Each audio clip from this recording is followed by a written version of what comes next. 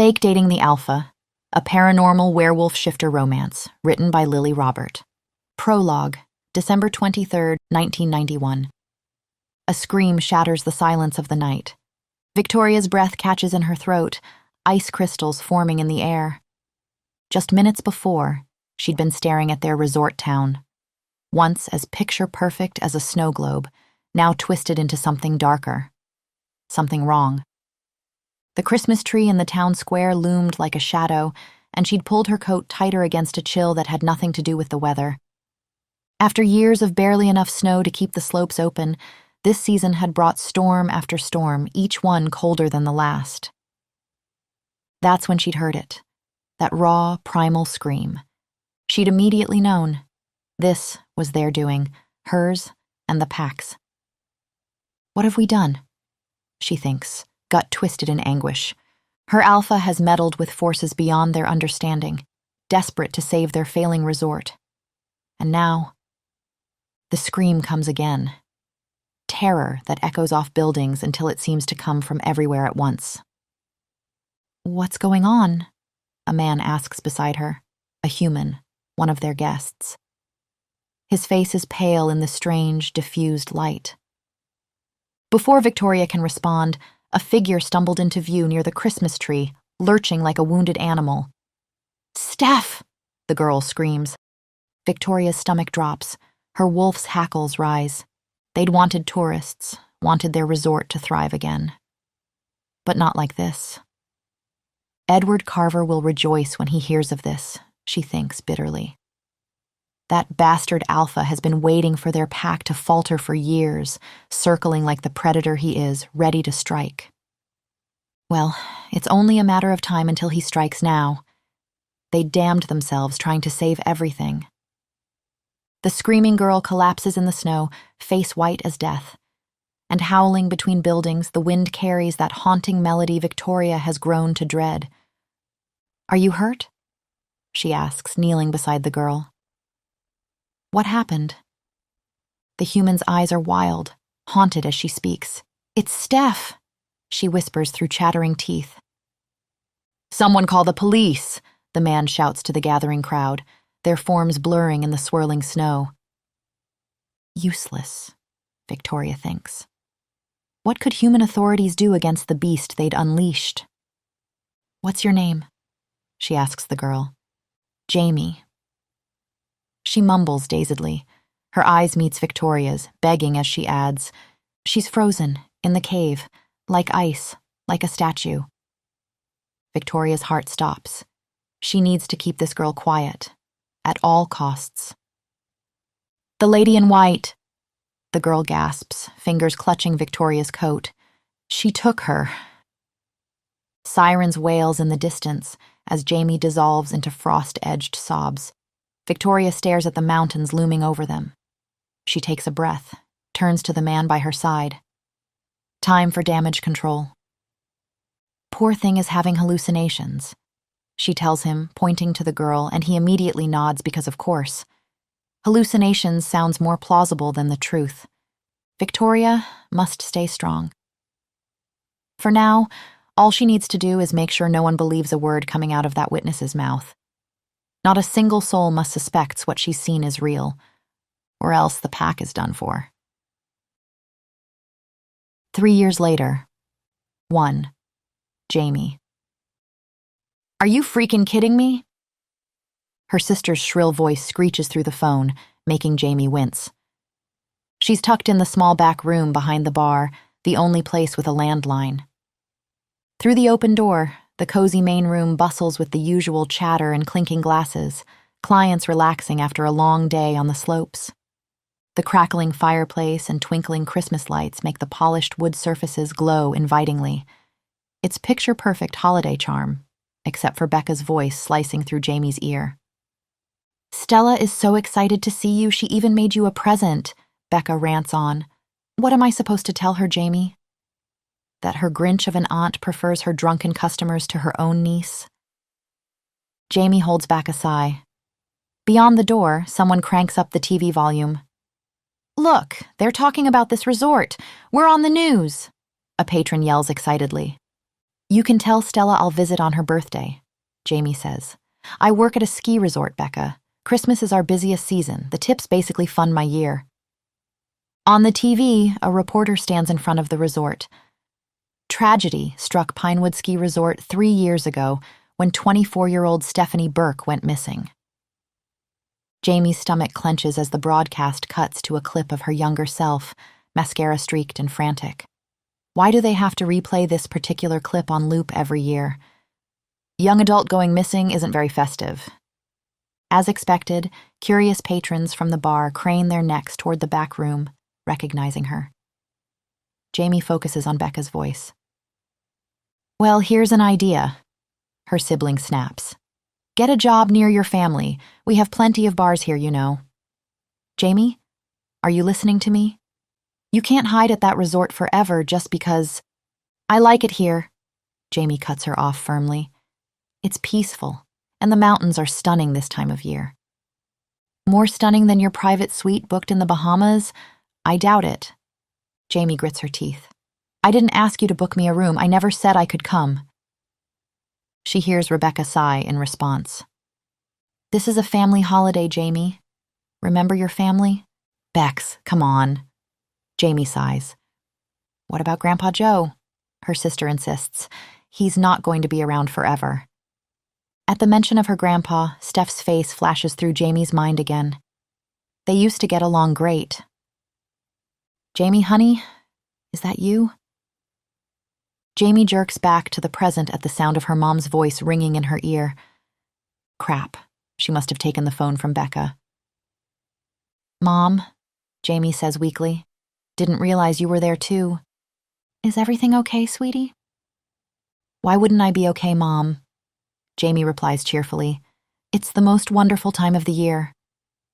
Honey, you don't have to put up a brave front with me. Her mother marks a pause before she decides to ask what Jamie already knows she's going to ask. Are you still taking your medication? Yep. Jamie keeps her voice light. She isn't. They make her feel sleepy and even less like herself.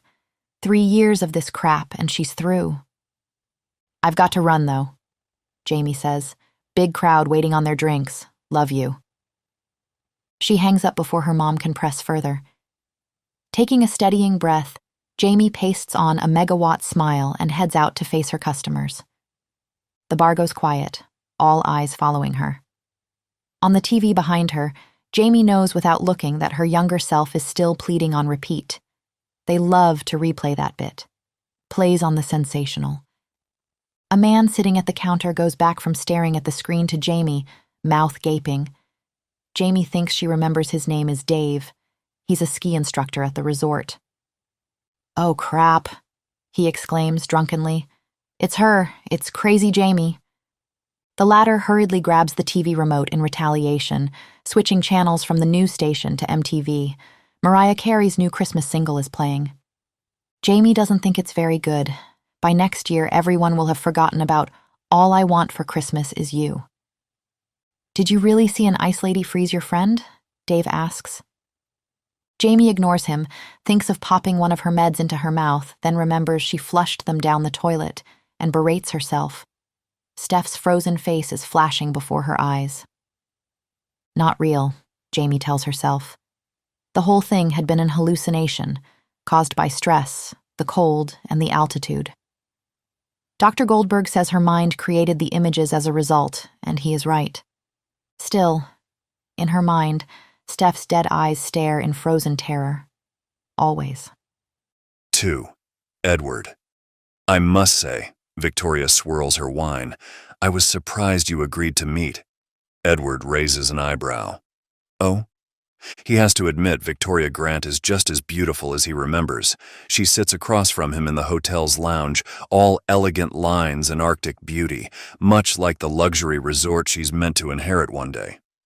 She won't, though, not if Edward can help it. This resort will be his. From his corner of the mahogany bar, Edward takes in the space through practiced senses. The lounge screams old-world ski resort luxury. Crystal chandeliers, leather chairs, and floor-to-ceiling windows showcasing the snow-covered mountains. You have quite the reputation, Alpha. His title rolls off Victoria's tongue like honey. They say you're completely disinterested in finding a mate. Edward takes a measured sip of his Bordeaux. One must settle down eventually. The lie tastes bitter, but he can hardly tell her the truth, that he's here investigating Jonah's disappearance and that he believes she has something to do with it. And that, when he's figured out what, well, then she'll have no choice but to cede this entire land over to Edward, without the latter even having to mate with her to achieve it. Pressure from the pack? Victoria leans forward slightly and Edward catches another whiff of that winter-sharp scent. To produce an heir? Edward allows himself a small grimace. Owen, my beta, has been rather persistent lately. That at least is the truth. It's always a good idea to weave in some truth with your lies. Something shifts in Victoria's posture like a predator adjusting its stance. She waves to the bartender for fresh drinks, her movements suddenly more fluid, more calculated. In that case, she holds his gaze, heat in her ice blue eyes. Shall we just get to it tonight? Edward's lips curl into a smirk. Straight to mating? Isn't that a touch premature? I would never dare, Alpha. Her reply drips with false modesty. The bartender sets down their fresh glasses. Edward's nose twitches. Something's off about the wine's bouquet, but before he can focus on it, Victoria speaks again. How long are you planning to stay? She traces the rim of her glass. I imagine you'll want to be home for Christmas. Edward waves off the comment. If it wasn't for the gaudy decorations plastered all over town, he'd have forgotten the holiday entirely. It's a long time away, he says, making Victoria raise an eyebrow. It's in 3 weeks. I don't really celebrate Christmas. Edward pauses, choosing his next words carefully. Though I was hoping to run into Jonah while I'm here. Victoria's smile doesn't quite reach her eyes. He would have loved to see you. Always speaks very fondly of you. A strange shimmer catches Edward's attention. The chandelier light reflecting off Victoria's hair looks almost like falling snow. He blinks, forcing himself back to the conversation. Fond of me? He asks. He always shook in his boots whenever I appeared. Is that why you were hoping to see him? Victoria's hand slides over his, and Edward finds the contact oddly pleasant. Which is strange. He usually hates being touched. You make it sound as though I definitely won't be seeing him. He pulls away, noticing something flicker across Victoria's face. Surprise, perhaps, at his abruptness. But what did she expect? No one had seen Jonah in almost a year, not since he'd moved here to be with his mate. He's on holiday. There's a new guardedness in her eyes. Edward finds himself inappropriately amused by her expression, and he snorts. When it occurs to him, he can't remember the last time he'd snorted at anything. With his mate, I presume? He says, full of mirth. Victoria's smile turns indulgent. Of course. You know how these things are, Alpha. Jonah and Reem haven't even been mated for a full year. You couldn't keep those two apart if you tried. The room feels warm, the lights of the chimney bright and hypnotic. Everything seems softer somehow. Pleasant. Edward finds himself sharing her smile, though he's not quite sure why. Jonah's fine, Victoria says, and Edward thinks, yes, of course he is. Why wouldn't he be? You, on the other hand, are looking a bit flushed, Victoria pursues, making Edward frown. Do I? She smiles. It's a cold, calculating smile Edward thinks he should be worried about, but it's difficult to worry about anything. It's not like you to be flushed, Victoria says. They say you've forgotten how to have fun altogether. She leans in, her mouth close to Edward's ear. You know what I think? I think the reason you're not mated isn't because you're picky like you'd like us all to believe. It's not? Edward asks. No. Victoria smiles. I think it's because you're boring. No one wants to Edward. He closes his eyes. Boring? Really? He doesn't think so. He can be interesting, surely, if he'd tried. What was I saying? He asks, his tongue feeling oddly heavy. The room has taken on a dreamlike quality, the chandelier lights creating halos that shouldn't be there. That you'd like to take things upstairs? Victoria's foot brushes against his leg under the table. Her scent has changed. Or has it always been this overwhelming? Edward frowns. He doesn't remember suggesting that at all. Really? I said that? Victoria nods, and so he assumes it must be right. His enhanced hearing picks up footsteps approaching, different from the other guests, more purposeful. A hotel clerk appears, his cologne too sharp against Edward's sensitized nose. "Excuse me, Mr. Carver, your assistant is on the phone for you. He says it's urgent." Victoria's hand finds his arm. "Take it in my office," she offers, her smile oddly bright in Edward's increasingly blurry vision.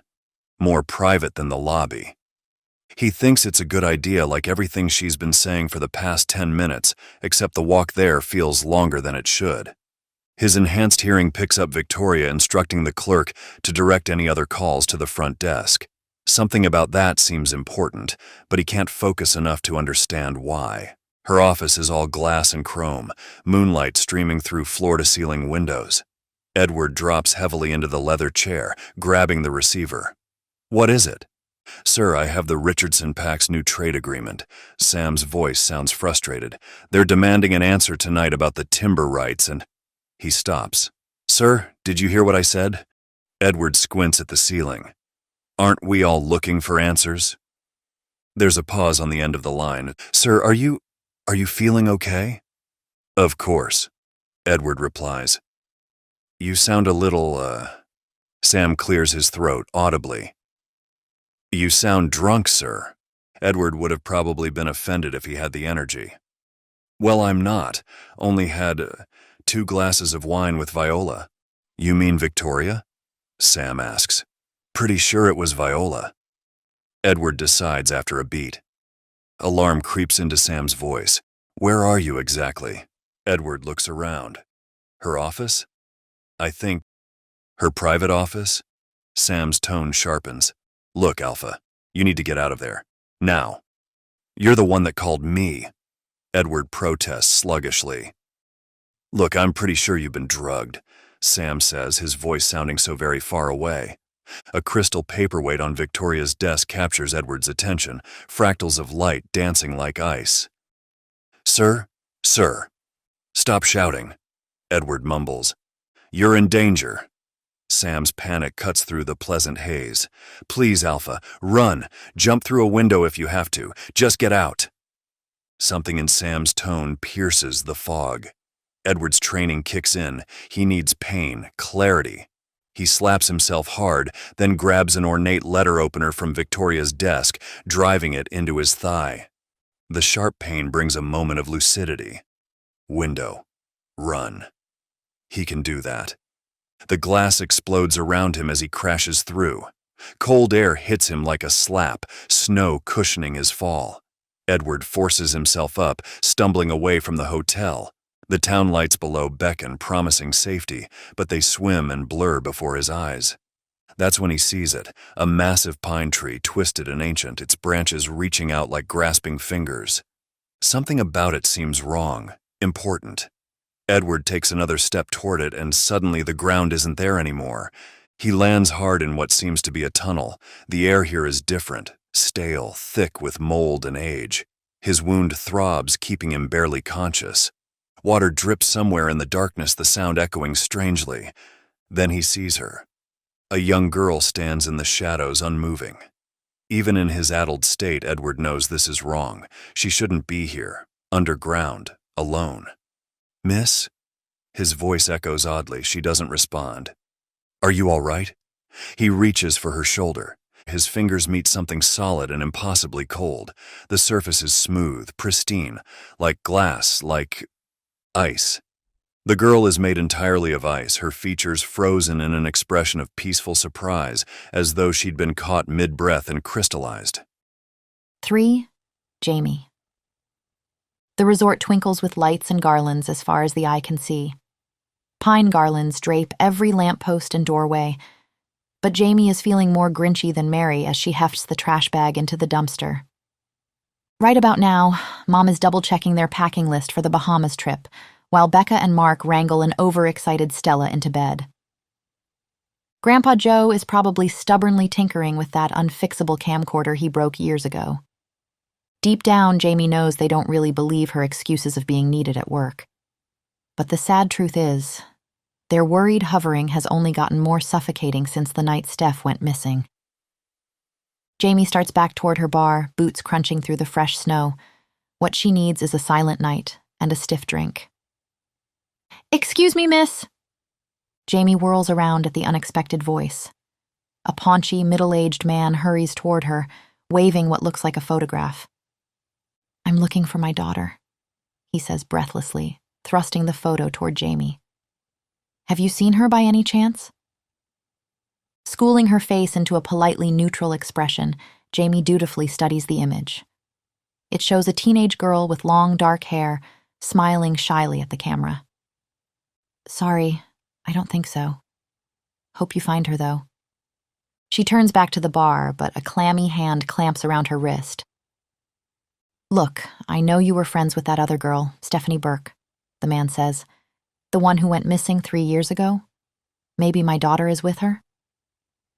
If you could just tell me what you saw that night." "I already told the police everything," Jamie cuts him off, wiggling her arm free. The man's smile slips, revealing a flash of something calculating. Unease prickles down Jamie's spine. "You're a reporter," she says as realization dawns, "not a worried father." "Look, what matters here is that another girl has disappeared from this resort," the journalist insists.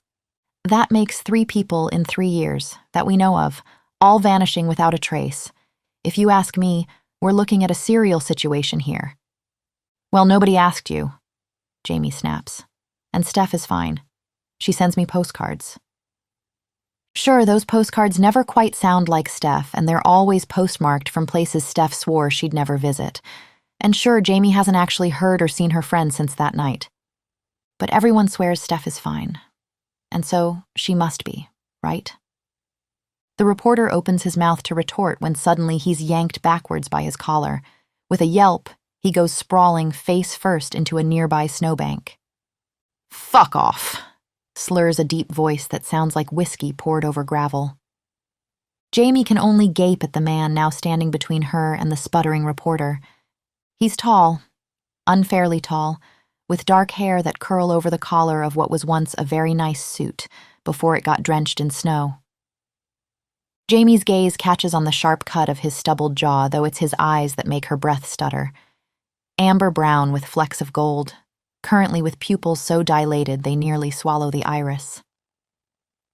"Thank you," she ventures. He doesn't seem to hear her, transfixed, at the twinkling lights strung along the bar's roof. "Sir?" Jamie waves a hand in front of his face. "Are you okay?" He sways alarmingly on his feet, and Jamie moves without thinking, ducking under his arm to steady him. This close, she catches the woody scent of cedar and pine mixing with the fumes of expensive wine she assumes he must have had in copious amount, seeing how he's blinking down at her. "Who are you?" His voice is deep and completely confused. "I work at the bar." Jamie gestures behind them, trying to remember if she'd served him tonight. She doesn't think so. She definitely would have noticed someone looking like that. Meanwhile, the man squints, reaching out to boop her nose with one elegant finger. "Oh," he slurs, sounding pleased. "You're not made of ice." "I'm not... what?" Jamie's heart skips. Did she hear this correctly? But he's already stumbling away, his expensive shoes leaving uneven tracks in the fresh snow. Jamie swallows hard. It must be a coincidence, this beautiful drunk man rambling about a frozen girl in a cave. Unless... She catches up to her mysterious rescuer, grabbing his arm. "Wait, please. Did you see someone made of ice? Where?" He smiles down at her, with all the benevolence of one certain of their intellectual superiority. "Your hair looks like fairy lights," he then declares. Up close, his pupils seem enormous. And here Jamie is, trying to get information from someone clearly not in their right mind. What an idiot. She needs to book an appointment with Dr. Goldberg about this tomorrow. Surely she must be relapsing. "Has anyone ever told you that you're very small?" the stranger asks, snapping back her attention. "You're like a pocket-sized person." Jamie glares. "Well, has anyone ever told you that you're freakishly tall? Like a gorgeous supermodel? She retorts, lamely. Her eyes then catches the dark stains on his thigh as they pass under the town square's massive Christmas tree, and she freezes. Shit, sir! You're bleeding! Am I? The man looks down with mild interest. Don't tell Sam. He gets twitchy. Jamie pinches the bridge of her nose. She can't leave some tourist wandering around in this state and injured. The man did just rescue her from a journalist. She owes him. I live just around the corner, she says, grabbing onto the man's arm.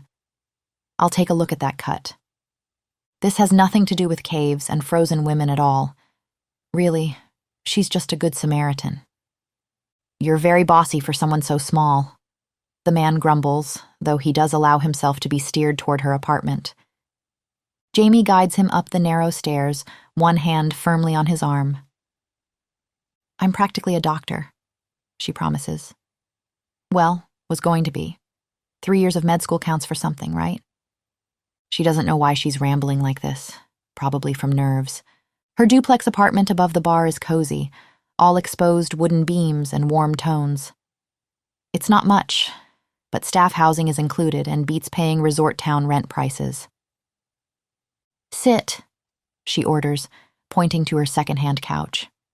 The man complies, fascinated by the crocheted throw blanket lying there. I should warn you, Jamie mutters, digging through her first aid kit. I never actually finished med school. After Steph's disappearance... Disappearance? Her guest's head snaps up, eyes suddenly sharp, and Jamie freezes. Has she been tricked? Is he another journalist? But no, his pupils are blown too wide, his movements too loose. No journalist could fake that level of intoxication. She helps him out of his jacket, trying not to notice how well it fits across his very broad shoulders and failing miserably. It wasn't really a disappearance, she finds herself saying, suddenly eager for the distraction. She'd just been dumped that night, Jamie pursues. I made her come out to Spiders. That's the club up on the slopes, you know? She was crying, drinking too much. Her hands shake slightly. She ran out into the storm. I followed but lost her in the snow. I don't know how long I was out there. Probably too long. I remember finding this cave, but... The memory hits her. That soft, echoing humming, Steph's face turning toward her, beautiful and terrible and frozen. She closes her eyes. She's doing it again, entertaining her fantasies. But none of that was real, she says quickly, more to herself than him. Post-traumatic stress, or whatever my therapist called it. I made it all up, and I don't know why I'm telling you any of this. She opens her eyes to find her guest staring at her. A cave? He mumbles, eyes unfocused. Poor kid's probably still in there. Jamie's breath itches. He's rambling nonsense, she tells herself. He's just confused about what Jamie's been telling him. There was humming. The man sighs, sounding tired. A sad song. The first aid kit slips from Jamie's fingers. She didn't mention the humming to him. The melody floods back, that haunting tune echoing off icy walls, drawing her deeper into the cave that night. She'd followed it, stumbling through the darkness, calling Steph's name until... She realizes she's gripping her guest's arm too tightly. He looks serious, like he's about to tell her something crucial. Unconsciously, Jamie kneels closer. Your place is very small, the man then declares, slouching deeper into her couch. Jamie rolls her eyes.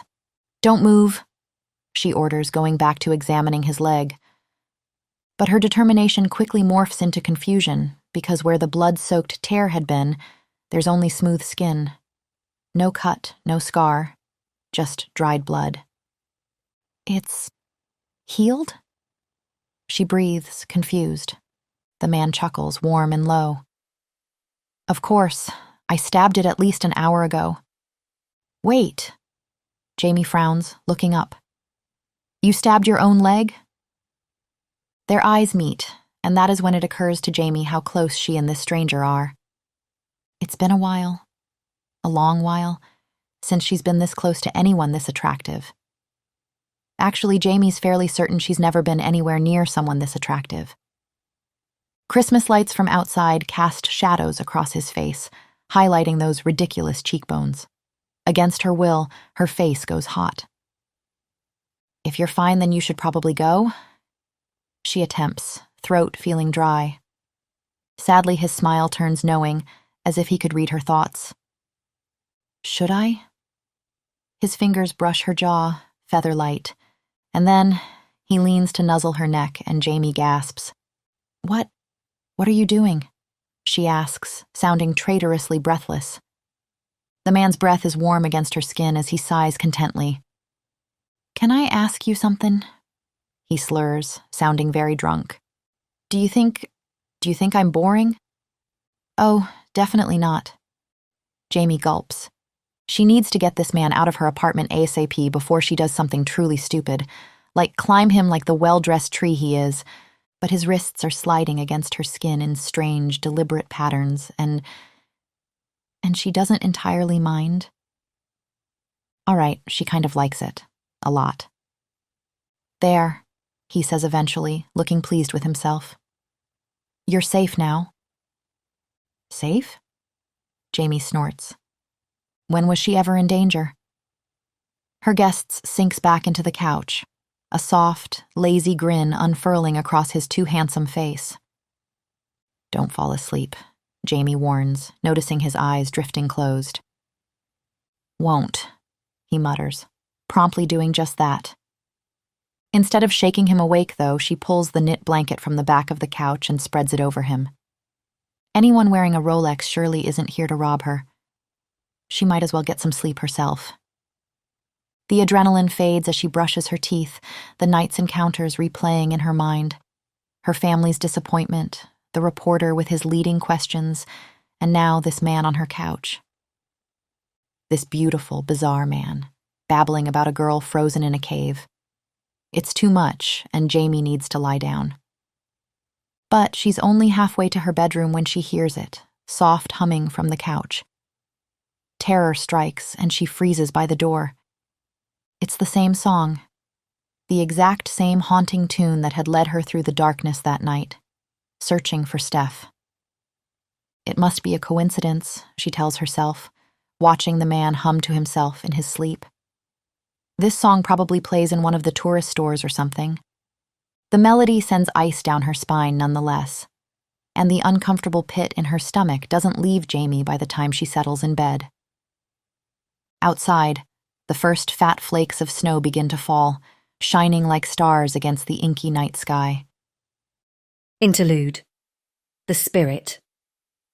She watches as he stumbles into her hollow beneath the ancient pines. She sees him speak to her newest friend, the girl who cried so prettily before the frost took her. The girl doesn't answer. They never do, once winter claims them. His blood stains her snow. The scent is different from the others, wild and sharp, like pine needles in winter wind, not human at all. She drifts closer as he collapses beside the frozen girl, his breath making clouds in her air. Even unconscious, warmth radiates from him like sunlight through ice. Such strange warmth, for one whose heart feels as frozen as her peaks. Most are afraid when they seize her, but this one is already dreaming. Dark lashes against pale cheeks, chest rising and falling like waves against her shoreline. Beautiful, in the way storms are beautiful. But he cannot stay. The cold that preserves her friends would kill him, wolf or not. She's watched too many freeze trying to find them. This one should live. She gathers him in arms made of snowfall, gentle as first frost. The great tree in town sparkles like her cavern ceiling, a proper place for him. The lights paint colours across his face as she lays him down. One last gift, before she goes. She wraps winter around him until he stirs, ensuring he'll wake before true cold claims him. His eyes flutter, and she becomes mist and shadow, but lingers. He looks around, confused, lost. So much like her, this wolf in man's clothing. Perhaps, but no. The cold is rising. Time to return to her quiet caves, to her silent friends who never leave. Still, she watches him longer than she should, wondering why this one feels different. Why his frozen heart calls to her own. 4. Edward. Edward jolts awake on an unfamiliar couch, assaulted by the scent of cinnamon. He's in a cramped room, a shabby attempt at rustic charm with exposed beams and mismatched furniture that makes his inner wolf bristle with confusion. This is decidedly not the 5-star suite he'd checked into at the Grant's Hotel. Fragments of the previous night filter back: Victoria Grant's predatory smile, the phone call with Sam, launching himself through a window. His head throbs as an image surfaces, a girl made entirely of ice reaching for him with crystalline fingers. Then, the memory is broken by the sound of an unfamiliar voice. "Oh good, you're awake." His attention snaps to a petite woman watching him from across the room. Her blonde hair is cut short and she's wearing what might be the most offensive pajamas he's ever seen, a shapeless brown monstrosity that somehow manages to be both too big and too small at the same time. Edward is momentarily offended that anyone would dare present themselves to him looking like this. "Who are you?" he asks, rubbing his temples. "Jamie." She snaps, her scent spiking with indignation, spring rain and something citrusy. She looks personally offended by the question, which is interesting. He assumes she must be part of the Grant's pack, though there's something off about her scent he can't quite place. He can't waste any time wondering what given the circumstances, however. "I need a phone," he declares. The girl blinks at him. "You need, excuse me?" "Phone," he repeats, spotting a bedroom behind her. "Is it in there?" The girl nods almost reluctantly, which makes Edward frown. Not only do the Grants drug him, they ship him off to some clueless girl with no etiquette. He sighs, walking towards the room. "Coffee would be appreciated." He tells the girl in passing. "Excuse me?" "Black. No sugar." "Thank you." He's about to shut her bedroom door in her face, and which is flushing rather attractively with outrage, when something clicks as he catches another whiff of that peculiar scent. Spring rain, citrus, and human. Entirely, unmistakably human. How had he not noticed immediately this girl wasn't a shifter? There's something else, something familiar that... His own scent wrapped intimately around hers, he realizes in dawning horror. This girl isn't a shifter, but she smells like one because... A memory surfaces, her kneeling before him, concerned eyes meeting his, and Edward deciding she should carry his scent. He'd run his wrists over her skin, marking her. Edward nearly recoils. He'd scent-marked an unwitting human woman. This isn't a situation he has ever faced before, and he doesn't know what to do with it. Should he apologize? Humans don't understand scent marking, and the girl probably doesn't feel as offended as she ought to be, but she is watching him, her storm-gray eyes narrowed with suspicion. "Where exactly are we?" he asks, dreading the answer. "Are you even part of the local pack?" "The what?"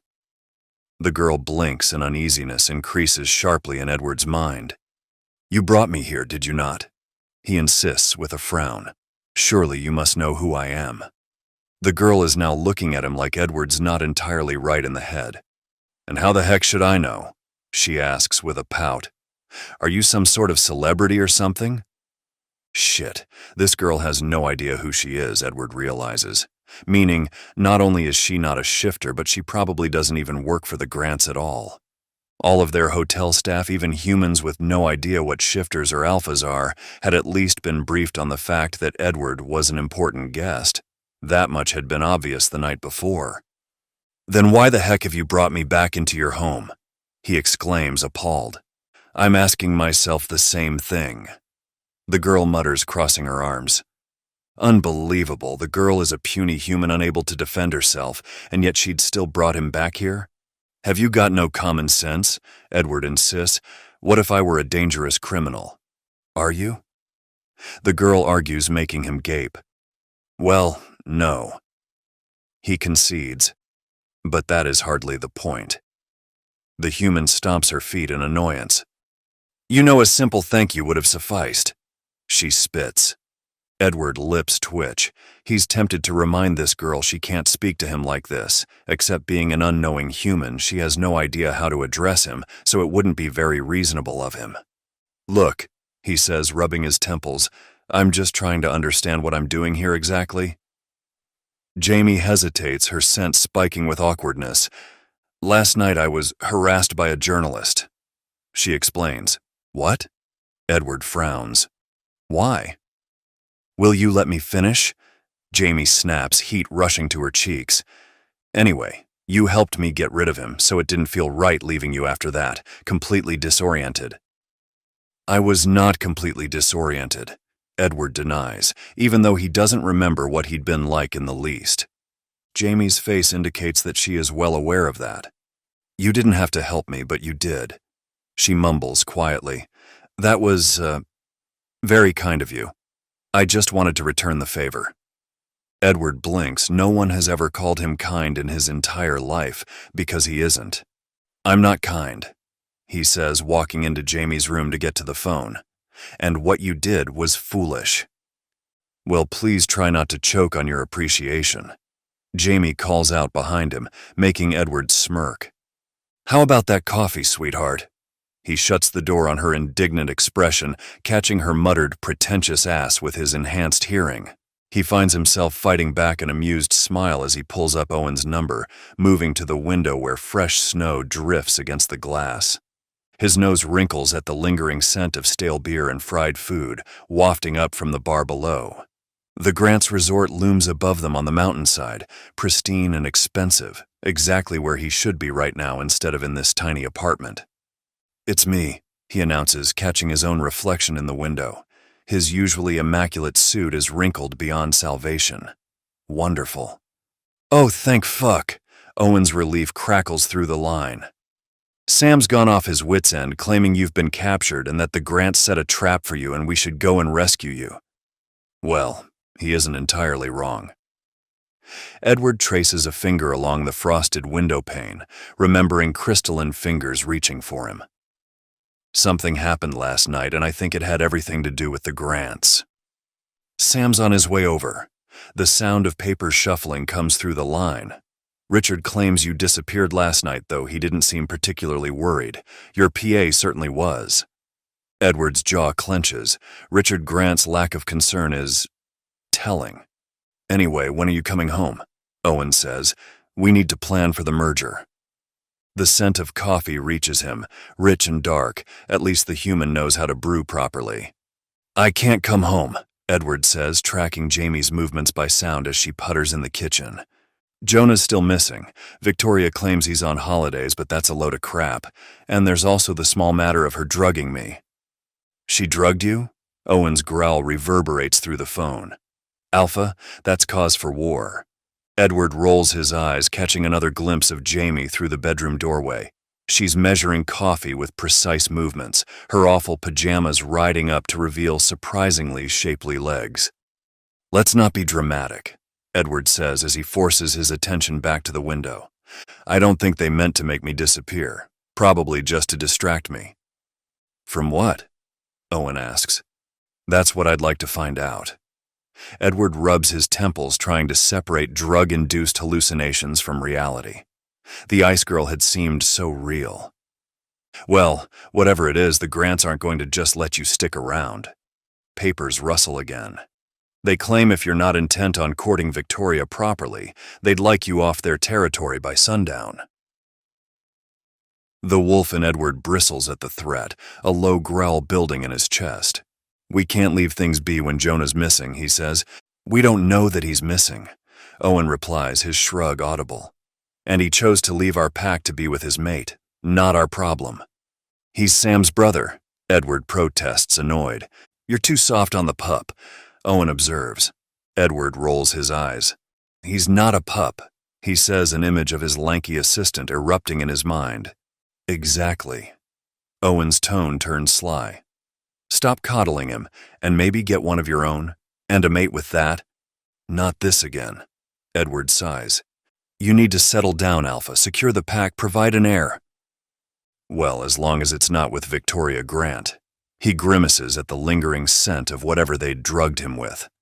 I would at least like to be fully conscious when I do take a mate. You joke, Alpha, but you may need to get back to courting her if you want to stick around. They're not stupid. They know you're here for a reason. Owen's voice turned serious, and they're bound to become more paranoid after last night. Edward's spine straightens. Wait, did something happen? You mean on top of them drugging you? Yes, actually. While we still don't know if something did happen to Jonah, someone did go missing from the Grants resort. A pause. A human girl. Not our problem. The image of ice blue fingers flashes through his mind again. Not our problem? Edward snaps, indignant. If all the disappearances are somehow linked to the Grants, which is likely, how is that not our problem? Do you want the human authorities to come sniffing around shifter business? Owen keeps quiet at that for a moment. How do you know it's linked to them, though? He challenges. Because otherwise they would have asked for our help, obviously. Edward snaps. I'll call you back with an address for Sam. He says abruptly. Give me a moment. He ends the call, his enhanced hearing picking up the low murmur of television news from the other room. When he emerges, Jamie is standing frozen before the TV, coffee pot forgotten in her hands. Her scent has turned sharp with anxiety. Natalie Sawyers has last been seen 2 days ago with her parents, the news anchor announces. The Sawyers family had been staying at the local Pinewood resort. The same resort from which 2 people have gone missing the last 2 years. Edward cautiously approaches, clearing his throat. A teenager has gone missing, Jamie whispers, eyes fixed on the screen. And in other circumstance, Edward might have been concerned with how pale she looks. But as it is, his attention is focused on the screen. Because they're broadcasting the missing teen's picture, and Edward has seen her before. In fact, he's seen her last night frozen in ice in a cave. He's sure of it. 5. Jamie. Jamie can't tear her eyes away from the screen. Natalie Sawyers smiles at the camera, dark hair in neat braids, alive, warm, unfrozen. The image flickers, and for a moment it's Steph's face instead, with that goofy grin she always wore in photos. Her hand trembles around Steph's latest postcard from Miami. Having a blast, miss you. The handwriting is neat, careful. Nothing like Steph's usual chaotic scrawl. Jamie's been telling herself the difference doesn't mean anything. Just like she's been telling herself that Jeff, the ski instructor who vanished last season, really did just take off without notice. There's no pattern, her therapist had insisted. Sometimes people just leave. But now a teenager is missing. The sound of running water filters down from upstairs, her mysterious guest helping himself to her shower without so much as offering his name. She should probably be more concerned about having a stranger in her apartment, but she can't focus on anything except Natalie's face on the screen. 15 years old. Last seen walking back to her hotel room at the resort. Just like Steph, who'd stormed out of spiders into the snow, just like Jeff, who'd gone for a late-night ski run and never came back. The sound of loud banging on her door from downstairs snaps her attention, and reluctantly she heads down to check out who it could be. The bar doesn't open before 12. Hopefully this won't be another journalist. As she climbs down the stairs to the bar front, though, it turns out to be much, much worse. The banging on her door intensifies, and Jamie hears a familiar echoing from behind the front door. I told you fools we should give Jamie a heads up. Who knows if she's even home? Jamie freezes in her tracks and gapes. Is that her grandpa she hears? Surely not. Surely this is another one of her auditive hallucinations, like the night she'd followed humming to the imaginary ice cave. No way, Becca's voice replies. She would have told us not to come and you know it. Oh my God, Jamie yelps internally. Her sister is here too? How? Why? She's supposed to be in the Bahamas. That's not a very nice thing to say, baby. Her mother's voice admonishes. That is when Jamie's gaze meet a pair of big gray eyes that look a lot like her own behind the front window pane. They widen in excitement on the small face they belong to, a face which expands into an excited grin. Aunt Jamie! Stella, her 6-year-old niece, waves excitedly at her from outside. Jamie finds herself waving back weakly as her mother's face appears by Stella's side. Honey, there you are, she exclaims, sounding extremely relieved to find Jamie alive. "Open up." She obeys, hurriedly unlocking her front door, and is suddenly face to face with the full Matthews family crisis response team assembled on her snow-dusted front porch. Her mother stands front and center, still wearing her vacation clothes, a bright floral dress jarringly out of place against the gray winter morning. Behind her, Grandpa Joe leans on his cane, grinning like a maniac, his retired ranger jacket pulled hastily over an Hawaiian shirt. Rebecca, perfectly put together even in an emergency, has one manicured hand wrapped around 6-year-old Stella's mittened fingers, while Mark hovers awkwardly behind them in his usual peacekeeper position. "Start caroling," Stella screeches, before launching herself in an off-tune rendition of Jingle Bells. Only her father attempts to follow along while giving Jamie a sheepish smile. "What are you all doing here?" Jamie asks, hurriedly ushering her family inside. Grandpa Joe's kiss lands warm on her cheek as he passes. "If you won't come to the Bahamas will come to you." He winks, his eyes crinkling with the same mischief that always made him her favorite conspirator. Her mother pauses to squeeze her shoulder, and Jamie tries not to flinch at the familiar weight of concern in her touch. "What Grandpa means is that we all took time off work to be together as a family, and that includes you. So we'd rather be here than on the beach." Jamie watches her family scatter around her space. Stella immediately gravitating to the jukebox, Mark examining the craft beer taps, Rebecca's finger running along the bar top as if checking for dust. The morning sun catches on her diamond ring, and Jamie unconsciously tugs at her worn sweater. "You are happy to see us, aren't you?"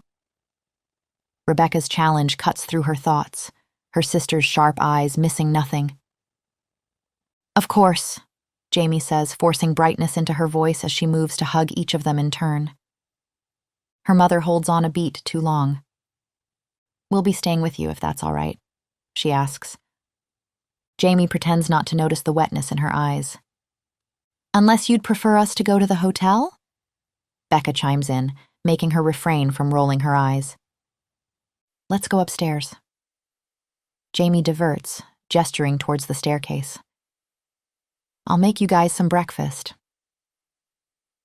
The wooden steps creak under their collective weight as they trudge upwards, luggage bumping against the walls. Jamie's duplex apartment, which has always felt much too big, suddenly feels suffocating. "What's that on the news?" Mark's question cuts through her rising panic. His lawyer's attention to detail never misses anything. The TV still flashes Natalie's photo, and Jamie lunges for the remote, but she's too late. Her mother's face drains of color, crow's feet deepening around her eyes. Is somebody missing? The tremor in her voice makes Jamie's chest ache. Rebecca cuts in before Jamie can reply. "Don't tell me this is why you didn't want to leave," she asks, shoulders tense. "Because of some random disappearance?" Jamie's nails dig into her palms. There it is.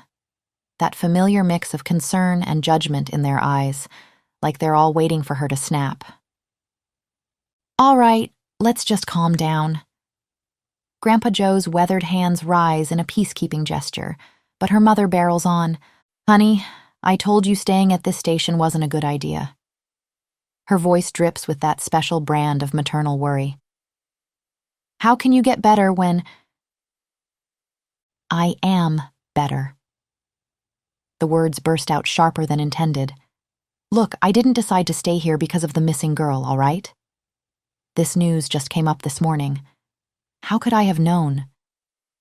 Silence descends, heavy and awkward. Only Stella's off-key humming breaks it. That and the sudden damning sound of running water from the bathroom, all too obvious when no one is talking. "Aunt Jamie," Stella pipes up, swinging her legs from her perch on the arm of the couch. "Why is your shower on?" Jamie, lost in thought on how to handle her family during this impromptu Christmas vacation, is momentarily stunned by the question. She doesn't remember turning on her shower. It suddenly hits her that it's because she hasn't, and sharp panic rises in her chest. Oh God, the man. She'd completely forgotten about him. Before Jamie can even formulate a response, Rebecca's hawk-like gaze zeroes in on the Italian leather shoes by the couch. Her eyes widen, darting between the shoes and Jamie's rapidly reddening face. "Do you have someone over?" The question hangs in the air like a soap bubble about to pop. "No, I don't." Jamie's voice rises an octave. "Then what is this?" Grandpa Joe asks, waving a tailored jacket that probably costs more than Jamie's monthly rent slash. Jamie snatches it back with a shriek. "Grandpa!" Her mind races. How does she explain harboring a complete stranger for the night? Her mom is bound to think she's completely lost it. Even her unwanted guest himself was confused as to why Jamie would ever let him stay over in the first place. "Jamie?" Her mother's voice has changed, taking on a breathless quality that makes Jamie's stomach drop. What's up with that tone? Is her mother having an aneurysm? Jamie looks up to find her eyes shining with an almost manic hope. "Baby," she whispers, awed. "Do you have a boyfriend?" "What the—" Jamie's heart plummets. "Is that why you didn't want to come on the family holiday with us?" her mother insists. "Because you wanted to spend the holidays with your new boyfriend?" She sounds so happy you'd think Jamie had just announced an engagement. "Oh!" Grandpa Joe's eyebrows dance suggestively. "Must be serious." "Guys," Jamie protests weakly. "This isn't... It's not..." The bathroom door opens with a rush of steam, and time seems to slow down. A second later, her mystery guest stands in the doorway, his dark hair tousled from the shower, making him look younger, almost boyish, if you ignored the powerful set of his shoulders and the aristocratic angle of his jaw. Water droplets trail down abs that look like they were carved from marble, and his towel is slung so low on his hips it should be illegal. Jamie doesn't dare look away, in a mix of awe and absolute mortification. "Do you have any spare clothes?" he asks casually, then blinks at her frozen family like a king surprised to find peasants in his castle. "Hello," he adds, managing to sound both polite and amused. "Nope. Nope, this just won't do." Jamie grabs his arm, trying very hard not to notice the warm, damp skin under her fingers, and yanks him back into the bathroom. No way that's her boyfriend. She hears Rebecca whisper to Mark as she closes the door. He's way too hot for her. 6. Edward. Steam clouds the bathroom mirror as Edward braces his hands against the sink, organizing his thoughts. The hot water has cleared his head somewhat, though his enhanced metabolism is still working through whatever Victoria slipped him. 2 confirmed disappearances on Grant territory, the teenager from last night, and Jonah. His wolf bristles at the thought. Jonah might have left his pack, but he was still Edward's responsibility. And now there are whispers of others, a ski instructor, a tourist. The Grant's silence on the matter speaks volumes. No alerts to neighboring packs, no requests for assistance, not even an acknowledgement of the problem. Edward's reflection slowly emerges through the condensation. Territory is everything to wolves. Nothing happens in an alpha's domain without their knowledge. If the Grants aren't asking for help, it's because they already know what's happening. Victoria's attempt to drug and compromise him makes more sense in this light, a clumsy effort to force his pack off their land before he could dig deeper. Then there's the matter of the cave. Edward closes his eyes, trying to separate drug-induced hallucinations from reality. The girl in the ice had seemed so real, her features perfectly preserved in crystal, like a macabre sculpture. He needs to find that cave again, preferably while fully conscious. But first, he needs an excuse to stay. The Grants want him gone by sundown, and investigating your potentially criminal activities won't exactly smooth things over between their packs. He dries off, grimacing at his ruined suit. The jacket is salvageable, but the pants are a lost cause between the blood and snow. He'll need something to wear until Sam arrives with fresh clothes. Edward opens the bathroom door, intending to ask his reluctant hostess for spare clothing. Instead, he finds himself facing what appears to be an entire family crammed into the tiny apartment. His enhanced senses pick up their collective spike of surprise and appreciation if he's reading their scents correctly. They all share Jamie's coloring, that striking mix of dark blonde hair and storm gray eyes, except for one dark-haired man who stands slightly apart, clearly an in-law. A child peers around her mother's legs with undisguised curiosity. Edward's brain, still slightly fuzzy, attempts to process this development. He's relatively certain these people weren't here when he got in the shower, unless Victoria's drugs are more persistent than he thought. "Do you have any spare clothes?" he asks Jamie, whose face has turned an interesting shade of pink. Her scent is a riot of embarrassment, anxiety, and something else that makes his wolf perk up with interest. "Hello," he adds, because his mother raised him with manners, even if she didn't anticipate this exact scenario. Jamie moves faster than he would have expected, small hands surprisingly strong as she drags him back into the bathroom. The last thing he sees before the door closes is the older woman's expression of delighted shock, while the younger whispers not so discreetly into her husband's ears, "No way, that's her boyfriend, he's way too hot." Edward furrows his brows in confusion at the word boyfriend. Jamie's determined expression crumples the moment the bathroom door closes behind them. Her eyes keep darting between his face and chest, mouth opening and closing without sound. "You wanted a word?" Edward prompts, partly to end her obvious discomfort, but also because his wolf is preening at her obvious appreciation, and it's a little ridiculous. Jamie awkwardly clears her throat. "Yes, well," she settles her gaze on a point over Edward's shoulder. The latter belatedly realizes that while nudity means little to shifters, humans tend to be more sensitive about such things. Jamie isn't just embarrassed, though. Her scent is sweetening slightly as her eyes roam back and forth between Edward's eyes and his chest. He silently berates himself for how pleased it makes him feel. He has much more important things to think about than how her pulse quickens when he shifts his weight. "I have a request," the human manages. "Oh?" He instantly encourages as Jamie takes her breath. "Would you mind pretending to be my boyfriend?" she blurts, meeting his eyes. For a bit." "What?" The question catches him completely off guard. It doesn't help that her pretty blush is deepening, gray eyes still struggling to find a safe place to land. "Just to get them off my back." She backpedals at his expression. "A couple days at most. No, hours. Half an hour?" Edward opens his mouth to protest, but she doesn't let him. "You just need to shake a few hands, lie about our first date, and then we'll be out of here. I'll tell them you had to go away for work and you never have to see them again. How's that?" How's that, Edward thinks. That's insane and out of the question.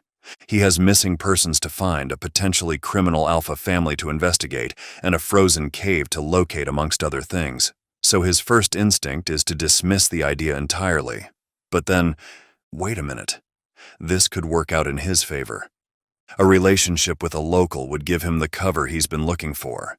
The Grants couldn't possibly object to him staying in town to court someone, and Jamie, being human, unconnected to pack politics, would seem perfectly innocent. "I'll do it," he says, just as Jamie starts stammering apologies. "No, of course you're right, it's so stupid. Wait, what?" She stares at him like he's grown a second head. "I'll pretend to be your boyfriend," Edward confirms with a solemn nod.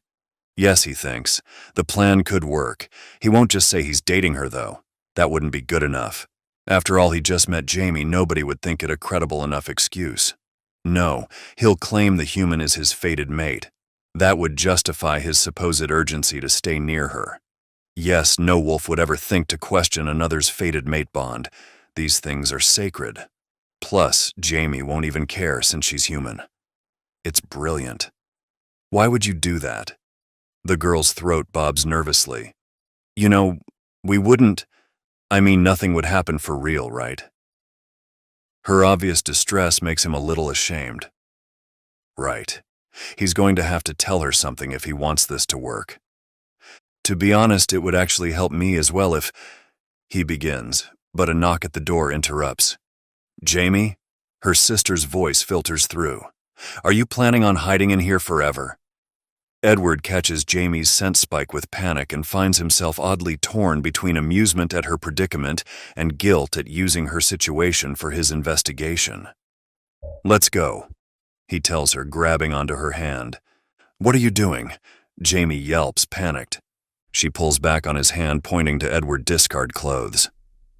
"Get dressed," she hisses. "You're not meeting my family half naked." Again. "But my pants are torn," Edward replies in what he feels is a very reasonable manner. Given the look he receives from Jamie, though, she doesn't seem to think so. 7. Jamie.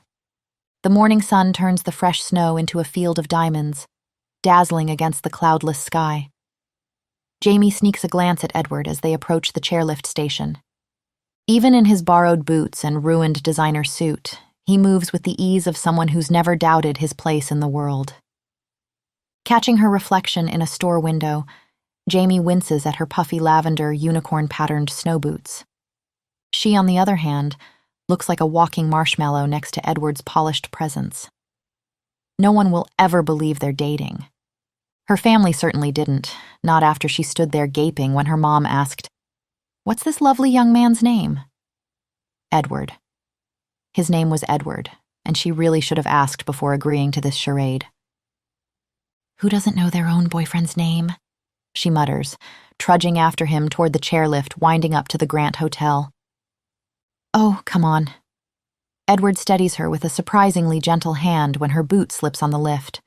"Nobody noticed." She sighs. Maybe not, but her family will notice something's off if she doesn't step up her game. She wants her mom to look at her with excitement instead of worry, Grandpa Joe to crack jokes instead of walking on eggshells, and her sister to stop pestering her about making better choices. "We should use this time to get to know each other," she says firmly. "Build our cover story. You know, if we're going to be selling this relationship." The chairlift sways gently as they ascend, but Edward remains silent, his dark eyes scanning the slopes with unsettling intensity. "What do you do for fun?" Jamie asks, searching his face. It's so stern she can't picture it smiling. "I must have taken this lift last night," he muses. "Yes, that makes sense. Otherwise, my clothes would have been more damaged." "Okay, next question. How did we meet?" she prompts, trying to redirect him. "At your bar?" He shrugs, still distracted. "Do you know of any caves near the Grant Hotel?" The word cave sends ice through her veins. She can't think about caves, can't let herself wonder if Natalie is there, frozen like Steph. Not with her family watching her, waiting for her to crack. "Who asked who out?" she blurts. "Never mind, I asked you, obviously." That finally earns his attention. "Obviously?" He arches an eyebrow, confusion flickering across his features. Jamie gestures between them, laughing nervously. "You know, why would you ask me?" Edward blinks, like he sincerely hasn't realized he looks like a Greek god, while Jamie definitely does not. "Never mind," she mumbles. Through the mist, the Grant Hotel emerges like a fairy tale. Soaring stone towers and gleaming windows perched atop the mountain, surrounded by dense forest and jagged peaks. "What do you know about this place?" Edward asks. "The hotel? Not much." Jamie adjusts her hat against the wind. "The Grants own the resort and everything else for miles. They're like royalty around here." "Is that so?" His tone carries an odd amusement, like he knows something she doesn't. "Actually..." Jamie's voice trails off as she spots a woman who looks like she stepped out of a fashion magazine. "See that stunningly beautiful girl? That's Victoria Grant." "You don't say," Edward quips, helping her off the lift with steady hands. "She runs the resort for her dad, Richard. Oh my God, she's coming over." Jamie's heart skips as the statuesque blonde approaches, her white gold hair glowing like a halo. "And she's looking at us," Jamie whispers. "Why is she looking at us and waving?" "Hello, Edward." Victoria's voice is honey over ice. "Glad to see you in one piece. Where'd you run off to last night?" Panic grips Jamie. The woman who signs her paychecks knows her fake boyfriend? Edward's smile doesn't reach his eyes. Here and there. Victoria's brows arch. Should I have the staff pack your things? Jamie's stomach drops as Edward stiffens. That won't be necessary, he says, his voice suddenly commanding. His hand settles on Jamie's lower back. This is Jamie. We met last night. Did you? Victoria's gaze sharpens and Jamie swears the woman sniffs the air. Her ice blue eyes widen. Did you send... I did. Edward cuts her off with a brilliant, dangerous smile. I've grown quite fond of Jamie. I knew from the moment we met that we'd share a deep connection, almost like our souls connected. Victoria's face goes chalk white.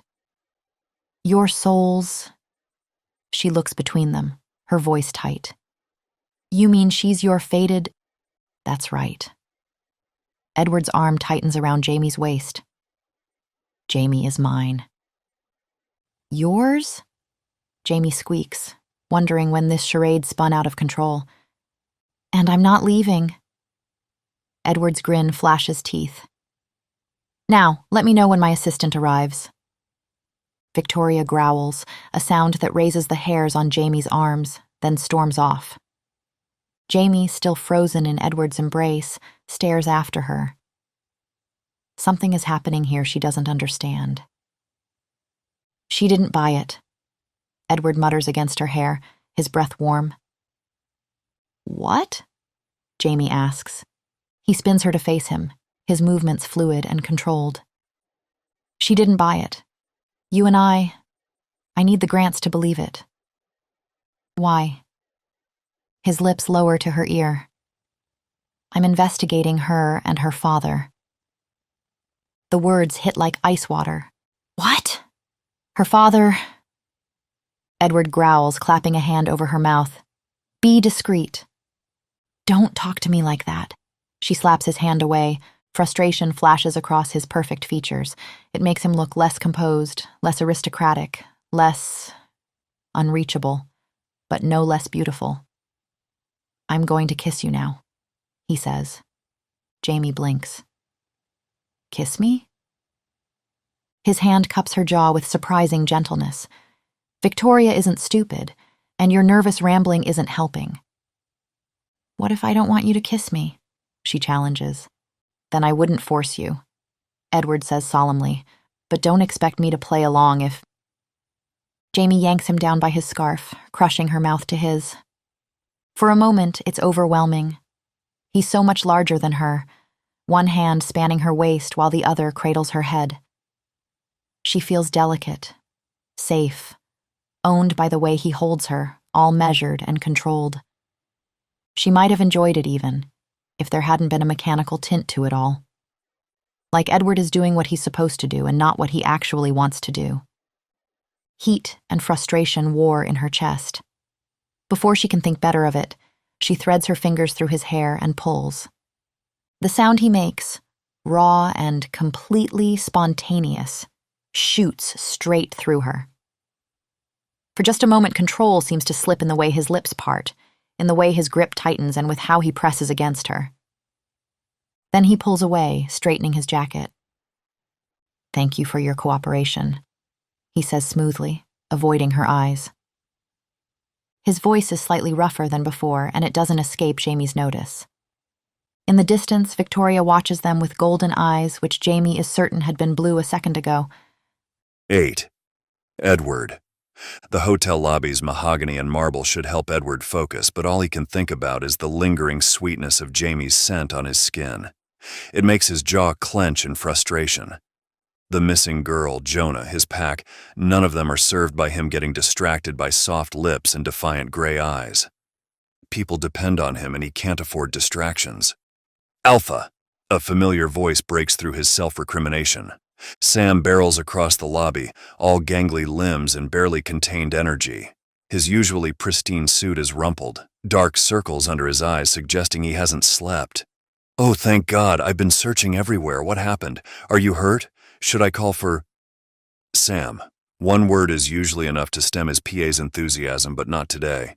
To think you were out there all night in the cold. Sam continues, practically wringing his hands. When Owen said not to worry, I told him, you can relax. Jamie cuts in. He spent his night having fascinating conversations by the fire. Not with me, though, with himself, but hey. Oh! Sam's expression melts into pure relief as he meets her gaze. Are you the one who found him? I can't thank you enough. What do you mean by that? Edward asks before he can stop himself, already dreading the answer. Jamie's smile turns distinctly feline. I mean, you talk in your sleep, big guy. I do not. The rebuff come out more defensively than he'd like. Jamie is perfectly unimpressed by it. Yeah, and sometimes you hum too. She grins. Humming, the memory hits Edward like ice water, that haunting melody drawing him through the snow. Thank you so much for rescuing him, Sam gushes. The pack would be lost without— Oh, come on, she didn't rescue me. Edward protests, but Jamie waves him off. My pleasure, well, in a manner of speaking. She flashes Sam a brilliant smile that makes something possessive stir in Edward's chest and extends her hand. I'm Jamie. His assistant reaches out automatically, then freezes at Edward's involuntary growl. There's a beat of silence, not even a second, and then his PA immediately drops into a submissive pose that would be comical if Edward wasn't so mortified by his own reaction. Apologies, Alpha Miss Jamie, he says, lowering his eyes respectfully. For what? Jamie's brow furrows. Edward forces his wolf down. He's playing a role. That's all this is. The territorial response is method acting. I would never presume to touch what belongs to our alpha. Sam explains reverently. I'm sorry, what? Jamie looks between them like they're speaking another language. Edward seizes the opportunity to redirect, pointing at the hotel restaurant in the back. Would you mind making dinner reservations for tonight? For us and your family? Her eyes narrow in suspicion. Are you dismissing me? We need to maintain appearances, he says evenly. Underneath it, though, his wolf bristles at her challenge. Everyone in his life always follows his lead without question. It's necessary, efficient, right. So why does part of him thrill at Jamie's refusal to do so? Fine. She jabs a finger at his chest, but this better be a two-way street. She stalks off, leaving Sam staring after her in awe. Wow, no wonder she's your mate, Alpha. She doesn't let you boss her around, and I know you secretly enjoy that a lot. She's not actually my mate, Sam. Edward snaps, feeling vexed. What? Sam looks immensely confused, but Victoria said, I just told Victoria that so she lets me stay. I needed a reason to stick around and investigate. Jamie's going along with the whole thing for some reason. I'm not sure what it is. I think she wants to get her family off her back. They seem to stress her, which is strange because they're all nice enough folks. Edward interrupts himself. Jamie is arguing with the concierge and the morning light is turning her hair to gold and why is he even noticing such a thing? For fuck's sake, he has responsibilities, a mission. He doesn't get to indulge in distractions. So Jamie is not your mate? Sam asks again. Of course not, Edward snaps. Can you imagine if she were? The sheer inconvenience? Sam gives a small nod. I guess it wouldn't be ideal. He concedes. With her being human and all, there really wouldn't be much of a future for her amongst us. I need to find that cave again. Edward interrupts, muttering more to himself than to Sam. The cave? Sam's voice turns hesitant. What are you talking about, sir? Edward keeps his voice low, though his eyes track Jamie's movements automatically. Last night, I saw Natalie Sawyers, that missing teenager. She was frozen in ice, perfectly preserved, like some kind of twisted sculpture. Frozen? Sam's voice rises an octave before he catches himself. But why would anyone? Do you think Jonah? I don't know. Edward's jaw clenches. But I need to find her before the Grants realize I've stumbled onto whatever they're hiding. I should go with you. Sam attempts. Out of the question. You stay here and keep an eye on Jamie. I'll be going alone.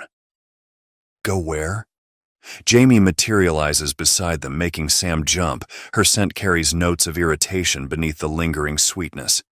Business to attend to. Edward straightens his jacket. I'll meet you later. Later. Jamie's eyes narrow in outrage. We're supposed to get to know each other right now before my family grills us tonight. Yes, well, Sam knows me like the back of his hand. Edward waves dismissively, already mapping the quickest route to where he thinks the cave might be. He'll tell you all you need to know. Sam opens his mouth to protest, but Jamie beats him to it. Well, what about you? How are you planning to get to know me well enough to fool everybody? I don't need to. His lips curl into a smirk. I'm great at improvising. Edward turns before Jamie's indignation can affect him more than it already has, striding toward the door. He needs to find that distinctive pine tree he remembers from last night. Did he just delegate our date to you? He hears Jamie ask Sam, incredulous. Oh, he often does, Sam replies cheerfully. He thinks it's more efficient. Jamie's creative cursing follows him out into the snow. His wolf wants to turn back, to prove he can handle one simple conversation without pawning it off on his assistant. But he's trained himself better than that. Duty first. Always.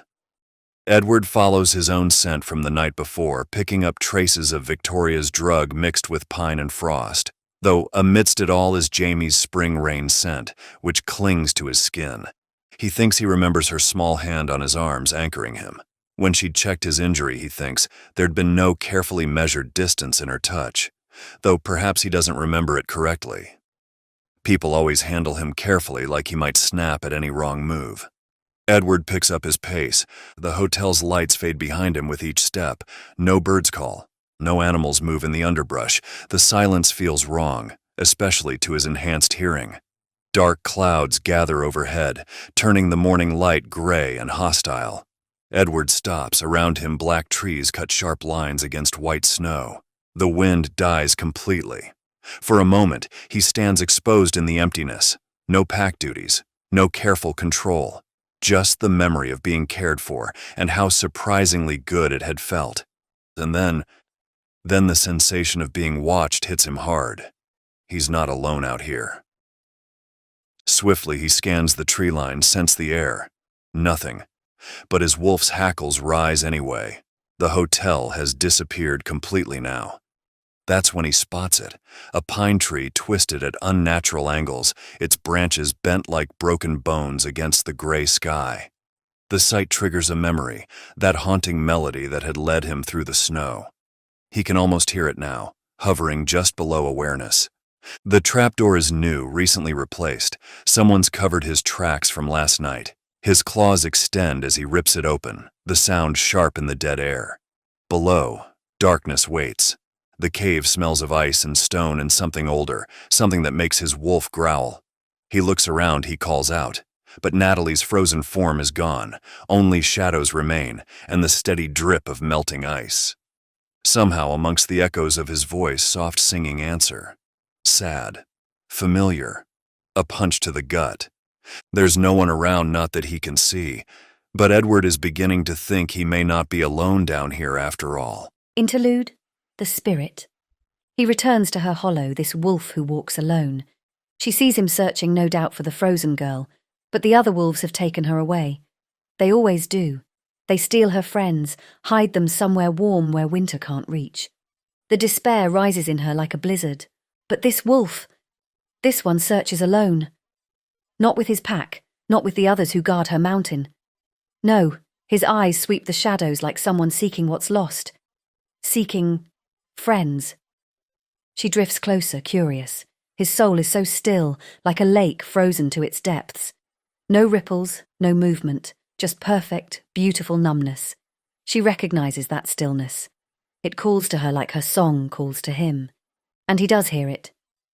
She sees him pause, head tilting slightly, listening to the melody that drifts through her caves. The song of ice and solitude, of perfect empty peace. His eyes search the darkness where she hides, but she keeps to her shadows. Not yet. He isn't ready yet. The cold hasn't settled deep enough in his heart. But soon. 9. Jamie.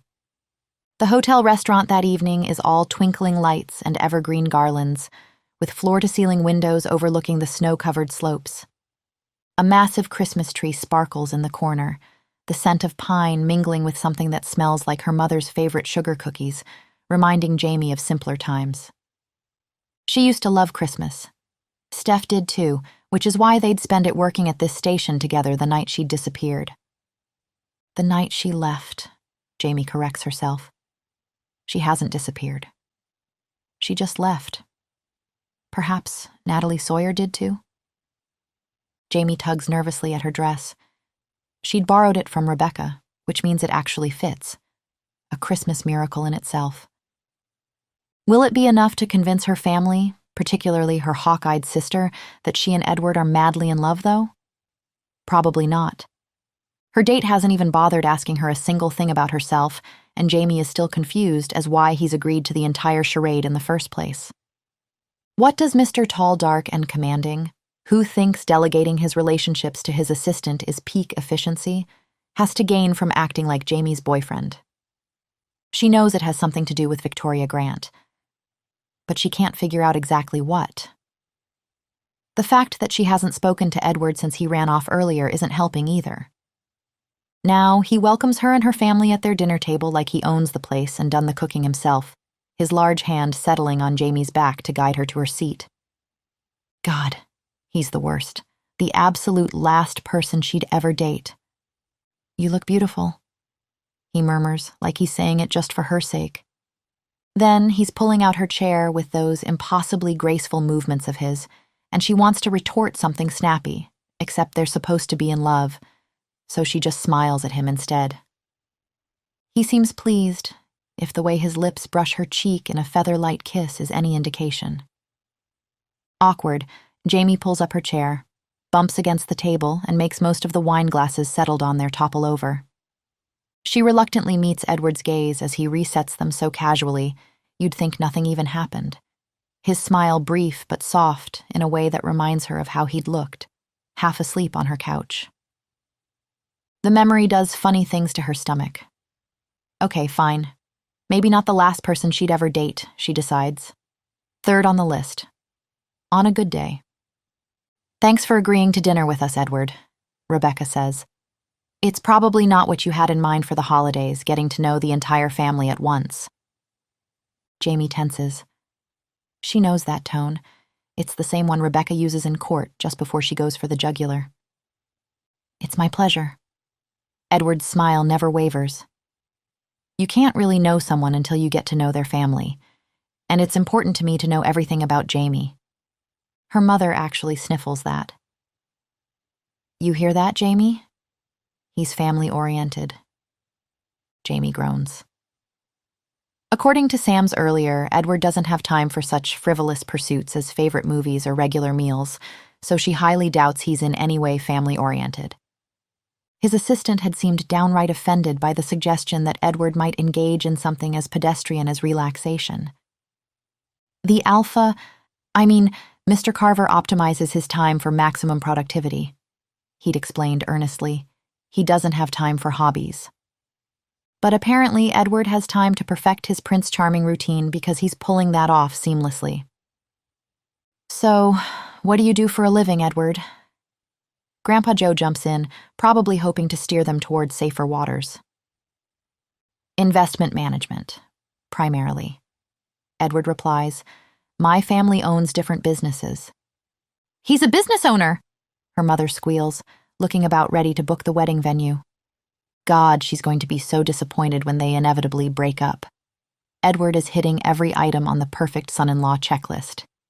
He asks her mother about her tutoring business with just the right mix of admiration and curiosity. Compliments Rebecca's recent legal victory with specific details that make Jamie suspect he had Sam research her entire family. Even remembers that Grandpa Joe used to be a ranger, steering the conversation toward conservation efforts with the kind of precise interest that has her grandfather beaming. The Grants and I actually work closely together on how to best preserve this very resort, he tells him.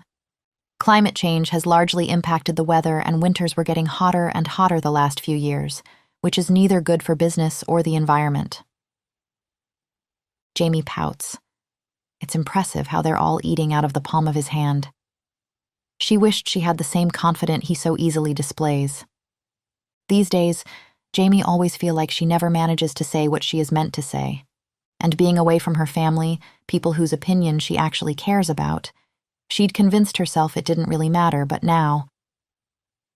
"How did you two meet, Jamie?" Grandpa Joe asks, hoping to rope her back in the conversation. She briefly glances at Edward, frowns at how that smooth confidence settles over his features like a mask. She can practically hear the romantic story he plans to feed them, something appropriately magical involving Christmas lights. "He showed up so completely wasted at the bar one night, I felt sorry for the poor guy and let him crash on the couch," she says, giving Edward a little smirk. A heavy, awkward silence immediately descends upon their table after that. Every gaze turned to Edward, as if looking for confirmation. Jamie rejoices at the way he's suddenly at loss for words. "Oh, well, awfully generous of you, Jamie," her mother comments eventually. Jamie's smirk widens. "Well, I couldn't let him freeze to death, could I?" She jokes, entranced by the blush spreading steadily on Edward's cheekbones. She expects him to cut in with a smooth, perfectly controlled comeback. But then, he keeps stubbornly silent, and the silence stretches for what feels like entirely too long. And now, Jamie feels like she was mean. Is he really so embarrassed about having had too much to drink? Perhaps he's been more shaken by his experience than she thought. Something uncomfortable stirs in her chest as she remembers Sam's words. "Mr. Carver doesn't do fun," he'd said, sounding affronted. She's about to say something to defend Edward's honor when Rebecca jumps in. "Couldn't let him freeze to death.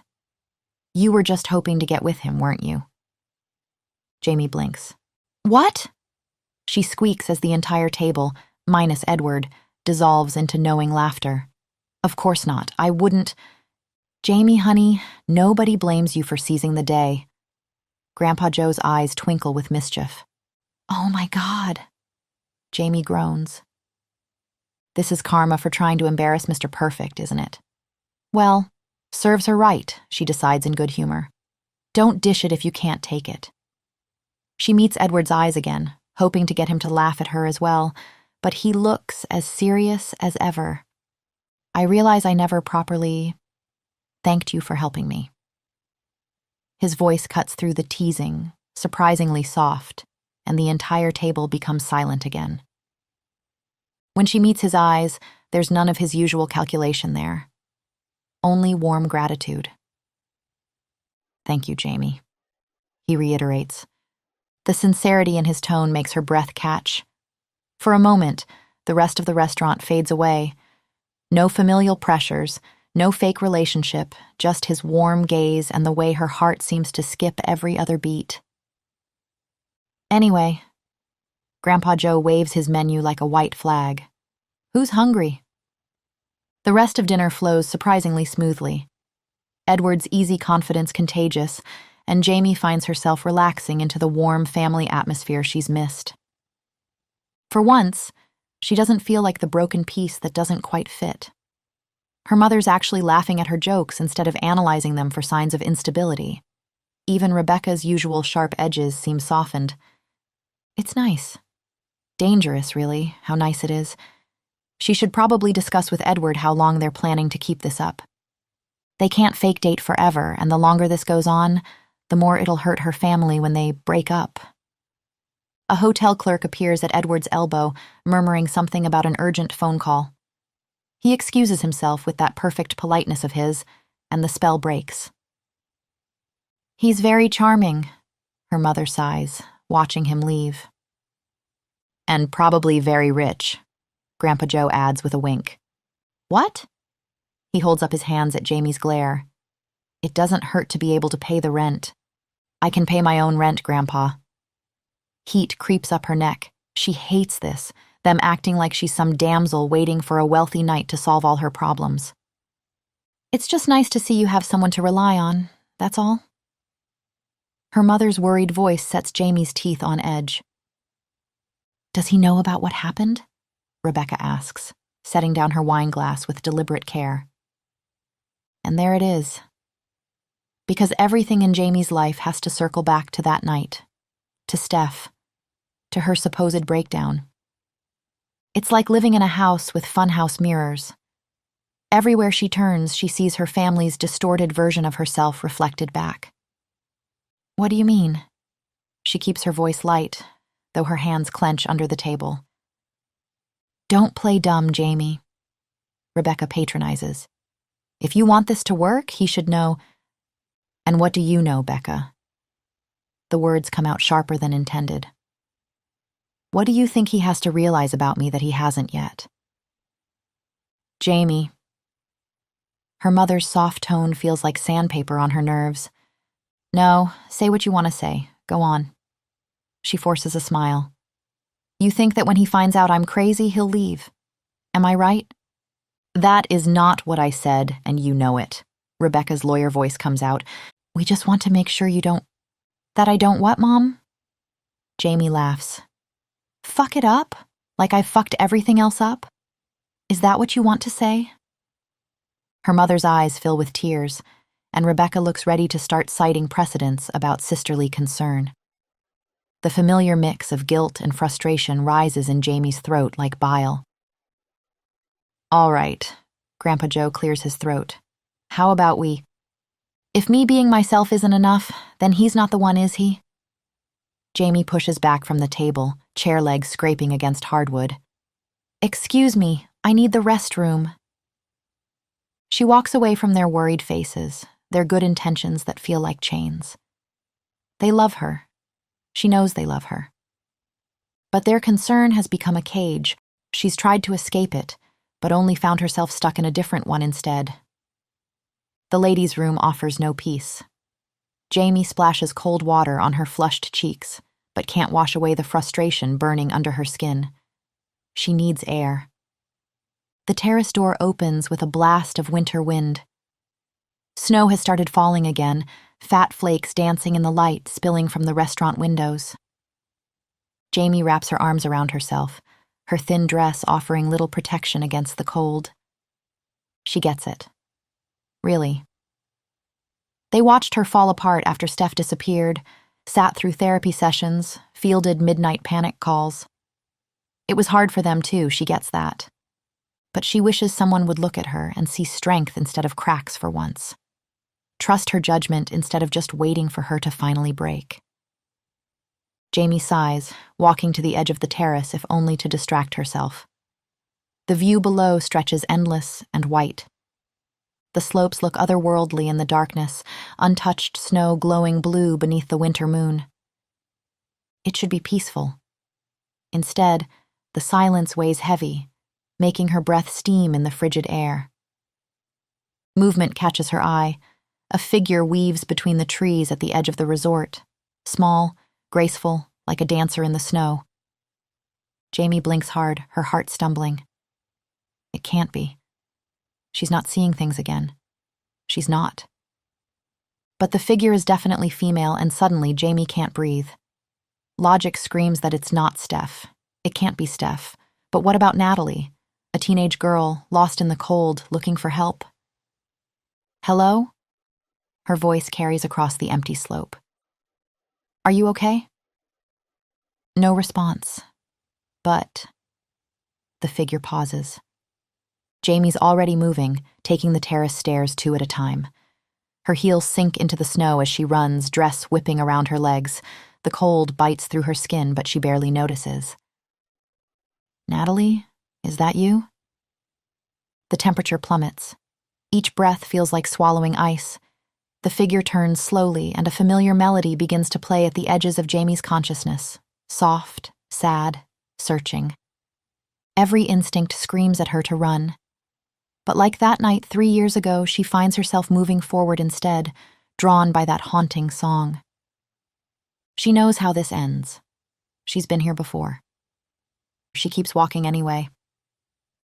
10. Edward. So we'll liquidate the Thompson holdings before the quarter ends, Edward says, pinching the bridge of his nose. He's found a quiet corner of the hotel lobby beside a massive stone fireplace that does little to mask the lingering scent of Victoria's perfume. She's been through here recently, probably watching him.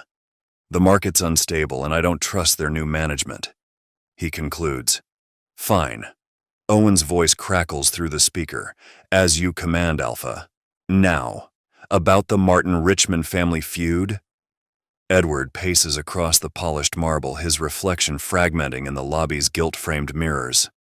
What, that's not resolved? The headache building behind his eyes intensifies with each click of his shoes against stone. Tell them to work it out themselves. I'm not a marriage counselor. Mates don't usually go their separate ways, Alpha, Sam interjects. He's been hovering anxiously nearby and is now fidgeting with his cufflinks. There is no clear precedence on how to handle this exactly. He pursues. I'll think about it. Edward cuts.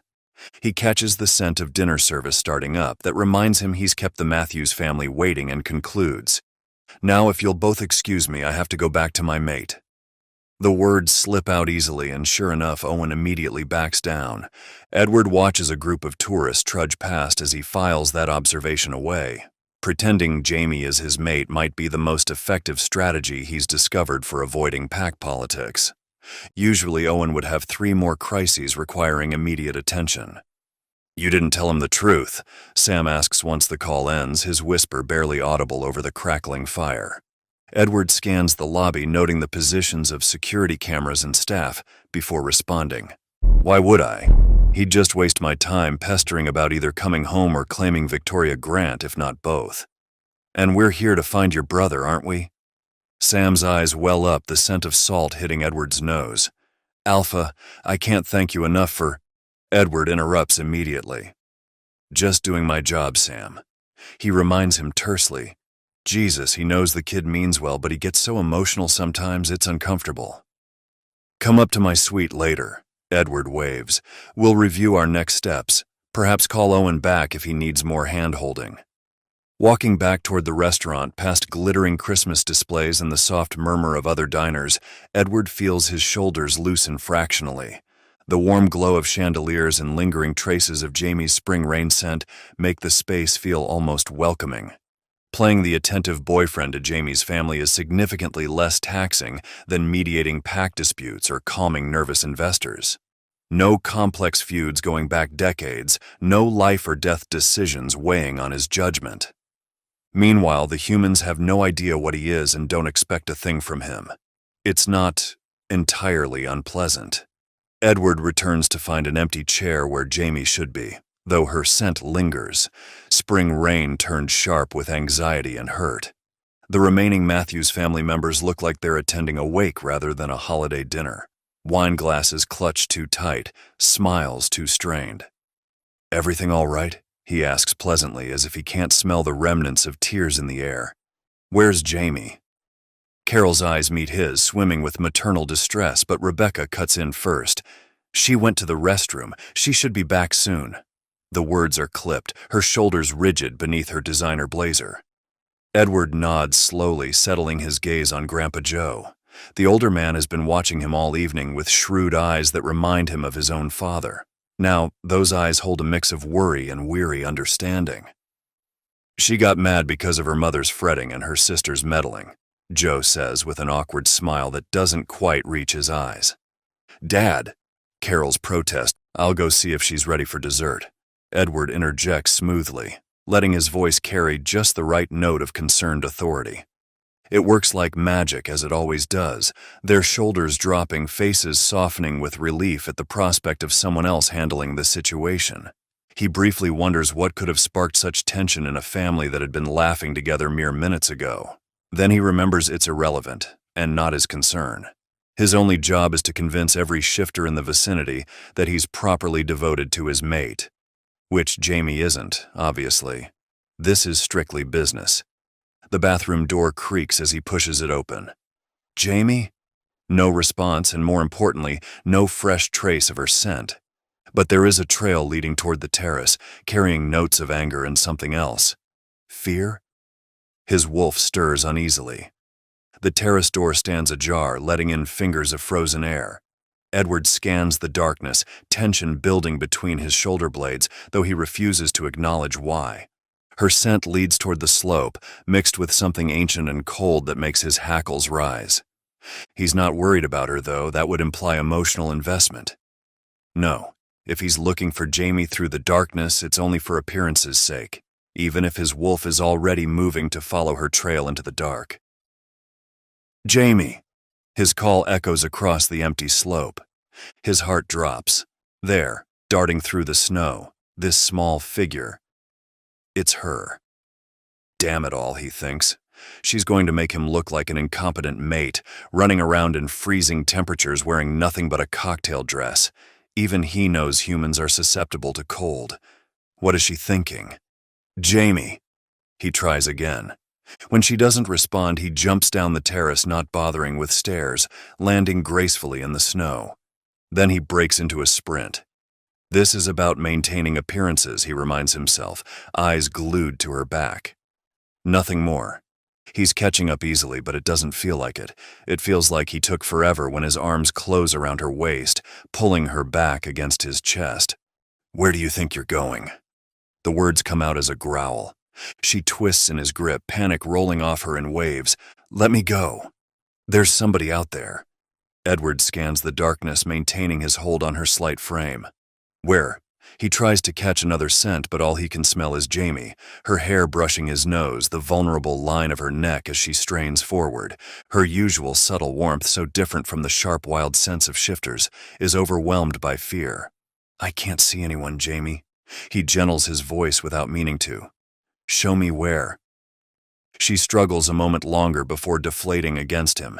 He takes the opportunity to shrug out of his jacket, draping it over her shoulders. She doesn't even notice. There was a girl. Her voice cracks. What if it was Steph? What if it was Natalie? Edward stiffens at the teenager's name. If Jamie saw what he saw last night, then he should. But no, he can't leave her out here shivering and clearly distressed. Frustrated with the whole situation, he scoops her up. She weighs almost nothing in his arms. What are you doing? She protests, though instinctively curling into his warmth. Didn't you hear me? There is somebody out there. I heard you, but you're freezing Jamie, so I'm taking you back first. First? She looks up at him with wide, storm-gray eyes that make something in his chest squeeze uncomfortably. Before I go back and check, he explains, confused by her expression of wonder. You're going back? Her voice sounds small, uncertain, like she's used to being dismissed. You'll check? He nods, avoiding those too perceptive eyes. There's a missing teenager, of course I'll go check. It's the only logical response, and Edward prides himself in being logical. Humans are ridiculously emotional, he decides firmly. A melody drifts across the snow, soft, haunting, and terribly familiar, and Edward freezes mid-step. His enhanced hearing picks up notes that shouldn't exist in nature, crystalline sounds that make his wolf want to bare its throat. Jamie's voice calls him back, barely a whisper. You hear it too? She asks, her tone full hope and fear tangled together, like she's spent years doubting her own senses. Yes. The word escapes before he can stop it, his usual calculated responses deserting him. She sags against him, a small sound of relief catching in her throat. The genuine gratitude in that sound almost distracts him from the song growing stronger, but his wolf's instincts scream danger. Edward quickens his pace, keeping his movements smooth despite every instinct urging him to run. The hotel's warm lights seem much further away than they should be. What is it? Jamie asks carefully, clearly reading the tension in his jaw or perhaps the too tight grip of his hands. Nothing good. He keeps his eyes locked on the distant windows. Whatever you do, keep your eyes on me. Don't look back. Why? Her question trembles, but she obeys, focusing on his face with complete trust that hits him harder than it should. Just do as I say, he mutters. The singing follows them all the way to the hotel doors, beautiful and wrong in ways he can't explain. 11. Jamie. All hope of slipping back to the table unnoticed vanishes the moment Jamie steps into the warm glow of the restaurant. Her mother's face drains of color, Grandpa Joe's fork freezes halfway to his mouth, and Rebecca's expression shifts into what Jamie mentally calls her cross-examination mode. She's still wearing Edward's jacket, which smells expensive and somehow manages to be warmer than any coat she's ever owned. She finds herself missing his steady presence beside her. He'd been like a shield against their worried glances, their careful voices. Now that the adrenaline is fading and his furnace-like warmth isn't wrapped around her anymore, she can't stop shivering. Had he really been that warm? Like holding on to summer itself. Are you even listening to me? Rebecca's voice cuts through her thoughts as a waiter sets down a cup of hot chocolate, the good kind, with actual melted chocolate and a hint of cinnamon. Where were you? Why are you all wet? Bathroom malfunction? Jamie attempts, knowing it's hopeless even as the words leave her mouth. It is. Jamie, honey, tell us what happened. Her mother's voice has that special tone, the one she used when Jamie was little and woke crying about Dad. It makes her feel about 5 years old. She sighs. There was somebody outside. What? The look her mother and Rebecca exchange could power a small city. There really was! The words burst out of her. I thought of that missing teenage girl, so I went to check it out. Alone? In those clothes? Grandpa Joe cuts in. Sweetie, come on, not your best move. You should have told someone. I did. I told Edward, and he's gone to check now. Another loaded glance passes between her mother and sister, conducting an entire conversation without words. I thought you didn't want him to know. Rebecca's voice carries careful warning. Know about what? About, you know. Rebecca grimaces like she's tasting something sour. Your episodes? My episodes? The word comes out sharp. This has nothing to do with any of that, I told you. Edward's return cuts through the tension and Jamie's speech. I couldn't find anybody, but I'm going to call the police, in case they find something, he says. That won't be necessary. Rebecca practically leaps from her chair. Jamie was just confused. Right, Jamie? What? No, I wasn't. Jamie? Rebecca's voice could freeze hell. I think we've had a long night. Edward told you there was nobody out there. You believe him, don't you? The implication hits her like a physical blow. You think I hallucinated again? She barely registers Edward's questioning look. It doesn't matter anymore. How about we go home to reset, honey? Her mother's voice drips with false cheer. Tomorrow we'll call Dr. Goldberg and... There was somebody out there. Jamie stands so fast her chair scrapes against the floor. I know what I saw. But their faces, Mom's careful concern, Rebecca's tight anxiety, even Grandpa Joe's uncomfortable shifting, tell her everything. She's back there again, on national television, desperately insisting her best friend wouldn't just leave without saying goodbye. Looking crazy, being crazy. I believe you. Edward's voice seems to come from very far away at first, like she's hearing it underwater. But then his eyes meet hers, steady and certain as mountain stone. I believe you. Her entire body sags with relief, like a puppet whose strings have been cut. For the first time in 3 years, someone actually believes her. You shouldn't encourage this, Rebecca says to Edward, her lawyer voice in full effect. When he raises an eyebrow in question, she shoots Jamie an apologetic look before continuing. 3 years ago, she had a traumatic night when she was separated from her best friend, Steph. Becca! Jamie's warning comes too late. Steph is fine, by the way. Her sister barrels on. But for a while we didn't know that, because she hadn't bothered telling anyone, including Jamie, that she'd left the station. And Jamie here had... She was under a lot of stress. Her mother's arm wraps around Jamie like a shield. It was hard for her, thinking her friend had been kidnapped. Edward's gaze moves between them, his expression growing increasingly perplexed. Suddenly, Jamie feels bone-tired. What does it matter what her fake boyfriend thinks of her breakdown? They're not even really together. I hallucinated finding Steph in a cave. she says flatly. For the longest time, I was convinced I'd found her, frozen in ice.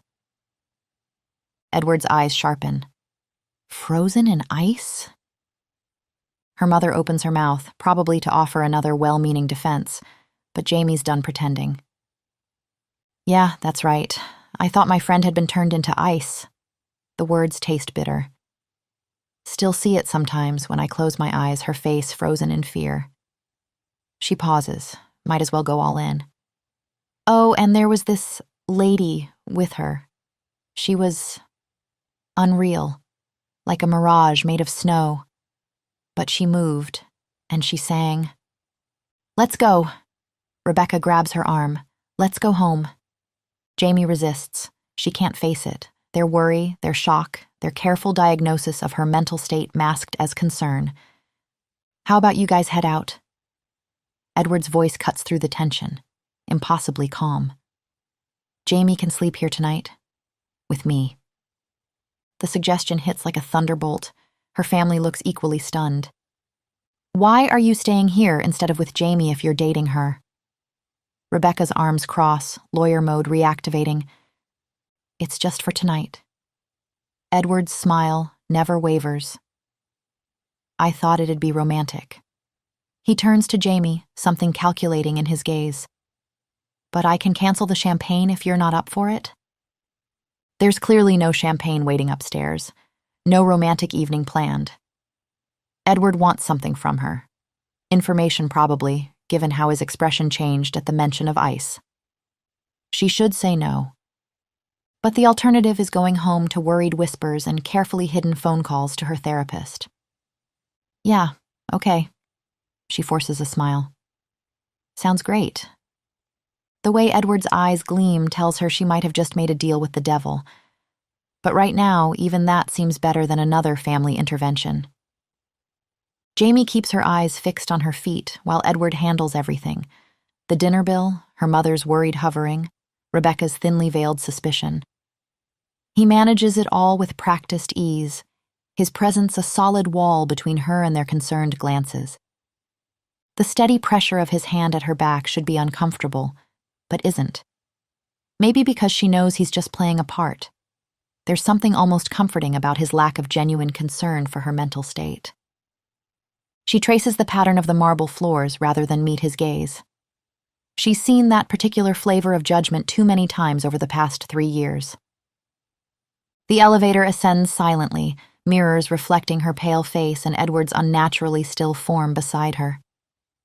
His suite, more like an apartment really, is all gleaming wood and floor-to-ceiling windows that would normally have her gaping. But exhaustion drags at her limbs, and her pulse still hasn't quite settled from earlier. So, from the top. His voice is clipped as he shrugs off his jacket, movements precise. Tell me what happened. Jamie sinks onto the edge of an oversized armchair, fingers twisting in her lap. My therapist says it was a, who cares? The sharpness in his tone makes her flinch. He's pacing now, restless energy in every step. Your therapist is obviously idiotic. Fire them. He snaps. Now let's get back to what happened that night. The night your friend went missing. She looks up, startled, and finds him watching her with an intensity that makes her breath catch. He's gone completely still, like a predator focused on prey, like her words might hold the key to something vital. Hope flutters in her chest, dangerous and unwanted. She won't be fooled again. Jamie's head spins, her pulse pounds in her ears. It doesn't matter what happened, she says quickly, wrapping her arms around herself. It was all in my head. It certainly was not. The conviction in his voice is almost painful. Sam bursts through the door, chest heaving. Alpha, I think I found something. I checked the cave. He freezes, spotting Jamie. Oh, I didn't know. I apologize. Edward dismisses the interruption with a sharp gesture, eyes still fixed on Jamie. Tell me what happened. His gaze is steady, certain, everything she's wanted someone to be for the past 3 years. Her hands shake slightly as she pushes her hair back, which is exactly why she can't trust it. "Look, I don't know why this matters to you," she says. "Because there are people missing. It's not just Natalie." Frustration edges his voice as he crosses the room in 3 long strides. "It's his brother, too," Edward says. She meets Sam's eyes and recognizes that particular brand of desperate worry, the same one she used to see in her mirror before the postcards started coming, before she accepted the truth. His fingers twist together just like hers do. "I'm truly sorry," she says softly, watching him deflate. "But I can't help you." "You saw something that night," he protests, "and it wasn't real." Her hands tremble as she digs through her purse, pulling out the postcard, her talisman, Dr. Goldberg had called it.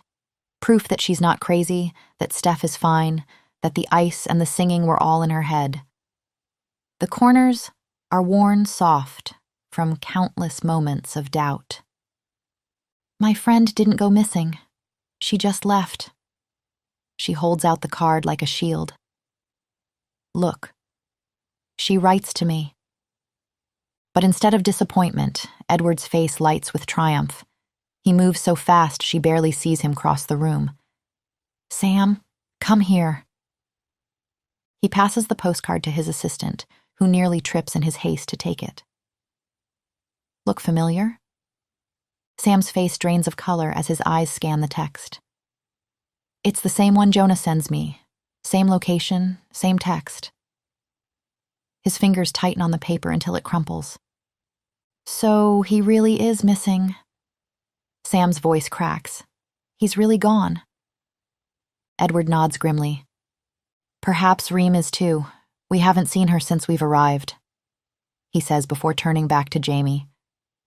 "You didn't hallucinate that night, and your friend didn't write this, Jamie." He waves the postcard like evidence in a trial. "There's something going on here. People are missing, and the only person who knows something, who might have seen something, is you." 12. Edward. Edward watches Jamie from across the room, tracking the rapid changes in her scent. Sharp anxiety giving way to hope, then fear, then back to doubt. "No." She shakes her head, her scent spiking with frustration. "No, not possible." She sits hunched in an armchair, head in her hands, heartbeat a wild staccato. Even her breathing is uneven. Edward bites back a sigh of frustration. He's been patient long enough. He needs her to tell him about that night, about the ice lady she mentioned. Every detail could be crucial. He crosses to her side, kneeling beside the chair to catch her downcast eyes. "This is real, Jamie." He keeps his voice steady, controlled, but she just shakes her head again in those quick, agitated movements that remind him of a trapped animal. "It doesn't make sense. It can't be real. Why would someone take Steph and leave an ice statue of her behind?" "I don't think that was a statue," Edward explains, choosing his words carefully. "I think that was Steph." Jamie's eyes finally snap to his, pupils dilated with shock. "Do you hear yourself?" she asks. "How does that make sense?" Edward winces. Of course she can't accept this. Her world doesn't include magic or supernatural beings. At least, she doesn't know it does. How to bridge that gap without revealing too much? "I saw someone too." He confesses, watching her body go rigid. "I saw Natalie." The admission feels dangerous, but Edward presses on. "I fell into a cave and saw her statue. Or, well, her. Turned into an ice statue." He typically avoids sharing information with humans, but her cooperation is vital. Even if his wolf bristles at such vulnerability. "You saw her?" Jamie gapes. "When?" "The night we met," Edward replies, annoyed with how her eyebrows arch skeptically at that. "Oh, right." Jamie snorts, disbelieving. "You mean the night you were so drunk you couldn't see straight?" He rolls his eyes, catching another shift in her scent, something almost playful beneath the anxiety. "First of all, I was not drunk, I'd been drugged, and second of all—" "Wait, what?" The playfulness vanishes and Jamie's tone is gone, replaced by outrage. "You'd been drugged? Against your will?" Edward doesn't understand why this detail matters, but he nods. Yes? Anyway. By who? Her heart rate spikes again, this time with anger. Did you tell the police? Sam scoffs behind them. He doesn't need the police. Edward shoots him a warning glare. I'm trying to keep a low profile, he then tells Jamie, so the people who've done it don't try to keep me off their property. He watches understanding dawn in her eyes, replacing confusion as her mind quickly puts the pieces together. Are you saying the Grants drugged you? Edward allows himself a small smile of approval. Perceptive, he thinks appreciatively. Yes. Why? Why would they do such a thing? Her eyes go wide. You don't think they're behind the disappearances? Her disbelief is blatant. It makes Edward wince. I think they at least have some knowledge about it, he replies. But for some reason, which I assume has to do with their finances, they're not talking about it. Doubt clouds Jamie's features again, her scent turning sour with fear. This is crazy. She jumps up, pacing the room like a caged animal. Why would they? And why were there statues? I was hoping you wouldn't fixate on that part, Edward mutters, tracking her movements. But don't you see this is insane? She presses her hands to her face, her heart thundering so loud it drowns out the subtle sounds of the hotel. Edward rises, fighting the urge to steady her. He needs her focused, needs her cooperation. So, perhaps he could try comforting her. Not that he wants to, of course. Jamie, please. He tries, placing a hand on her shoulder she immediately shifts away from. You have to listen to me, Edward insists. These statues. People don't just turn into ice, Edward. Her voice cracks like thin ice, sent sharp with distress. Beside them, Sam's posture goes rigid. Look. Jamie shakes her head, backing away. I can't do this. I have to go. Edward watches her retreat, something clenching in his chest. And what if it's true? He taunts. What if your friend really did turn into ice, Jamie? What if she's out there? What if she needs you? The girl freezes, her entire body becoming rigid.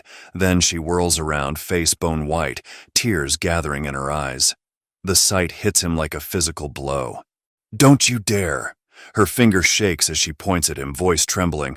Don't you dare say that to me!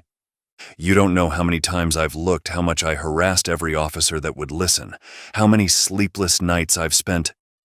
Her voice breaks. The tears spill over and his wolf whines at the saltwater scent of her pain. He did this, he thinks, with no small amount of regret. He pushed her to this point. Perhaps he'd had no choice, but that doesn't make him feel much better for it. People don't turn into ice, Jamie repeats like a mantra, and I won't listen to this anymore. She turns away, shoulders hunched, and begins walking toward the door. Jamie, Edward reaches for her without thinking. No! The word echoes off the windows. I don't ever want to see you again, just leave me alone.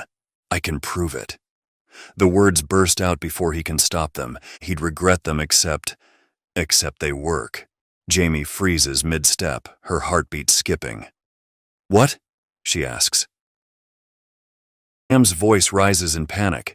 Edward ignores his assistant's terror, taking a step toward Jamie. You heard me. Turn around, Jamie. Look at me. She moves like she's underwater, each motion reluctant and slow, but finally she faces him, raising those storm-gray eyes to his. I can prove it, Edward assures her, his voice absolute certainty. Her lips pinched together, hurt warring with curiosity in her scent. How? She gasps, the word breaking on a desperate note. Yeah, Sam adds nervously. How? Shut up, Sam, Edward growls.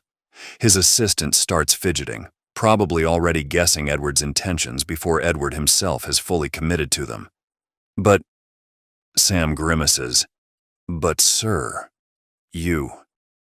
how are you planning to prove it? Jamie cuts in. Do you have an ice statue hidden in the bathroom? Edward shakes his head, but I can give you an idea of how they were made. Sam's gulp is audible.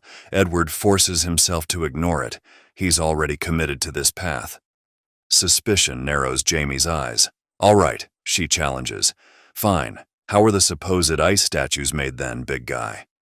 Edward lets his lips curl. Magic. Jamie, who must think he's kidding, stares at him, clearly waiting for more. But when nothing follows, her whole body deflates in tired resolve. "Goodbye, Edward." She sighs. He raises his hand and somehow, miraculously, she stills. "I said I'd prove it, didn't I?" he says. It gets him a slow, reluctant nod. Edward smiles, holding her gaze. "Try not to scream." "What?" Jamie frowns, confusion coloring her scent. Sam whines in objection, but Edward's focus narrows to Jamie's face, willing her to keep watching. Then he reaches for his wolf and lets the change take him. It is swift, he's an alpha after all, but still agonizing, bones cracking and reforming, muscles tearing and knitting back together in the space of seconds. When it's done, a massive white wolf stands where Edward had been, amber eyes fixed on Jamie's face. For one endless moment she stays perfectly still, expression blank. Then her scream shatters the silence like breaking glass. 13. Jamie. A deep, male voice filters through Jamie's consciousness as she blinks awake in an unfamiliar bed. She's in what looks like a luxury hotel suite, and Edward is by the window, phone pressed to his ear. "Yes, Miss Matthews. She's just woken up. We should be there in about half an hour." His eyes meet hers, expression unreadable, though last night comes back in pieces. Him finding her in the snow, defending her to her family, bringing her here. "How are you feeling?" He approaches the bed with careful steps. Another memory surfaces, his face tight with frustration. "I saw someone too," he'd said, trying to convince her about the ice statues, and then the image of a massive white wolf flashes in her mind. "Oh my God, Edward," she groans, pulling the duvet up to her chin. "I had the craziest dream last night." "Did you?" "Yes." She peeks at him over the edge of the covers. "I dreamt you turned into a wolf." The silence that follows is telling. "Crazy, right?" she prompts, voice muffled by expensive Egyptian cotton. His smile is strained at the edges. "Not a dream," he tells her. "Sorry, what?" "It wasn't a dream, Jamie. I did turn into a wolf." A laugh bubbles up from her chest as she pulls the covers higher until only her eyes show. "No, you didn't. Stop messing with me." Edward winces. "Perhaps I should have given you more of a heads up. I apologize. I'd never shifted in front of a human before. I didn't think you'd be so distraught." Jamie blinks rapidly, clutching her duvet fortress. The memory crystallizes. Pure white fur like fresh snow, amber eyes, massive paws that could crush her skull. It was a dream. Her voice sounds small even to her own ears. "We had to give you something to calm you down. You had a panic attack." Edward dips his head in the most blatant display of shame she's ever seen. It looks wrong on him, like a crown worn backwards. "I'm sorry, Jamie," he adds. "I hallucinated again," she says, clutching the duvet. "It wasn't your fault." "No." His sigh carries infinite patience. "You didn't hallucinate." Her heart thunders against her ribs. "Fine then, do it again." "What?" He looks up, startled. "Change into a wolf," Jamie demands. "Right now." "I most certainly will not," he scoffs. "I don't want to give you a heart attack." "You won't." She forces a shrug. "I'm prepared now." One perfect eyebrow arches. "You just said you thought it had all been a dream." Jamie groans. "Just do it. Do it now or I'm leaving." She sits up, covers falling around her waist. The change happens so fast she almost misses it. One moment Edward is giving her an exasperated look, the next his features contort. Bones crack like splitting ice, a single harsh breath escapes him. And then a wolf stands beside her bed, white fur gleaming in the morning light like fresh snow. Jamie yanks the covers back over her head and screams, "Oh my God, there's a wolf right there, big, white, a wolf in the hotel room. Jamie's thoughts scatter like startled birds as she peeks at it again. The wolf is still, watching her with almost comical patience as she chokes. Then suddenly Edward is there instead, and his hands cradle her face. "Look at me," he says softly. "Focus on me." She does. He's beautiful in that overwhelming way of his, all sharp cheekbones and strong jaw, definitely, completely human. "Breathe."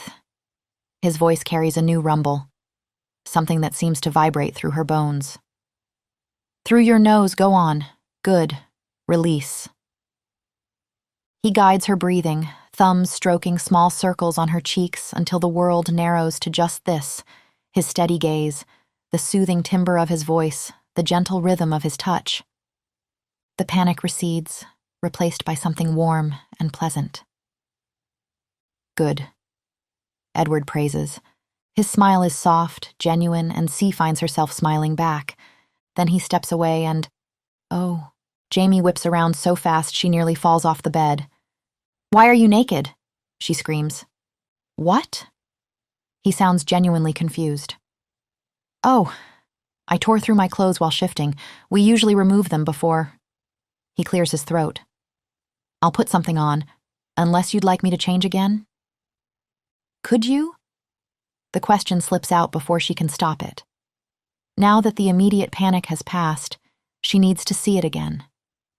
The wolf. She needs to know she isn't crazy. "Look at me while I do," Edward instructs, like he somehow knows this will help convince her. She turns back and, oh. Edward's like something Michelangelo would have carved after having a particularly inspired dream. His skin is pale and flawless, muscles shifting beneath it as he moves with that predatory grace of his, dark hair trailing down his stomach, leading to, well, apparently everything about him is impressive. "You're still naked!" Jamie squeaks, though it comes out embarrassingly breathy. "Perhaps just focus on my face?" Edward suggests, amusement coloring his tone.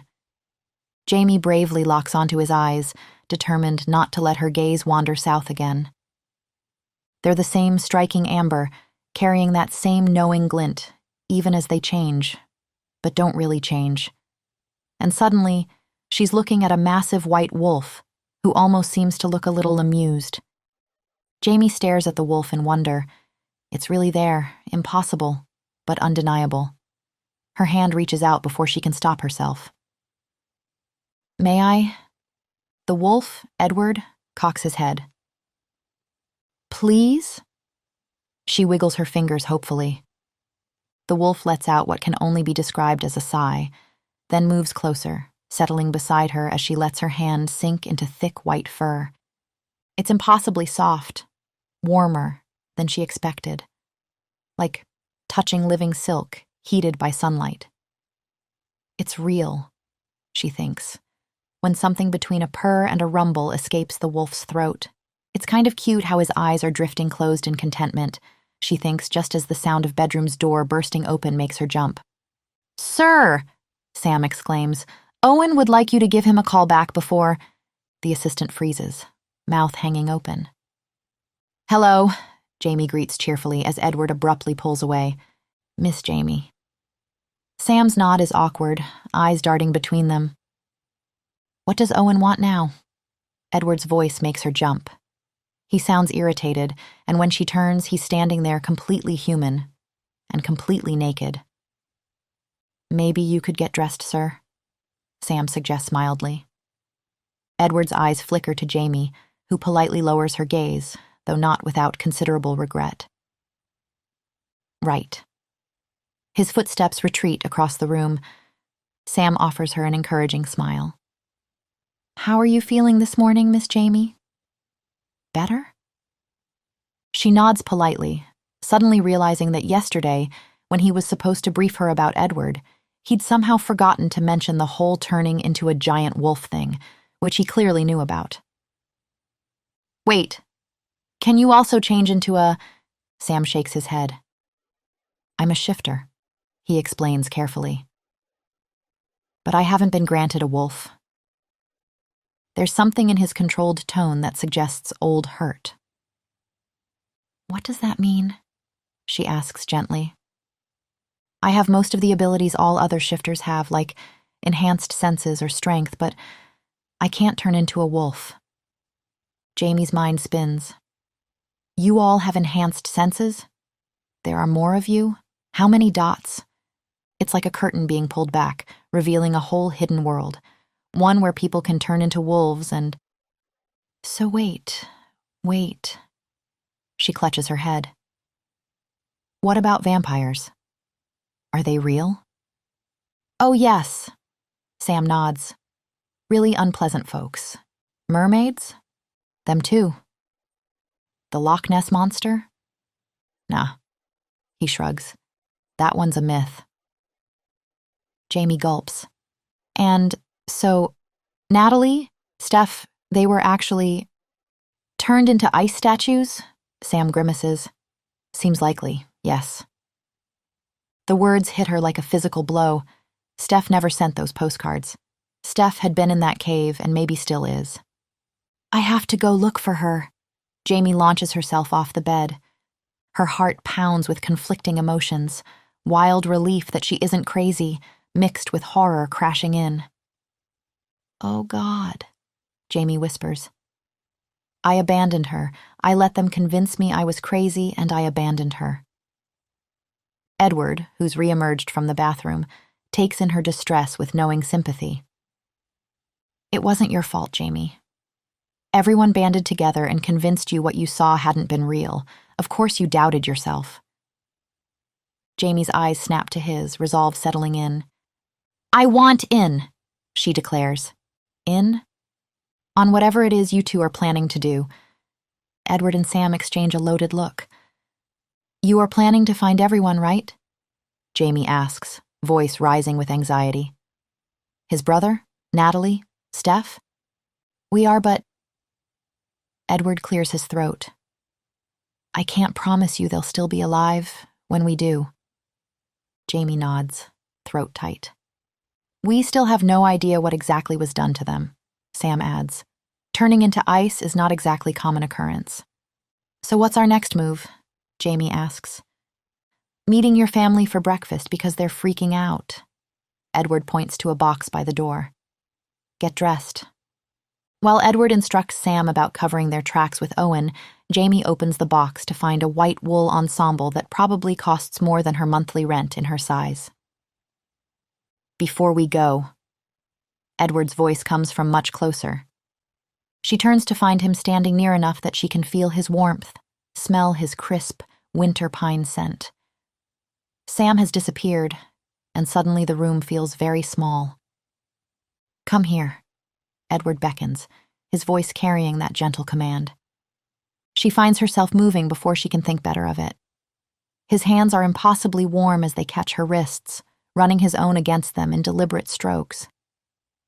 When his eyes meet hers, asking permission, she can only nod. Those large hands settle on her neck, and her pulse jumps beneath his fingers. What are you doing? Her voice comes out embarrassingly breathy. Scent marking you. His thumbs trace small circles on her skin.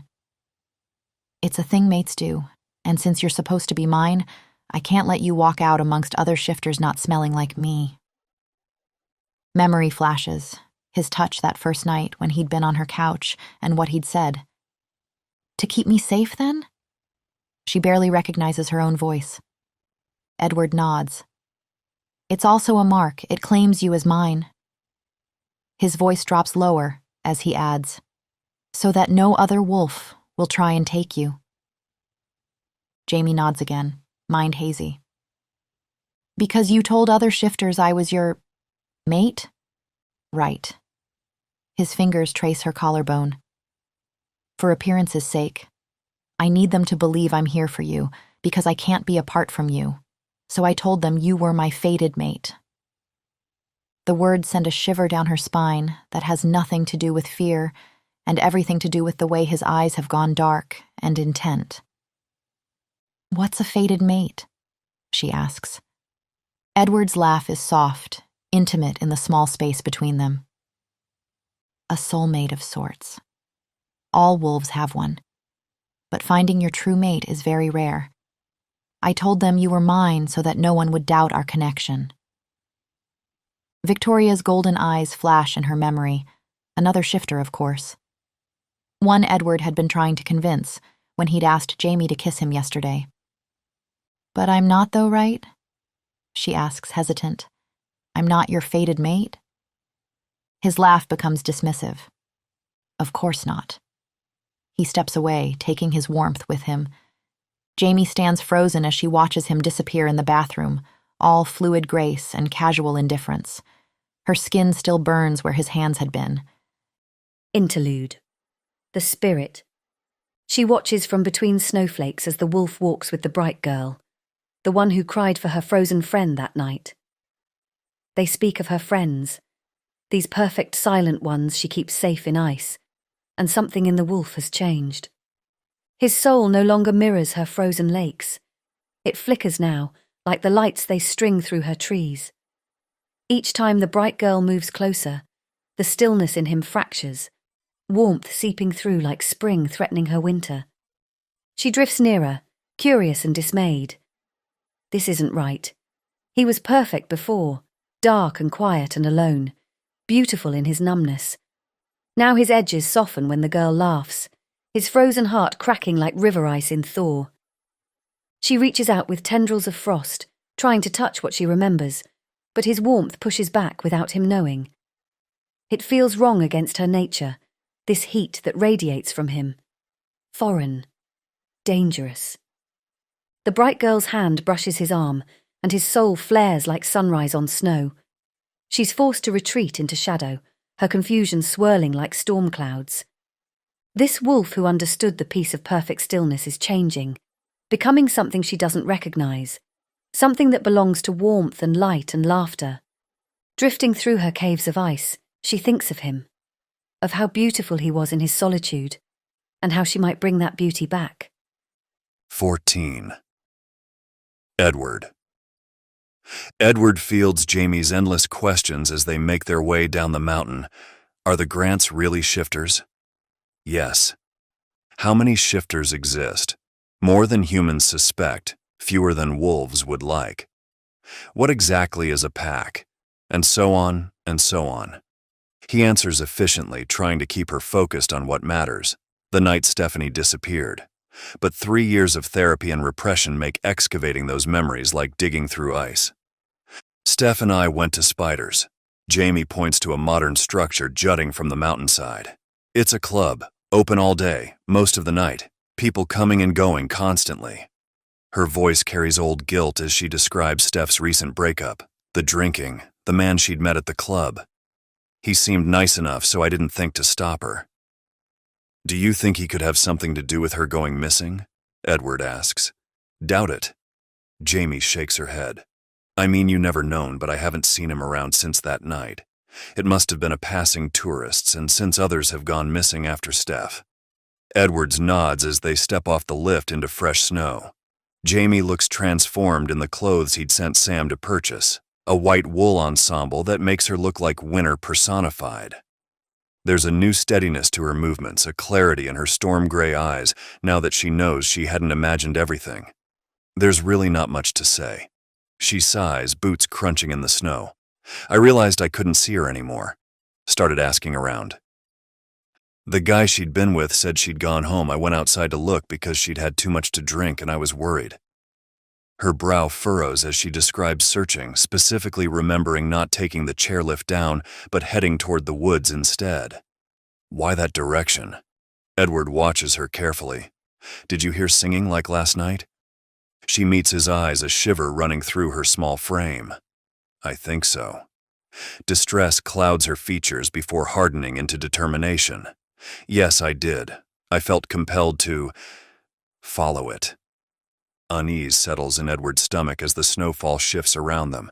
What had been gentle flakes minutes ago now falls thick and heavy, gathering on Jamie's shoulders like a warning. She unconsciously grabs his arm, and he finds himself drawing her closer. The bar looms ahead of them, but Edward can't shake the feeling that something is watching from the white void beyond. As they step inside, though, Jamie stops shivering, but tension returns to her shoulders at the sound of voices upstairs. Her scent shifts, spring rain turns sharp with anxiety, and Edward's pulse stutters oddly. Perhaps he's fighting off a cold. "I can't wait to tell them," she mutters darkly, gray eyes flashing with determination. The morning light catches in her hair, turning it to gold, and he finds himself distracted by the way it falls around her delicate face, which is probably why it takes him a second longer than it should to realize what she means by that. When it does, his hand finds her shoulder before he can think better of it. "Jamie, you can't tell them," he says. She whirls to face him, protest clear in her eyes, but he continues. "We keep our existence hidden from humans for a reason. I could get in a lot of trouble for having revealed myself to you." Edward thinks he should probably lay this important point more thickly, but Jamie is pouting now, and the clothes Sam selected fit her perfectly, the white wool making her look delicate but strong, and what did he want to say again? "Why did you?" Jamie asks. Her question catches him off guard with the way she's looking up at him through her lashes. "Why did you tell me?" Edward should have anticipated this, but somehow hadn't prepared an answer. His thoughts feel unusually scattered. "I needed you to believe me, to tell me about Steph." He explains, the words coming out more defensive than intended. Jamie keeps watching him, expectant, but he finds he has no idea what to say. He doesn't like this sense of loss, the sudden awkwardness that comes with it. Jamie's pulse races beneath her skin. He can hear it, smell the sweet undertone it adds to her scent. He feels terribly inconvenienced. "Is that all?" she prompts softly. "Is that not a good enough reason?" Edward asks, looking away. "People are missing." Jamie doesn't reply, but her disappointment, betrayed by her scent, hits him like a physical thing. His chest feels tight. He really must be coming down with something. "Promise me you won't tell them," he insists. She gives a small nod, but her scent carries notes of frustration that make his wolf feel trapped. They climb the stairs, Edward forcing these thoughts down, along with his eyes which wander too long along the curve of Jamie's spine. Perhaps if things had been different, he could have made her his lover, he thinks, immediately squashing the thought down. Things aren't different, though, and he's not doing that. Talk about unnecessary complications. They climb the stairs to find Jamie's apartment completely transformed. Twinkling lights drape every available surface. Pine garlands wind around banisters and door frames. A tall Christmas tree dominates one corner, bare save for a slightly lopsided paper star covered in purple glitter that looks like it was made by enthusiastic child hands. 2 tables have been pushed together and dressed in cheerful red cloth, practically groaning under platters of food. Jamie's family crowds around, faces bright with nervous excitement. Well, except for Stella, who's practically vibrating with pure joy, her small hands clutching what looks like more homemade ornaments. "Surprise!" they chorus. Edward studies the transformed apartment with mild bewilderment. The sheer volume of decorations seems excessive for such a small space, and nothing matches. "You used to love Christmas so much, sweetheart." Carol approaches Jamie with a hopeful smile. "We wanted to get you into the spirit of things."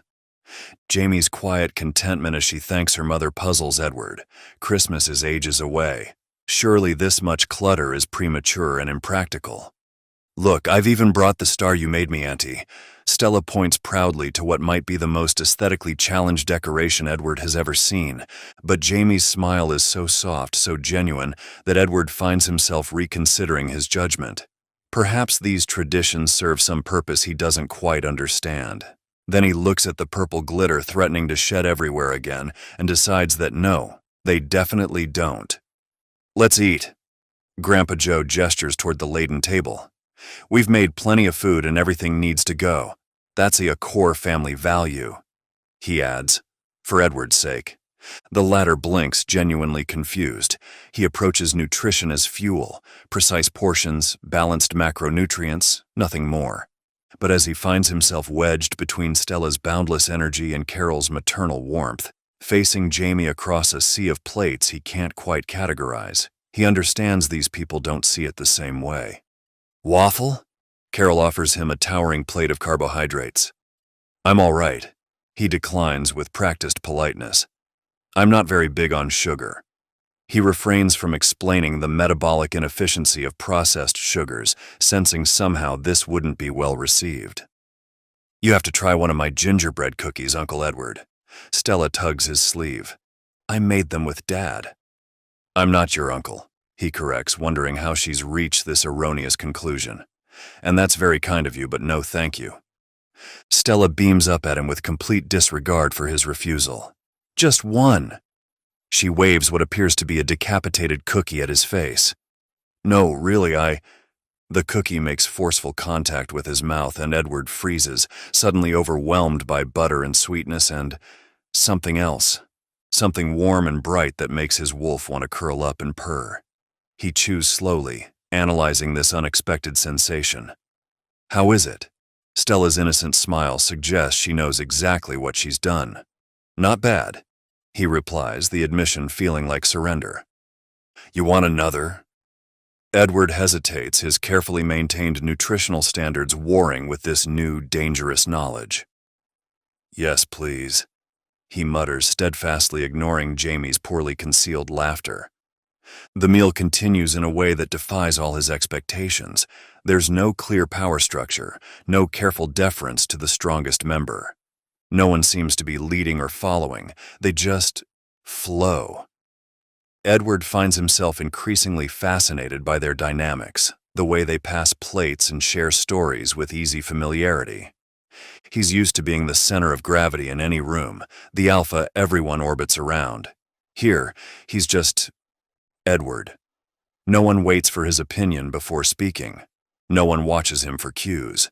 It's disorienting at first, like missing a step on stairs he's climbed 1,000 times. But gradually he notices something else, the absence of weight on his shoulders. No one here expects him to have all the answers. No one needs his permission to laugh or reach for seconds or tell slightly inappropriate jokes.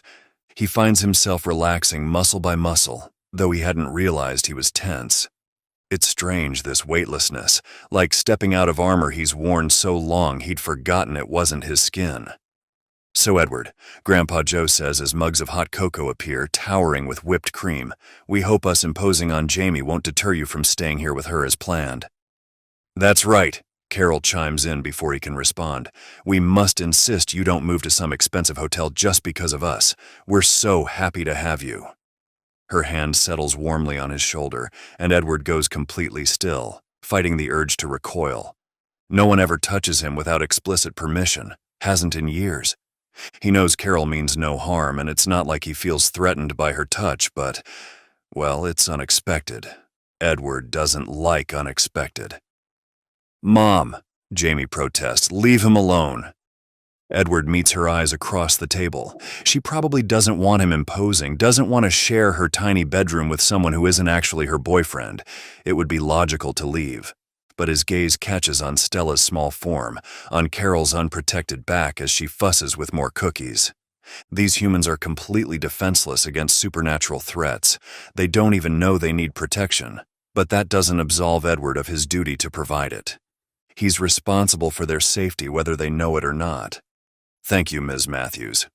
He summons his most charming smile, the one that usually makes pack matters run smoothly. I'm looking forward to spending more time with your beautiful family. Jamie's jaw drops while Carol practically glows. Please call me Carol, dear.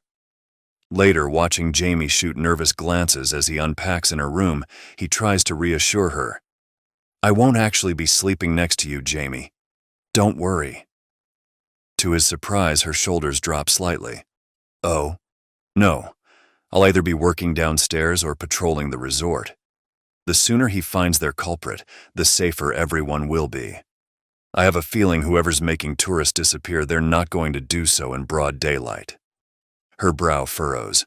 Okay, but when will you sleep? The question catches him off guard. What does that matter? I don't really need much sleep, he says dismissively. Shifters can function on minimal rest, and he's gone without entirely when duty requires it. Before Jamie can insist, Stella bursts in demanding they visit the Christmas market. Edward expects to hate it. Crowds of humans pawing through overpriced trinkets, the air thick with artificial pine and cinnamon scents. But Stella's joy proves oddly infectious, her small hand tucked trustingly in his as she drags them from stall to stall. By nightfall, Jamie's behind the bar, giving Edward the excuse he needs to meet Sam. He offers her family a practiced explanation about work calls, which isn't entirely false. "Be careful," Jamie tells him softly as he heads out, concern coloring her scent. The worry vexes him. He's an alpha, perfectly capable of handling himself. "Sam and I are going to check out spiders. Try retracing your steps through the woods from there. If we can't find anything, we'll check it out during together." Together. Her surprise carries a note of something else, something oddly pleased and almost touched. "You would let me come along?" Edward doesn't understand her reaction. "You're a key witness." He adjusts his coat. "And you and I are meant to do couple stuff, aren't we?" She nods, something soft in her expression as he leaves. Her gaze follows him out, making his skin prickle with unfamiliar warmth. Probably just the heating system in this old building running too high. Christmas carols echo through the resort as Edward makes his way to the chairlift. Actual carolers perform in the town square, their voices carrying clear and pure through the crisp night air. He barely notices them. Sam waits at the bottom of the lift, bouncing slightly with nervous energy.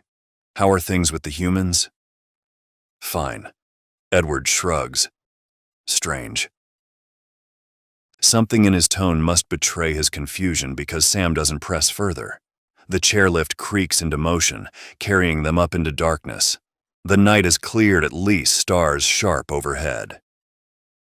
Spiders comes into view, bass-heavy music replacing carols, growing louder as they ascend. "I've reached out to the elders about ice-related magic." Sam's voice carries easily in the quiet. "They've given me some possibilities." He lists them all to Edward as the lift drops them off by the club's entrance.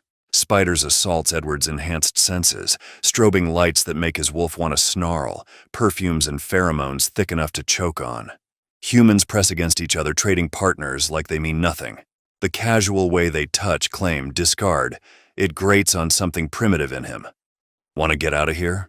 Warm feminine arms wrap around his shoulders, perfume burning his nose. "I have a girlfriend," Edward explains, tracking movement by the bar, searching for anything out of place. "I don't mind," comes the reply in a hot breath against his ear, alcohol sweet.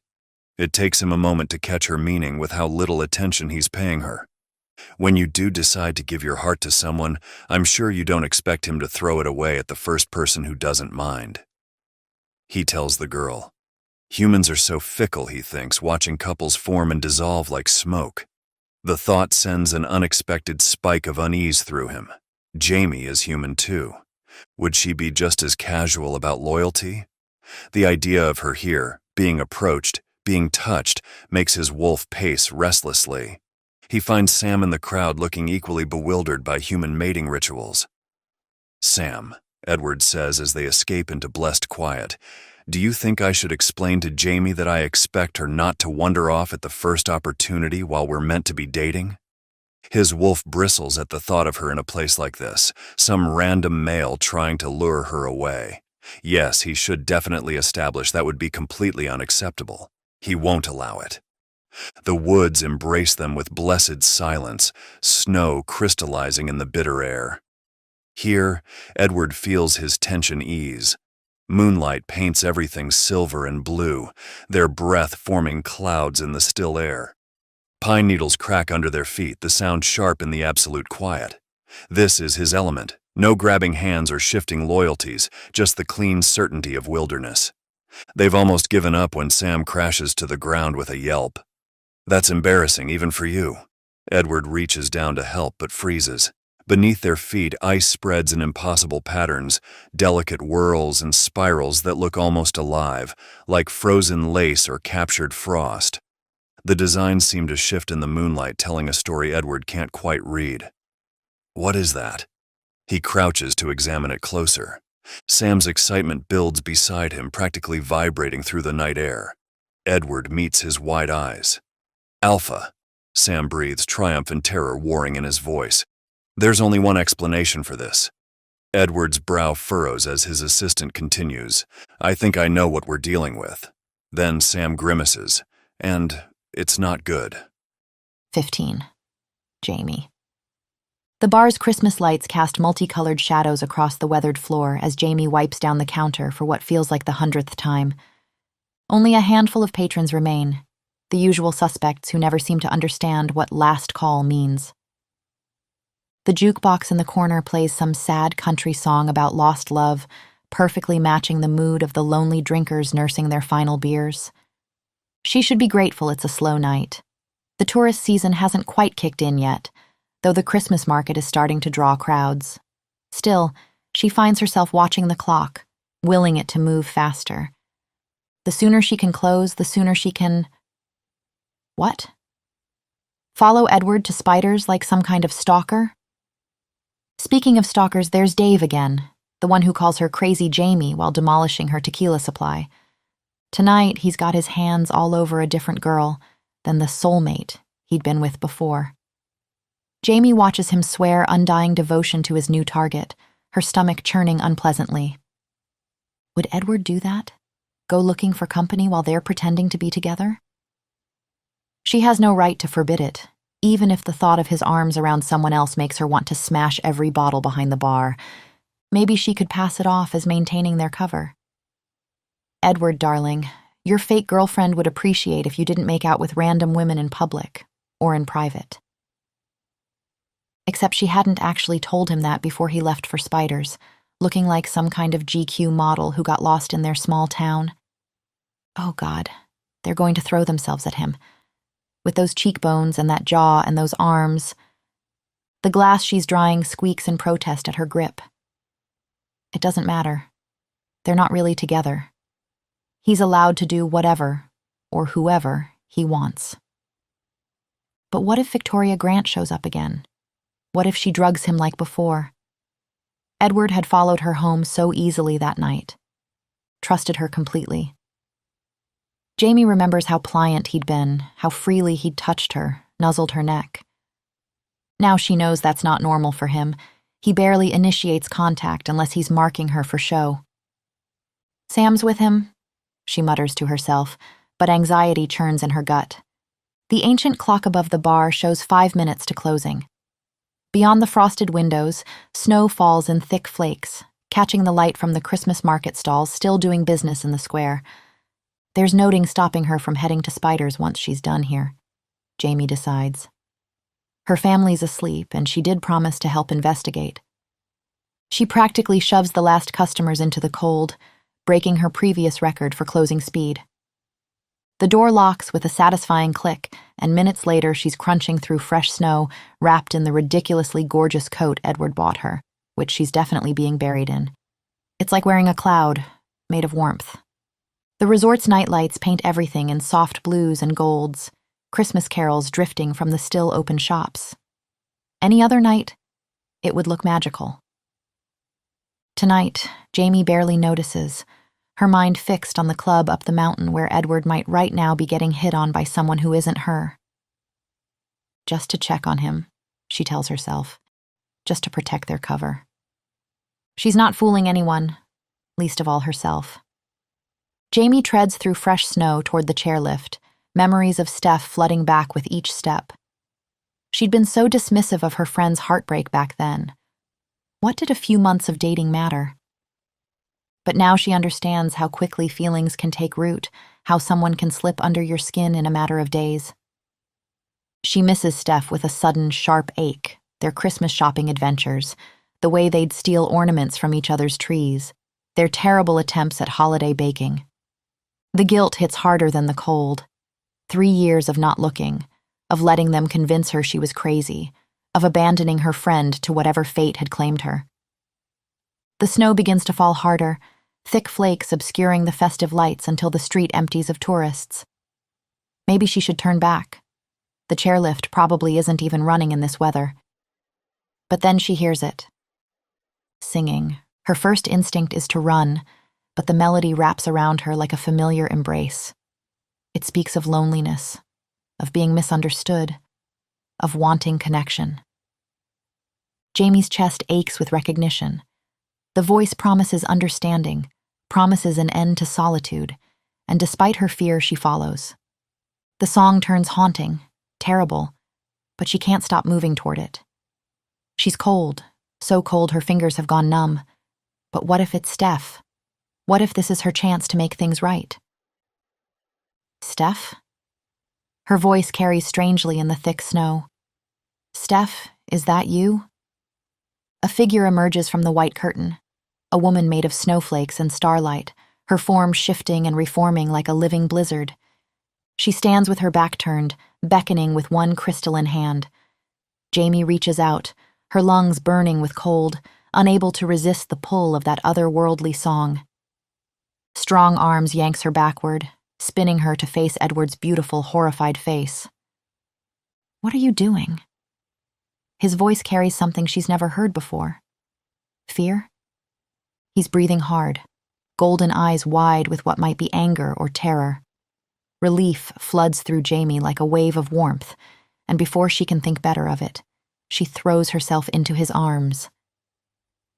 Thank God, she whispers against his neck. Edward goes rigid, every muscle tensed like he's preparing to push her away, but then, when I saw you run off, I thought.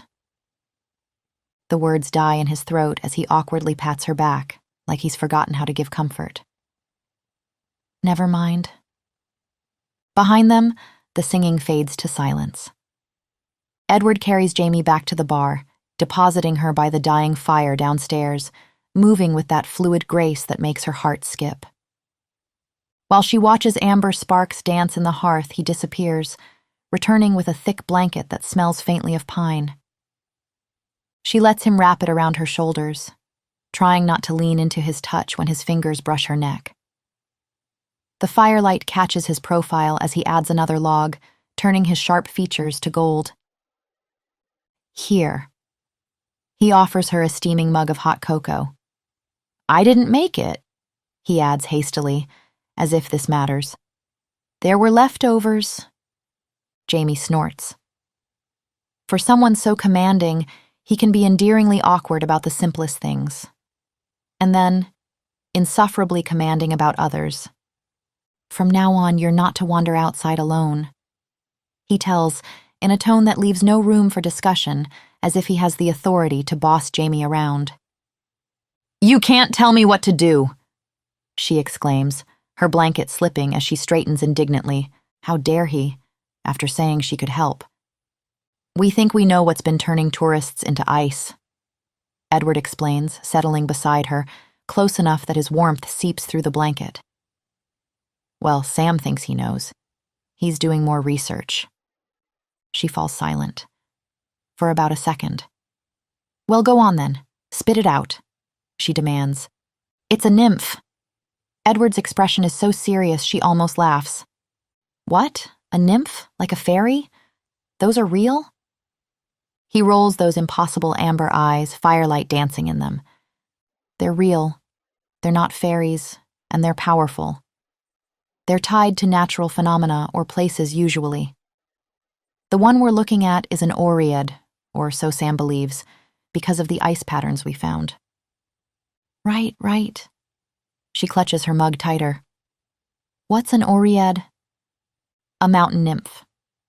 His voice drops lower, intimate in the quiet bar. We have records of them displaying ice powers, so it could match our culprit. Though they don't tend to attack anybody, not that we've heard of, nymphs keep hidden, so it's not clear why this one has been turning people to ice and kidnapping them. Jamie takes another sip, watching Hyam over the rim of her mug.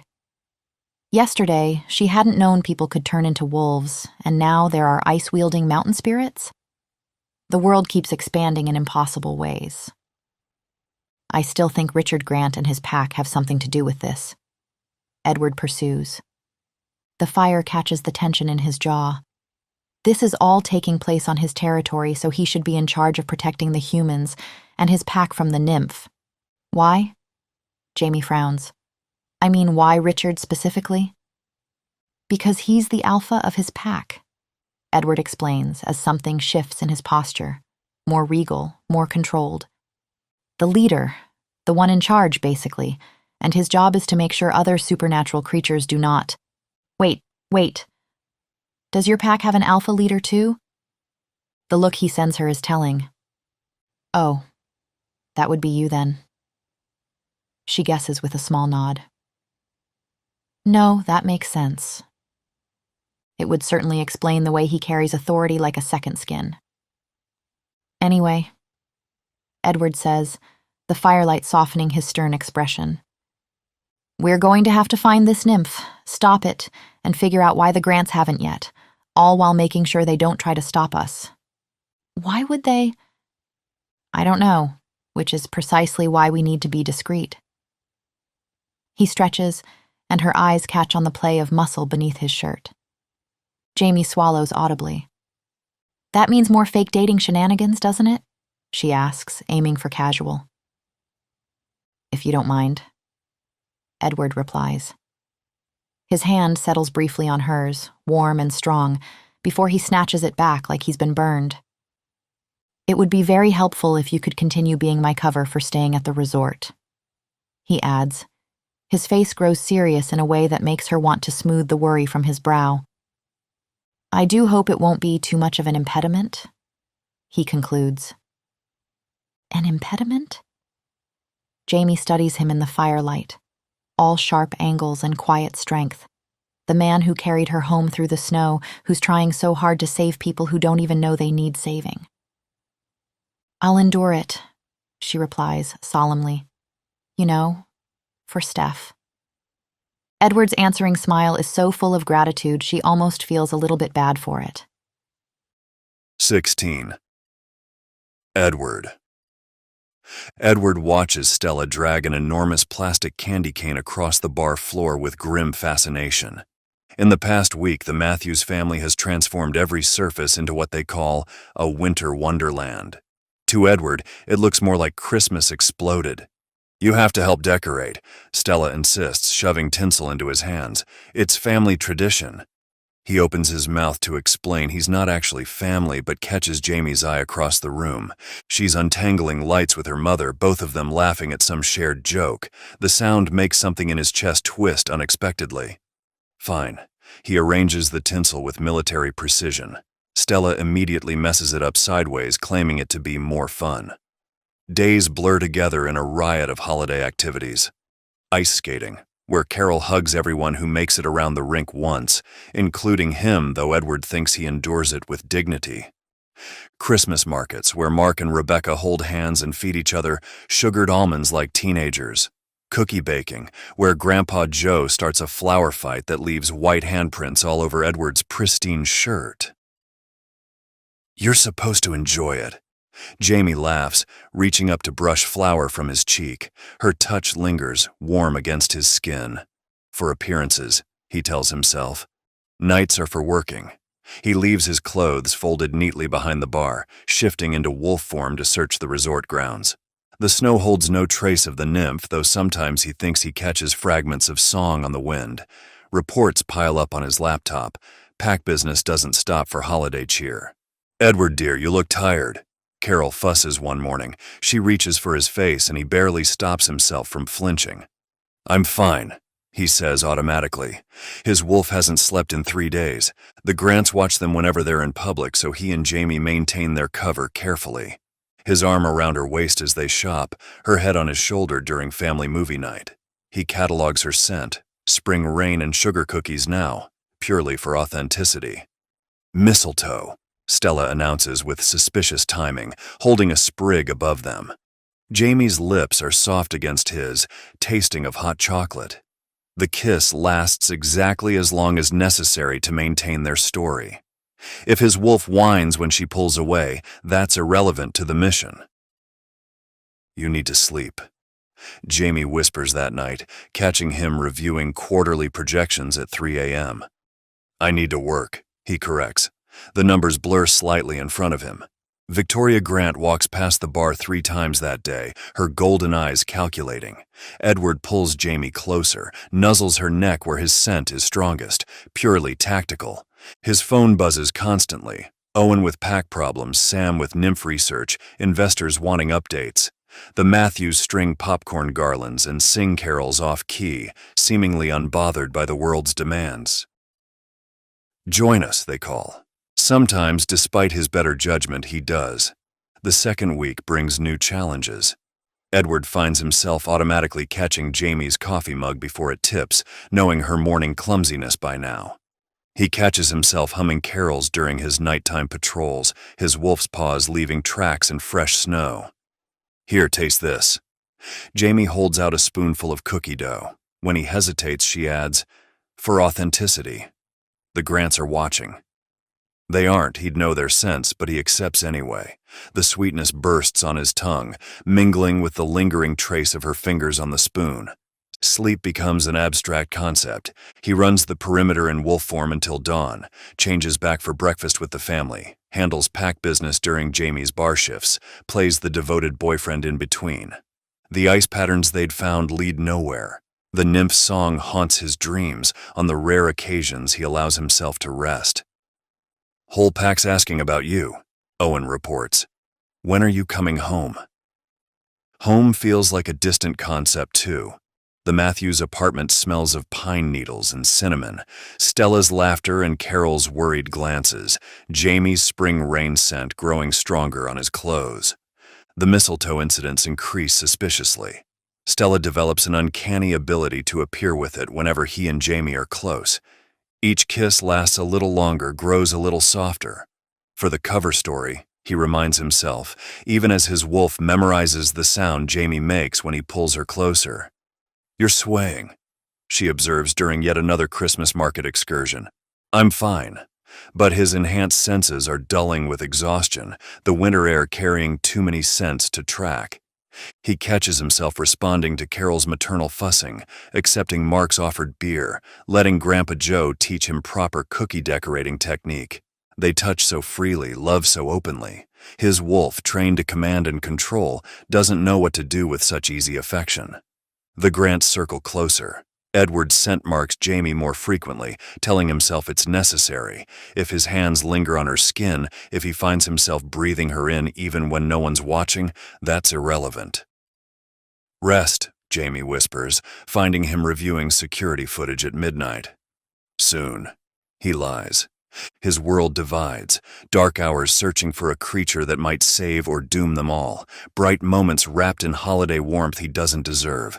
Somewhere between Stella's paper snowflakes and Jamie's sleepy morning smiles, the lines begin to blur. The nymph remains elusive. Edward's wolf grows restless, torn between protecting the family and hunting their threat. Both instincts feel equally vital now, though he can't explain why. 18. Jamie. The fire crackles merrily as Monopoly money changes hands across the coffee table. Jamie should be worried about her dwindling finances, but she's too distracted by Edward beside her. He's staring at the board with that glazed look he gets when humans particularly confuse him, like he's trying to decode some alien ritual. Guys, we're out of marshmallows. Gravity of a natural disaster. A collective gasp of horror rises from the Matthews clan. Edward squints, that familiar crease appearing between his brows as he tries to parse their dramatic reaction to a mere snack shortage. Jamie pats his knee reassuringly, feeling some of the tension leave his frame at her touch. I will not stand for this. Grandpa Joe raises his fist in mock outrage. I'll go buy some more. Edward goes rigid beside her and Jamie feels her heart squeeze. He's been so worried about them, barely sleeping to keep watch. There's a store at the end of the street, she reminds him softly, nodding toward the window where tourists still crowd the Christmas market stalls. It'll be fine. The tension slowly bleeds from his shoulders. He doesn't even protest, a sure sign of how exhausted he must be. As the game continues, Jamie pretends to focus on her properties, but she can't help tracking Edward's subtle shifts. His shoulders are gradually curving inward, his usual perfect posture crumbling. His head keeps dipping forward before he catches himself, jerking back upright with less grace each time. She tries not to stare, but catches her mother shooting concerned glances their way. Carol notices what Jamie has. Edward's eyelids growing heavier, his reactions to the game becoming slower, more distant. Jamie sends her mother a warning look. Don't say a word. The last thing Edward needs is to feel watched or weak. Stella gleefully bankrupts Mark, cackling as she collects his last dollar. Her father's protests die in his throat as Edward's head finally drops onto Jamie's shoulder, his breathing evening out into the deep rhythm of sleep. The room goes quiet. Jamie barely dares to breathe, afraid to disturb him. His weight is warm against her side, his usual winter pine scent softened by sleep. She catches her family exchanging meaningful looks, but ignores them, focused on the miracle of Edward, perfect, controlled Edward, finally letting himself rest. Just as Jamie is perfecting her death glare to ensure complete silence from her family, the front door crashes open. The day is saved. Grandpa Joe's voice booms across the room. Edward jerks upright so fast Jamie barely suppresses a groan of frustration. What's going on? He blinks at her, confusion softening his usually sharp features. Is it my turn? Jamie's too busy mentally composing her grandfather's obituary to answer. Grandpa! Stella's protest carries all the outrage of a wronged 6-year-old. You woke Uncle Edward up. Horror dawns on Grandpa Joe's face as he realizes what he's done. The marshmallow bag dangles forgotten from his hand. I wasn't sleeping. Edward's dignity would be more convincing if his voice wasn't still rough with sleep, a faint blush staining those perfect cheekbones. Jamie recognizes the tension creeping back into his shoulders, the same tension that appears whenever anyone suggests he might be anything less than perfectly composed and in control. Hey, whose turn is it anyway? She asks quickly, watching him relax slightly at the change of subject. But worry gnaws at her stomach. Edward keeps insisting he's fine, that shifters barely need sleep, that he's operating at peak efficiency. But the dark circles under his eyes tell a different story, and she's starting to suspect his shifter facts are more Edward being Edward than actual biology. Later, as she heads down to open the bar, her mother corners her by the stairs. Darling. Carol's voice carries that danger-sweet tone that means business. If you don't make sure that poor boy gets some rest tonight, I will, and you know I'm not above slipping him a Xanax. Jamie snorts, imagining Edward's horror at being called poor boy. He'd probably start citing his company's quarterly earnings in self-defense. But her mother's right.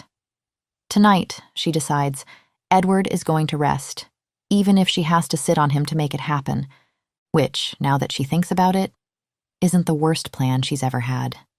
Jamie starts with reason, though she knows it's probably futile. You could nap while I run the bar, she suggests innocently. The bed's all yours. Maybe you haven't been sleeping because you're too polite to share.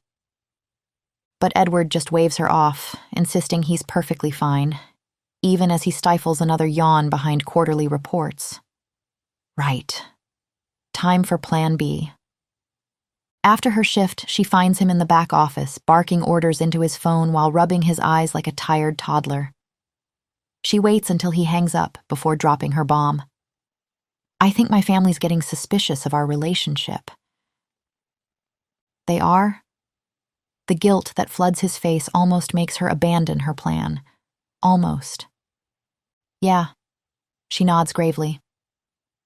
I think it would help if they saw us retiring to bed, together. She emphasizes the last word meaningfully. You know, for intimacy's sake? Edward nods with such careful concentration that she has to bite back a smile. 10 minutes later, they're bidding her family goodnight, Edward following her to her room like in particularly proper shadow. Though the moment the door closes, he's already planning his escape, and Jamie has to stifle back a groan of frustration at how impossible he's being.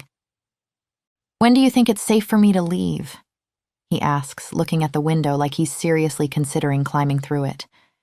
And Jamie knows he would, the stubborn ass. Oh. She settles onto the bed, careful to look relaxed. Not for at least an hour, they're watching It's a Wonderful Life.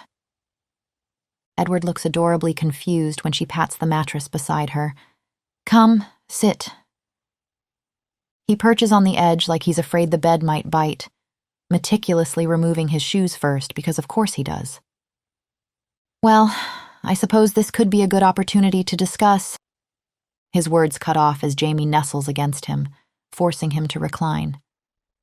I'm really tired, she sighs, making her voice small and vulnerable. Haven't been sleeping well with all the stress. Oh?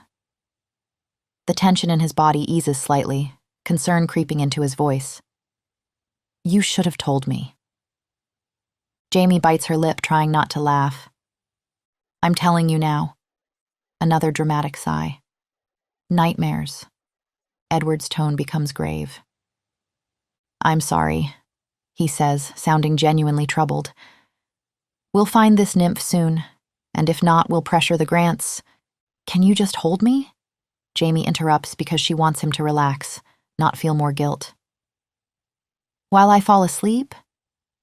She can practically hear him weighing the pros and cons against her request. Of course, he finally decides, arms settling around her with careful precision. Gradually, though, his breathing deepens and his hold on her grows less measured. Should probably head downstairs, he murmurs after a short while, words blurring together. Rolling her eyes, Jamie raises a hand to threads her fingers through his hair. The effect is immediate. Edward melts against her with a soft sound that makes her heart flip. Would you mind setting your alarm? He murmurs, nuzzling closer like an oversized cat. Just going to rest my eyes for a minute. Will do. The lie comes easily as she massages his neck, fighting a triumphant grin.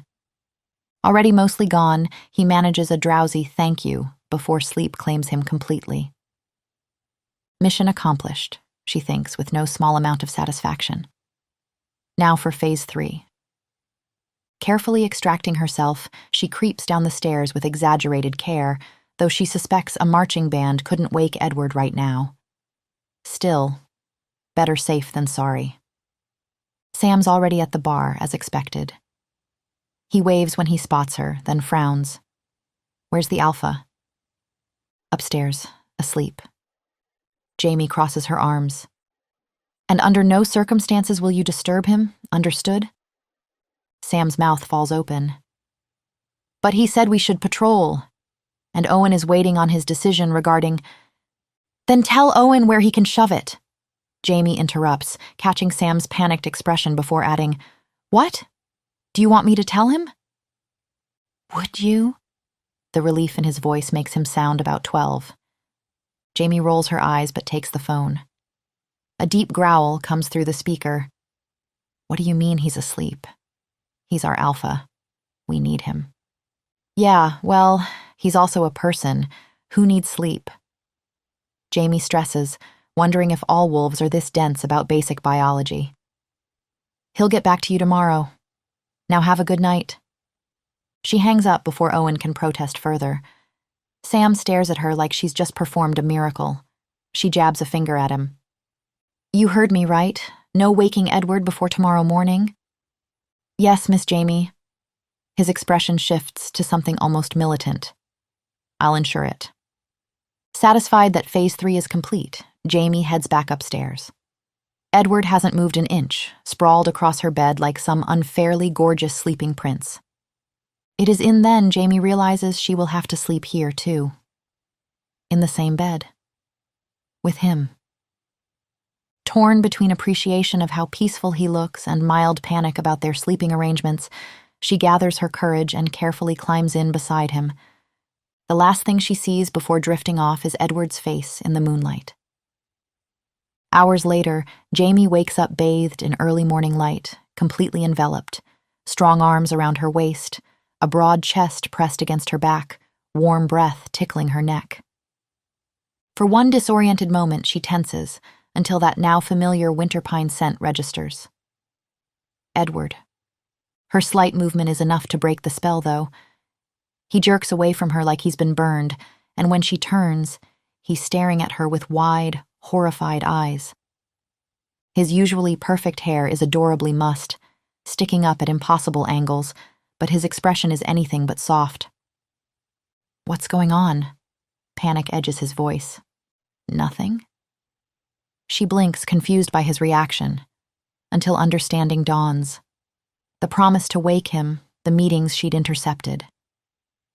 His shock morphs into fury so quickly she almost gets whiplash. "Jamie," he sounds like he's choking on his own outrage. "I was supposed to meet Sam." "I know." She rolls her eyes, refusing to be intimidated. "I told him to scram, the other one too." "You told him to what?" He actually sputters. "And what do you mean, the other one?" "Owen, I think his name was." She shrugs with deliberate casualness. The look on Edward's face suggests he's seriously considering murder. She might even find it scary if she hadn't felt him practically purring at the slightest head scratch last night. "How dare you?" Each word comes out clipped, precise. "You can't just—" "Oh, come on, Edward." She cuts him off. "You were being unreasonable." "Unreasonable?" His jaw actually drops. "This whole station is in danger, your family included. And your friend's missing." The low blow makes her bristle. "You're not helping anybody dropping dead from exhaustion." She snaps back, heat rising in her cheeks. How can someone so intelligent be this dense about basic self-care? "Not this again." He groans like she's a particularly stubborn child. "I told you I don't need—" "Shut up!" Her voice cracks like a whip. "Yeah, you do." Something wild flashes in his eyes, like a cornered animal suddenly realizing it's trapped. It makes her chest ache despite her anger. "Look," she softens her tone. "You're allowed to rest sometimes, Edward. Nobody expects you to—" "You have no idea what people expect of me." He interrupts, the raw edge in his voice silencing her. It's true, she realizes. She knows nothing about his life beyond this pretense they're living. But she knows what she's seen. Someone so consumed by his role, he's forgotten how to exist outside of it. His expression hardens into something regal and distant. "From now on, Jamie, when I tell you to do something, I expect you to obey. Are we clear?" She gapes at him, anger flooding back hot and fast. He expects her to obey? The sheer audacity of this man, thinking he can command her. "We are certainly not clear." She launches herself upright. "You don't tell me what to do. I'm not your employee. I'm not part of your pack. I'm not even your real girlfriend." His pupils dilate as she speaks, nostrils flaring, but Jamie won't be stopped. "You listen." She moves closer, jabbing her finger into his chest. "I can do whatever the fuck I want, and you," another poke, "can't. Poke, stop me." A growl rumbles from Edward's chest, but there's something different about it now. His eyes have gone dark and heavy-lidded, gaze dropping to her lips. And having crawled closer with each accusation, Jamie's practically in his lap, her finger pressed to his chest. She can feel his heart hammering beneath it. "You can't control me," she says, but her voice comes out breathier than intended. His hands have somehow found their way to her hips, grip just this side of too tight. "Is that so?" he asks. The words are barely more than a rumble, his eyes fixed on her mouth. "Yes." She means it to sound defiant, but it comes out like a dare. His thumb traces small circles on her hip, and she's not sure he even realizes he's doing it. "Jamie." Her name sounds like a warning, or maybe a prayer.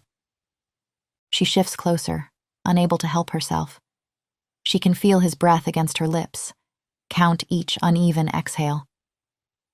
"Tell me to stop," he whispers, already leaning in. She arches up to meet him, and then a knock on the door freezes the moment. "Edward, honey?" Jamie's mom voice echoes from behind the door. "Your friend is waiting downstairs." Edward pulls back so fast Jamie nearly tips over. His face smooths into that perfect mask she's coming to hate, all traces of desire vanishing like they were never even there. "Tell him I'll be right down," he calls, already standing and straightening his clothes. His movements are precise, controlled, nothing like the man who'd just been looking at her like she was something to be claimed. "Edward," she starts, but he's already heading for the door. "We should discuss schedules later," he says, all business, like he hadn't been seconds away from kissing her. The door clicks shut behind him, leaving Jamie alone with rumpled sheets and the phantom sensation of his touch. She falls back against the pillows with a groan. 18. Edward.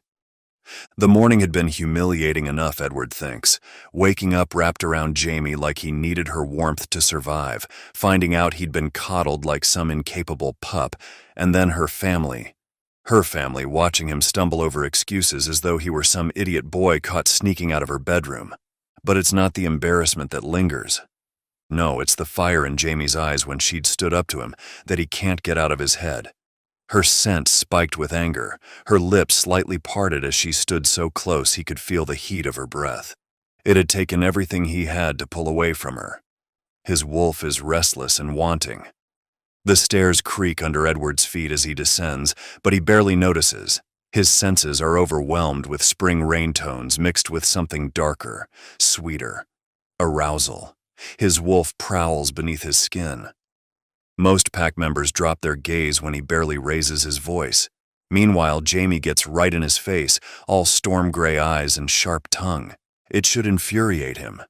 And it does. It makes his blood burn, makes him want to push her against the wall, show her exactly what happens to little humans who challenge alphas. He wants to know the sound she'd make, how she'd feel beneath him, if she'd still be defiant when he grips the banister, wood creaking under his fingers. This is madness. She's human, fragile, temporary. The pack would see his fascination with her as weakness. Owen already questions his judgment, but he can't stop thinking about how she'd looked this morning. The way her eyes had darkened when she'd looked at his mouth, like she wanted to taste him as badly as he wanted to taste her. Maybe he should, he thinks. Yes, it would certainly help their cover story if he made her his lover. He could be careful with her, gentle even if she needed. His wolf strains toward the stairs, already imagining pinning her to the bed, marking every inch of her skin until she forgets how to be anything but his. "What are you doing?" Owen's voice cuts through his fantasy like ice water. His beta stands at the bar, radiating judgment and disapproval. Not Sam. Definitely not Sam. Edward forces his breathing steady, trying to ignore how his body still aches for the woman upstairs. This is going to be unpleasant. "Well, perhaps you should have." Owen crosses his arms. "Looks like you need help taming your human pet." The snarl rips from Edward's throat before he can stop it, primal and protective. "See?" Owen drops his gaze, though tension radiates from every line of his body. "You can't even stand me reminding you of her place. She's not your equal, Edward. She doesn't have a wolf." "Did you come all the way here to state facts?" Edward circles his beta, teeth bared. His wolf still strains toward the stairs, toward Jamie's scent. "I came to remind you what's at stake." Edward rolls his eyes. "As if I don't know." "I've heard stories." Owen's gaze snaps back up, urgent. "Wolves barely able to function without their mates once a fated bond forms. Can you blame me for worrying about your focus? Not only that, but how exactly will your human live amongst us? One bite from any of us and she dies." Real fear colors Owen's scent now. "I'm not sure the pack will accept her, Edward, fated mate or not." Something cracks in Edward's chest, an ache he hadn't expected. Well, good thing she isn't then. The words taste like ash. Owen actually stumbles. "What?" "I just told the Grants she was so they'd let me remain here on their territory." Each word feels like betrayal, though he can't say why. "Then why the fuck didn't you tell me?" Relief floods Owen's scent. "For fuck's sake, Edward, I was going insane wondering how the hell you were going to keep being our alpha with such a liability." Cold spreads through Edward's chest as Owen continues. "I can't believe I fell for it. Obviously, you wouldn't end up fated to some useless human." Owen actually laughs. Can you imagine you, with some weak-ass unknowing girl who'd die at your bite and never bear your children? Well, thank fuck. He wipes his eyes. Crisis averted. Edward's wolf whines, and he realizes with sudden clarity that he'd wanted Owen to be wrong. Wanted there to be some way around the impossible barriers between him and the fierce, beautiful human upstairs who refuses to submit. But Owen's right. She isn't his mate. Edward forces a confident smirk that feels like a mask. Hearing Owen dismiss Jamie so casually makes his wolf pace restlessly beneath his skin. Jamie isn't useless, he says, crossing his arms. She's been helping. Helping you with your urges? Owen sneers. I didn't say you couldn't fuck her, Alpha. No one will care. Edward moves before he can think, pinning Owen to the wall. The wood creaks under his grip. He can accept that Jamie isn't his fated mate. She isn't even his real girlfriend. But hearing her discussed like she's nothing... Shut up. His voice carries deadly promise. Know your place. Owen goes still, submissive, though Edward catches the glint in his eye before he lowers it. You can let the pack know not to worry about my non-existent mate. Edward growls. Now fuck off. Before I get the chance to tell you about the encrypted message we intercepted? Edward rolls his eyes. Trust Owen to withhold critical information until he's been enough of an ass to need redemption. What message? Owen produces a paper from his pocket. Radio frequency, time, date, and place. Tonight at the Grants Hotel? Edward frowns at the coordinates. Someone wants to meet us there? Who? Who? I'd have told you if we knew who. Would you? Edward snatches the paper. The Grants are holding a Christmas ball tonight. Perfect, parade your little human, attract attention, while Sam and I look for whoever sent this. Could be a trap. His wolf bristles at the thought of bringing Jamie into danger. Could be the opportunity you've been waiting for. Edward's gaze snaps to the stairs to where Jamie's scent still lingers. You've been squeezing the Grant pack out for years, Alpha. Owen's voice carries an edge of excitement, buying their shares, taking their land piece by piece. Once we expose whatever they're hiding with this nymph, you can finally demolish this place and build that pipeline we need. We need to find Jonah and the missing humans first. Sure, if you want. Owen's dismissal makes Edward's skin crawl. But we both know what your priority is here. It's what it's always been. To win. Don't pretend a few humans and Jonah are what drove you here. Not even Sam would believe that. Edward can't argue. He came to pressure the Grants into giving up their land. The resort means nothing to him, just profit margins and expansion plans. Richard Grant is a good alpha. Victoria, a suitable heir. But they wouldn't see reason, clinging to their precious mountains. We'll find the hostages first. He catches Owen's eye until his beta nods. Standing there, looking at the man he'd molded into his own image, cold, calculating, focused only on victory, Edward feels something he hasn't experienced in years. Shame. 19. Jamie. The hotel suite mirror reflects a stranger wearing diamonds that catch the late afternoon light. Rebecca fusses with Jamie's hair, wielding hairspray like a weapon. Wow, she says, discovering the earrings nestled in black velvet. Diamonds bigger than either of them has ever seen outside of movies. Edward's not messing around. Jamie manages a tense smile, watching her sister's reflection as she fastens the heavy jewels in place. She feels like she's playing dress-up in someone else's life, though she has to admit the effect is stunning. If only her stomach would stop doing nervous flips. I've got to say, Rebecca sprays another rebellious curl into submission, I didn't think you'd go for the rich business tycoon type. You're more of a struggling artist girl normally. Jamie nods noncommittally, remembering how she'd woken up this morning to Edward's defensive anger, how he'd fled before she could... What? Kiss away that trapped look in his eyes? Make him smile that rare, genuine smile that appears when he thinks no one's watching? She spent all day missing him, of all things. Missing his puzzled frowns at Christmas decorations, the way his eyes light up when he discovers a new sweet flavor. Missing his steady presence beside her, how he listens to her ramble with such careful attention, like her words actually matter. When did he stop being an annoyance and start making her feel special? Mom adores him, though. Says he's the politest man she's ever met. Rebecca adjusts Jamie's necklace in the mirror. I didn't think you'd go for polite either. He's not my boyfriend. The words burst out before Jamie can stop them. She can't bear one more second of pretense, not when her chest aches every time she thinks of him. Slowly, shamefully, she meets her sister's eyes in the mirror. It's all a lie. The day you arrived, he'd just woken up on my couch and I barely knew him, but you all assumed. And Mom looked so pleased with me for once that Jamie, Rebecca's hands still in her hair. Everyone looked so relieved, Jamie insists, that I was somehow moving on with my life, all because of some guy. Her voice catches as Rebecca's fingers resume their gentle work, grounding her. Jamie, her sister's hand finds hers. I know. What? I know he isn't your boyfriend. How? Jamie turns in her chair. Wait, don't tell me. It's because you think he's way too attractive for me? That's why you didn't buy it? Rebecca snorts. No. Although, don't get me wrong, he is way out of your league. Thanks. Jamie slumps, careful not to wrinkle the silver silk.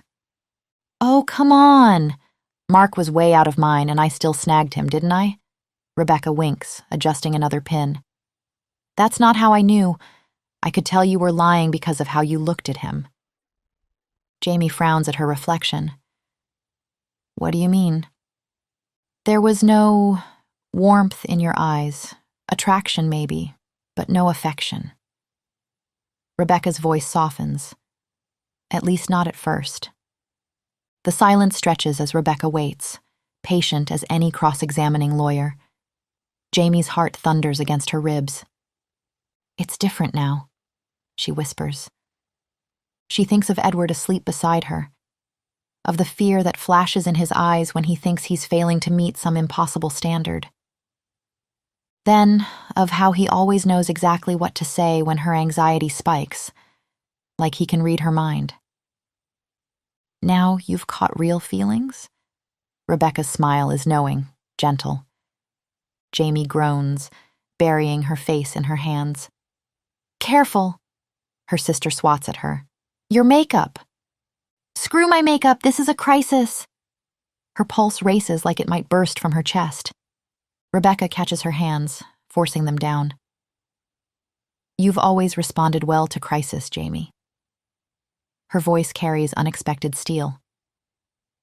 Mom doesn't see it because she worries, and Grandpa doesn't see it because he's protective, but I see it. I know you. When Dad died, I was a mess. We all were. But you kept that smile on your face and brought light back into our lives. You have a way with making people feel less alone.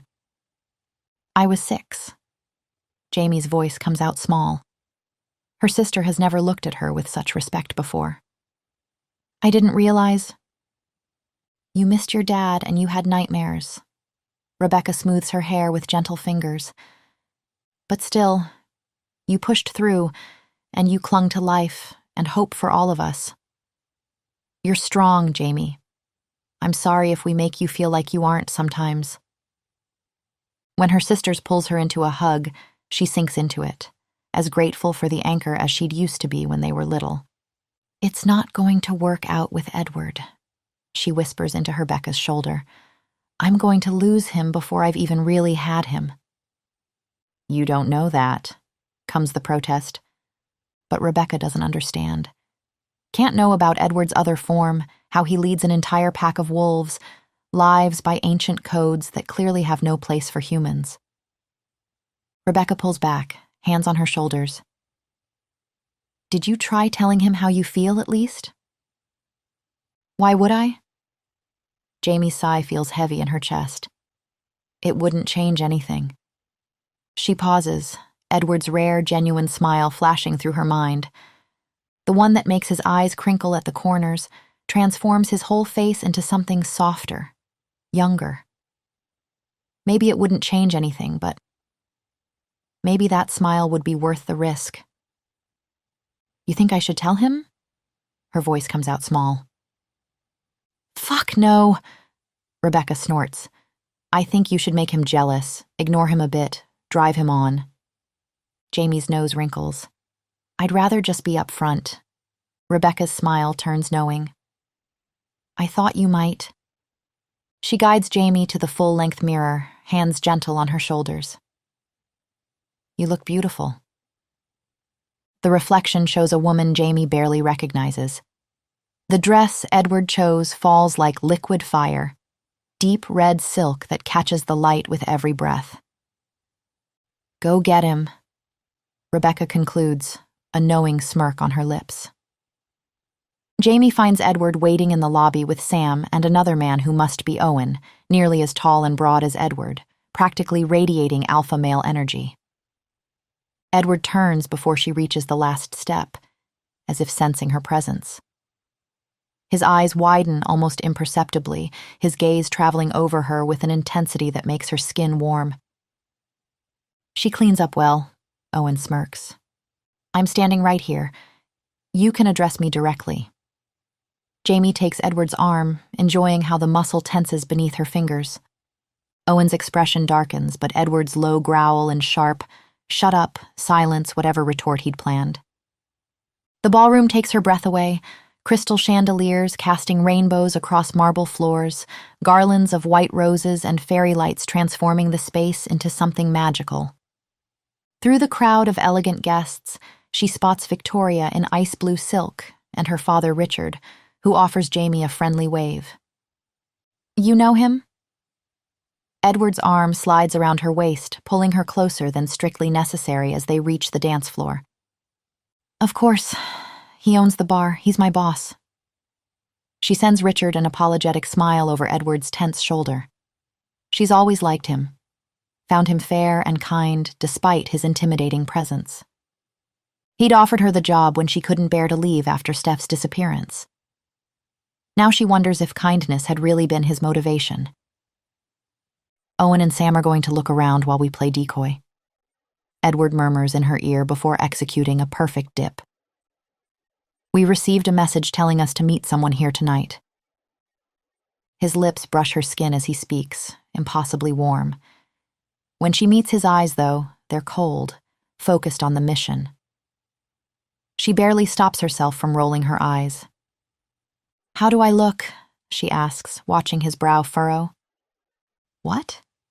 He won't quite meet her gaze. Your friend said I looked good. What do you think?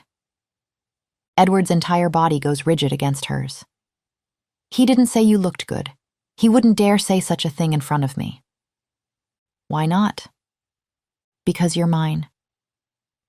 The certainty in his voice steals her breath, sending heat coiling in her stomach even as indignation flares. You don't own me, she challenges, trying to catch his eye. Perhaps not. His voice turns rough. But everyone here must think I do. Her heart pounds against her ribs. Must they? When he finally meets her gaze, something torn and vulnerable flashes in those amber depths. What are you saying? I thought the plan was clear. It hasn't been clear in a while, Edward. She lets the words hang between them. I think you know this. She spots Owen and Sam slipping toward a side door. If you want to create your distraction, now's the time. I didn't say I wanted... The raw emotion in his eyes makes her chest ache. Shut up and kiss me. Jamie tells him, and to her surprise, he does, his lips claiming hers like it's all he'd been waiting to do. It's careful and tentative, measured, until she nips his bottom lip, and then it's anything but. Suddenly, it feels like Edward is. Everywhere, his large hands spanning her back, pulling her closer, his mouth hot and urgent against hers. Weeks of tension explode between them, every glances that lingered too long, every word left unsaid or stolen moments in the quiet, erupting into something desperate and claiming. His fingers dig into her hips, hers tangle in his hair, one of them grunts, the other moans. She's dimly aware they're causing a scene. She couldn't care less. The room around them fades, the music, the chatter, the glances from other guests. None of it matters. It's just him, his warmth, the steady strength of his body against hers, and the raw, unspoken emotion pouring into this moment kiss. Jamie breaks away just enough to meet Edward's eyes, bright gold, shimmering with something primal and unguarded. "Do you think that was enough of a distraction?" she asks, and it sounds like a whine. She'd be embarrassed by it if Edward didn't immediately shake his head, something aching in the movement. He opens his mouth as if to speak. Nothing comes out, and then he claims her lips again instead. There are vague, surprised murmurs nearby, maybe. Who cares? It doesn't matter. All that matters is Edward, his hands branding her skin, the barely contained sounds rumbling through his chest, the hard press of his body. She's never wanted anyone like this, like she might die if he stops touching her. "Edward?" The sharp sound of someone clearing their throat makes them both freeze. Jamie blinks, dazed as Edward pulls back slightly, a low growl rumbling from his chest. She turns her head to find Richard Grant standing a few feet away, his expression carefully neutral. "Edward?" Richard says again, his tone calm but firm. "A word?" Edward's lips curl back slightly, his eyes narrowing into a glare so sharp it's almost dangerous. Jamie feels the loss of his warmth as he reluctantly steps away, but his hand lingers on her waist for a second longer than necessary. He looks down at her, his eyes still glowing faintly gold. "Stay here," he says, his voice rough and low. The sound of it sends a shiver down Jamie's spine. It's not an order. It's a promise. She nods, unable to find words, watching as he finally lets go of her and follows Richard toward a quieter corner of the ballroom. Jamie stands there for a moment, her skin still humming from his touch, her lips still tingling. She feels exposed, embarrassed by how easily she'd forgotten herself, but there's something else, too. Something giddy and electric, thrumming in her chest. This wasn't pretend, she realizes, her cheeks flushing. It had been real. A proper, real kiss, full of real implications. And Edward had enjoyed it as much as she could tell. No one could fake that kind of hunger, the way his hands had trembled against her skin. Her heart pounds as she watches him walk away, his back straight, his movements precise. She touches her lips, still unable to believe what just happened. Her reflection in the ballroom windows shows kiss-swollen lips and flushed cheeks. She should check her makeup, make sure she looks perfect for when he returns. The bathroom is just down the hall, away from the crowded ballroom. Her mind is so full of Edward, his taste, his touch, the way he'd looked at her like she was something precious and dangerous all at once, that she doesn't notice the footsteps behind her. Doesn't register the danger until a hand clamps over her mouth, another arm like steel around her waist. "Don't say a word." A woman's voice cold as ice against her ear. "And come with me." 20. Edward. Edward follows Richard down wood-paneled hallways, his wolf bristling at having his back to another alpha. The Grant patriarch's office, when they reach it, is everything Edward despises, cluttered with photographs and mementos, a leather chair worn soft with age. Pictures of Victoria as a child scatter the desk, along with what must be generations of Grants. Sentiment, weakness. Edward's own office is steel and glass, designed to intimidate. Richard catches him studying a family photo. This resort you're so eager to demolish? It's not just land, it's people. Memories, though someone as cold as you probably can't understand that. Edward's lip curls. I understand what an alpha must do to protect his pack. Your sentimentality hasn't protected yours very well, has it? Protect? Richard's laugh holds no humor. Is that what you call buying my shares under false pretenses? Pretending to help while plotting to take everything? I'm offering you what any good leader would, a chance to benefit your pack. By stealing land that's been in our family for generations? By joining our packs.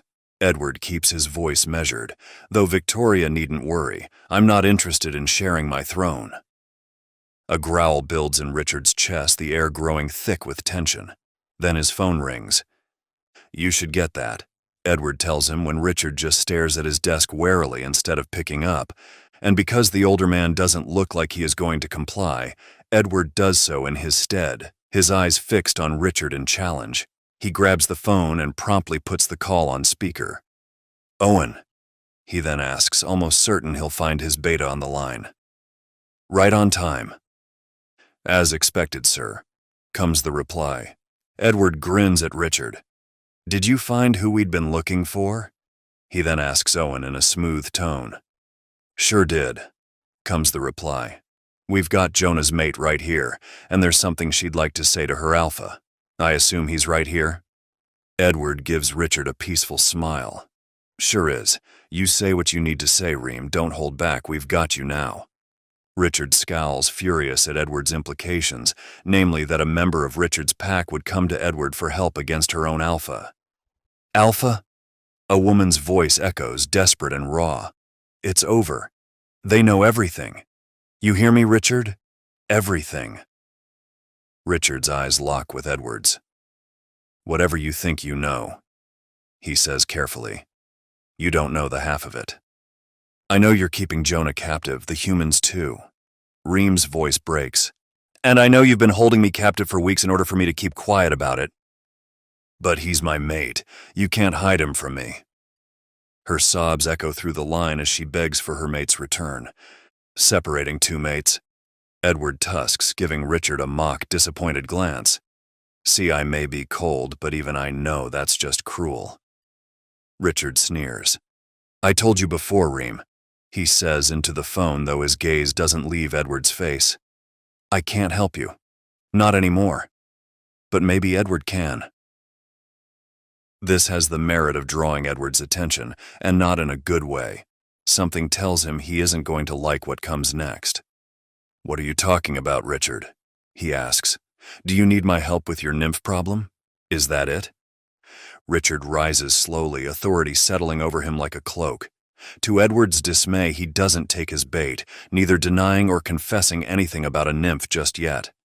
Before I tell you, let me be clear. What I'm about to ask isn't a favor. It's a demand, one with consequences if you fail to comply. Edward's eyebrows rise. Finally, the real alpha emerges from behind the grandfatherly mask. And what exactly do you think you can threaten me with? He lets his own power fill the room. I have the bigger pack. Proof of your involvement in covering up whatever's harming humans on your turf, meaning there'll be no one taking your side. I even own most of your company. What do you have, Richard? The older alpha's smile turns predatory. I have your mate, and if you want Jamie back, you'll do exactly as I say. 21. Jamie. Victoria drags Jamie stumbling through the darkness, her heels slipping on what feels like glass beneath her feet. The air grows colder with each step, her bare arms prickling with goosebumps. Keep going, and mind your steps.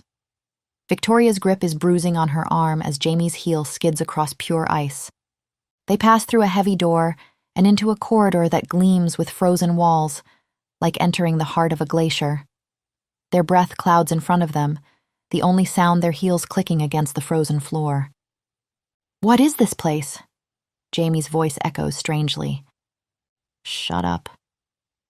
Victoria pushes her forward into what can only be described as an ice cave, walls of translucent blue-white rising to a domed ceiling, like some twisted underground bunker carved from winter itself. And in the center... Steph! The scream tears from Jamie's throat. Her best friend stands frozen in perfect, terrible detail, exactly as Jamie remembers from that night. One hand raised as if to ward something off, fear etched into features preserved in crystal clarity by the ice. Jamie stumbles forward, wraps her arms around the frozen form. The cold burns through her silk dress, but she can't let go. I'm sorry, she whispers against the ice. I let you down. I'm so sorry. Then she sees the others. Natalie, the missing ski instructor. A man who must be Jonah, He has Sam's eyes, even frozen, and more. So many more, trapped in eternal winter. Are you hiding them here? She turns to Victoria, horror choking her. Victoria shrugs, though something like shame flickers across her face. Don't have much choice, do we? With your mate breathing down our necks? Don't blame this on Edward. He's been trying to help. Victoria's laugh is bitter. Is that what he's been telling you? Of course it is. He must have acted all high and noble, pretending to care about this guy. She gestures to Jonah. And your friends? He doesn't need to pretend. He's been trying to force us into giving him our land, if not control of our pack. Victoria's fangs flash. We wouldn't be in this mess if it weren't for that power-hungry asshole. The words don't make sense. Edward is just trying to help Jonah and the others. He says it's his responsibility as Alpha to protect humans from supernatural threats, that you and your father should have protected everyone here. Of course we have. Victoria's outrage fills the cave. It's all we've been trying to do, you idiot. But Edward Carver has us by the balls. He tricked us into letting him buy more and more of our company's shares, supposedly to help us stay afloat, but really to push us into a corner. Why would he do that? The cold seeps deeper into Jamie's bones. Because he can, Jamie. This is about power. It's been about power all along. He doesn't care about your friends or even Jonah, at least not like he cares about expanding his business empire. He wants to destroy this resort. Did you know that? Jamie shakes her head, unwilling to believe. If this is true, he must have a good reason. Oh, shut up, Victoria sneers. Just because he's handsome and bought you a pretty dress, you think he's not a killer? Please. She rolls her eyes. He's an alpha, obsessed with power and control. Or are you really so blinded by his pleasing smiles that you've failed to notice? Jamie thinks of Edward playing with Stella, listening patiently to her mother's stories for the 5th time. The way he looks at her sometimes, when he thinks she won't notice. You're wrong about him. He's a good person. The words come out stronger than she feels. I know he is. Victoria's smile turns cruel. We'll see about that. He'll have an opportunity to prove himself soon enough. What do you mean? I mean you'll soon see him for who he really is. Ice crystals form in Victoria's breath. And I wouldn't want to ruin the surprise, Jamie. But I doubt you'll like what you see very much. Victoria leads Jamie to a hidden door at the back of the cave.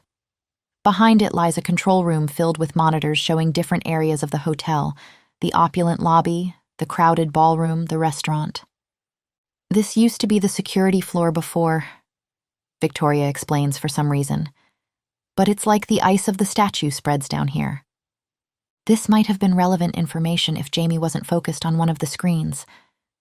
Her breath catches when she spots Edward on one of the screens, standing in what must be Richard's office. His face is a mask she's never seen before, cold and distant, something predatory lurking in his eyes. What is it? He doesn't look at you like this. Victoria's sneer carries a hint of pity. You're his mate. It's different for you. Lucky for us, I suppose. Before you, we had nothing on him. Guy has no weakness. Well, had. What do you mean? Jamie watches Edward's rigid posture, the dangerous set of his jaw. Just listen. Victoria presses a button and sound fills the room. I have your mate. And if you want Jamie back, you'll do exactly as I say. Richard's voice crackles through the speakers. Victoria's hand lands unexpectedly on Jamie's shoulder. Don't be scared. We won't actually hurt you. The almost gentle tone surprises her. We just need to put pressure on Edward. Jamie can't look away from Edward's impassive face as he asks, Or what? Bastard, Victoria mutters beside her. Do you even need to ask? Richard sounds confident. Aren't you worried about your mate turning to ice like Jonah and the others you supposedly want to rescue? Jamie holds her breath, searching Edward's stern features for any sign of the man who'd kissed her so desperately an hour ago, but his eyes hold only cruel amusement. Do I worry? His casual shrug makes her stomach drop. I might have if Jamie were my mate. I suppose I would have felt compelled to worry, wouldn't I? How inconvenient that would have been. His smirk turns vicious. Lucky for me, though, Jamie isn't my mate. I've just been saying she is so you'd let me wander as I pleased. Jamie tries to bury her hurt. She knew this, after all. She's always known. You didn't seem so indifferent to her earlier at the party, Richard notes, though his confidence wavers. Edward's laugh is cold enough to rival the ice cave.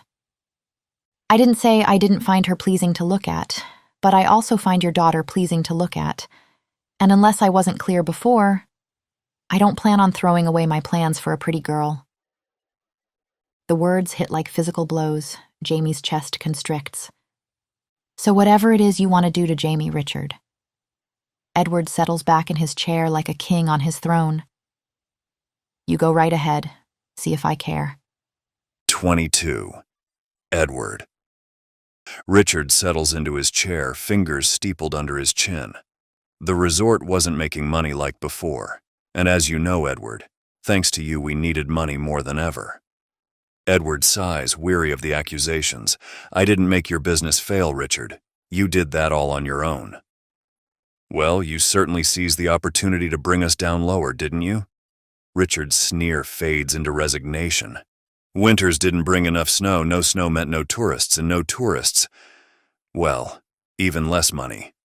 We were getting desperate. I knew we'd have to sell, and selling meant ceding the pack to you. Edward doesn't bother hiding his satisfaction. It had been exactly what he'd been counting on. But then the snow came back miraculously. He leans forward. How did you manage that? You know how. Richard meets his gaze steadily. The nymph. Edward draws a sharp breath. They'd been right all along. How did you find one? How did you bring it here? How do you control it? I don't. Richard grimaces. Well, not exactly. He pinches the bridge of his nose. When I was a child, my mother told stories about nymphs. How they protect nature, make it thrive. How their powers bring balance, but I'd never seen one, never thought I would. So how did you come across this one? Richard hesitates before shrugging. I might as well tell you. You want this land, you should know what comes with it. He pauses, gathering his thoughts. One night I drove to town to meet a contact, an elder from another pack with knowledge of magic. I thought maybe he could help with the snow. I was desperate, thought if I could just make the weather colder. He catches Edward's skeptical look. Don't look at me like that. I knew it was hopeless, or I thought it was. I walked into the bar where we'd agreed to meet, except when I crossed the threshold I ended up somewhere else. Somewhere else? Edward's frown deepens. What do you mean? I mean I was suddenly in a bookshop in an entirely different country. Pretty sure it was the United States. There was a flag outside. Wait. Edward holds up a hand. You teleported to the United States from a bar down the mountain? He expects Richard to laugh it off, but the older alpha's expression remains grave. Yes, look, I'm not exactly sure where I ended up, but I never made it to that bar. Instead, I met a man who claimed to be a magician, said if I ended up there, it must be because I had a wish to make. I don't follow. Can't say I did either. Richard's laugh holds no humor. But this young man, he swallows. I'm not sure what he was, Edward, but there was something wrong with him. Wrong how? Something dark, twisted, corrupt, I don't know. I could tell he was dangerous, but he said he could grant any wish I had, so I got curious. Could he solve my weather problem? Edward stares. Wait, so you wished for a nymph and you got one? Richard's expression is deadly serious. Yes, that's exactly what happened. The silence that follows feels heavy with implications. Edward's wolf stirs uneasily, sensing something much darker than territorial disputes at play. Yes. Richard's voice is heavy. I asked if he could give us our very own mountain nymph, one with power to bring back the cold and snow. He said it would be done, but only in exchange for what I loved most. Edward blinks, momentarily stunned out of his usual composure. And you agreed? The "you're an idiot" goes unsaid but hangs in the air. Richard's answering glare is sharp. What choice did I have? I was going to lose everything anyway, wasn't I? Edward's retort dies in his throat. He prides himself on being practical, not cruel, and Richard has a point. Anyway, Richard continues, I made the wish. Got the nymph. And yes, it brings the cold like I wanted. But it also freezes people, scaring off tourists. So despite having gotten what I want, you're going to lose it all anyway. The irony isn't lost on Edward. He pauses, mind racing. In all his years as Alpha, he's never encountered magic this powerful, this dangerous. His wolf bristles at the implications. So what was your plan, Richard? Why take Jamie and threaten me? Even if I did leave you alone, you'd still have a dangerous nymph. Other packs would come asking about the disappearing humans eventually. I know, which is why I was hoping to convince you to make a wish, to fix it all. Edward actually startles at that. Why do you need me? Why can't you make another wish, or ask the magician to take back the one you made? Richard's laugh is bitter. I tried, but there are rules. 1 wish per person, no takebacks, and what you love most in exchange. I wasn't about to let anyone from my pack make the same mistake I did. But it's okay if I do. Edward's lip curls. You'll lose Jamie anyway if you don't try. Richard sneers. Edward rolls his eyes to hide the tightness in his chest. This again? I told you I don't care about Jamie. The lie tastes bitter, and if he paid a little more attention, he'd notice how he likes himself less just for saying. But he can't afford to pay attention to these things when Jamie's been captured and people need saving from the nymph. So he goes on. And even if I did, you won't hurt her, Richard. You're not like me. You like her. She told me how kind you were after Steph disappeared. You felt bad, didn't you, seeing her called crazy when you knew she wasn't? Richard pales satisfyingly, and Edward concludes triumphant, I know you won't hurt her. Well, what shall we do then? Richard spreads his hands. You want this land? How will you use it if the nymph endangers everyone who crosses it? You need her gone as much as I do. Edward's wolf goes still. Richard isn't wrong, and there's still the matter of those frozen in ice, of Jamie's friend, of Sam's brother. You said the magician wouldn't cancel your wish. Is there really nothing we can offer him? I doubt it. He seems bound by rules. The only way to cancel the wish would be if he died. Edward's head snaps up. If he died? Richard nods grimly, then catches Edward's expression. Wait, are you suggesting... Yes. Edward doesn't bother hiding his sudden certainty. And I'm not suggesting. I'm telling you. Let's kill this guy and get it over with. 23. Jamie. Jamie watches the scene unfold on the monitor, each word from Edward's mouth like a physical blow. Not only does he dismiss her existence like she means nothing, which she's still struggling to believe, despite the evidence before her eyes, but he's calmly discussing murder, like it's just another business transaction. I'm telling you, let's kill this guy and get it over with. Her hands shake as she watches him, so cold and calculating. Like taking a life is nothing more than a means to an end. Like he has the right to decide whose life matters and whose doesn't. On screen, Richard shifts uncomfortably. I don't know, he hedges. This young man, I thought you said he was dangerous, Edward says in a tone that could freeze blood. Yes, but... Richard looks lost, which only seems to irritate Edward more. We need to save all the victims the nymph took.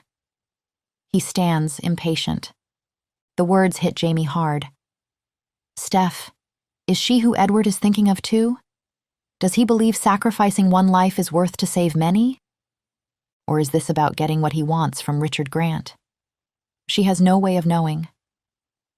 The man on the screen seems like a stranger wearing Edward's face. I'll do it for you, he says, voice dark with promise. I'll kill this magician, or die trying. The words steal her breath. Die trying? She hadn't even considered something could happen to Edward, but, of course. That powerful magician person will surely want to defend himself. What if instead of Edward taking a life, he loses his own? If I succeed, though, Richard, for solving your little problem, you'll give me this resort. Edward extends his hand like he's closing a real estate deal, not plotting murder. Do we have a deal? Jamie watches, helpless as they shake hands. She's not sure what terrifies her more, the thought of Edward never coming back, or how she'll face him if he does. She keeps trying to reconcile this cold-blooded stranger with the man who'd rescued her from a journalist, without even knowing her. The one who lets Stella braid his hair, and who pretends to laugh at Grandpa Joe's joke. The Edward who'd held her this morning like she was precious, and who'd kissed her like he couldn't bear to stop. But maybe that Edward had been the real lie all along. 24. Edward. Edward stands before Richard's office door, hand hovering over the brass handle. The wood feels warm beneath his palm. Ordinary, nothing to suggest it might become a portal to somewhere else entirely. The magician said if you wish strongly for something, you should arrive in his shop. Richard paces behind him, footsteps echoing on hardwood. Yes, you've said. Edward's jaw clenches, several times now. So really focus on what you want. Money, conquered territories, stolen lands. Richard! The words come out as a growl. The other alpha isn't helping, just making Edward more aware of how ridiculous this all feels. He closes his eyes anyway, tries to concentrate on his goals, acquiring Richard's land, building the pipeline, watching his company's value soar. All the things that have driven him for months. The door swings open to reveal the hotel hallway, exactly as expected. Doesn't seem to be working. He observes, his voice carrying dry amusement. You've got to wish for it with all your heart. Richard sounds increasingly desperate. Edward sighs, steps back into the office. The door closes with a soft click. Another try yields the same result, just more hallway, more failure. Come on, make an effort. Richard's voice rises. You have to yearn for something. You try yearning for something. Edward snaps, patience wearing thin. I can't. I already made a wish. Edward closes his eyes again, changes tactics. He pictures finding the frozen victims, Jonah and Steph among them. Jamie's face appears unbidden, her relief, her joy at having her friend back. Something tugs in his chest, a pull that feels almost... We need a plan B. He steps back into the hallway, shoving the feeling aside. Richard yanks him back into the office. For fuck's sake, Edward, don't you have anything you want out of life? Anything at all? Edward stares at the door. Perhaps that's the problem. He already has everything he's supposed to want. Power, wealth, respect. What else is there? Think of a time you felt frustrated lately. Owen's face surfaces immediately, his voice echoing, the pack will never accept her. She can't be your mate. The memory of Jamie's kiss burns on his lips, soft but insistent. He sees her walking away when this is over, leaving him to his empire of snow and money, and nothing that matters. The handle turns under his palm, and Edward opens his eyes to darkness and books. Moonlight filters through grimy windows, casting long shadows between towering shelves. The bookstore seems endless, shelves stretching up into darkness, corridors branching off like a maze. His wolf's hackles rise at the unnatural silence. No traffic sounds from outside, no hum of electricity. Like the store exists in some pocket separate from the real world. He moves silently between the shelves, every sense straining. Someone capable of granting wishes, of creating nymphs from nothing. They must be ancient, powerful, the kind of being that could snuff out his life with a thought. Edward's mind conjures images of some ageless creature wearing human skin, waiting in the shadows, the sort of thing that trades in souls and broken dreams. A floorboard creaks somewhere in the darkness. Edward freezes, muscles coiled. His wolf rises close to the surface, ready to shift at a moment's notice. One chance, that's all he'll have against something this powerful. A deep, guttural groan echoes through the darkness. Edward's claws extend slightly. He'll need to be careful. Strike fast before it can use its magic. Perhaps pretend to make a wish. Get close enough. For the first time in his life, this isn't about territory or power. This is about making something right. Edward moves silently between towering shelves, each step measured, his wolf coiled tight beneath his skin. Heavy breathing comes from just ahead, behind a stack of leather-bound books. He approaches, breath held, and finds a young man sprawled on the floor who lets out another pained sound when their eyes meet. "Can I help you?" he slurs, waving a bottle that promptly spills most of its contents down his shirt. He blinks at the wet fabric like it's performed a magic trick. Edward stares. Hard. The supposed magician is rail-thin, his skin pale like he hasn't seen sunlight or a proper meal in months. Copper hair sticks up in all directions, and cat-green eyes rimmed with red give Edward a glazed, questioning look. "Are you the magician who grants wishes?" Edward feels ridiculous even asking. "Yes." The young man replies in a tone that makes it clear he thinks Edward's an idiot. He extends an imperious hand that Edward finds himself taking, hauling him upright. The magician sways dangerously until Edward steadies him. "Suppose you must have some kind of request," he says, raising the bottle to his lips. "Are you sure you're the magician?" Edward asks, because surely he can't be. "Pretty sure," the man replies, peering into his empty bottle. "Whiskey?" When Edward doesn't respond, he shrugs. "Never mind, think we're all out." "Wonder how that happened." Edward deadpans. The helpless shrug he receives in response almost makes him feel sorry for the guy. Almost. Then he remembers the cursed land, the frozen victims. He should be glad to find his target so vulnerable. "So what can I do for you?"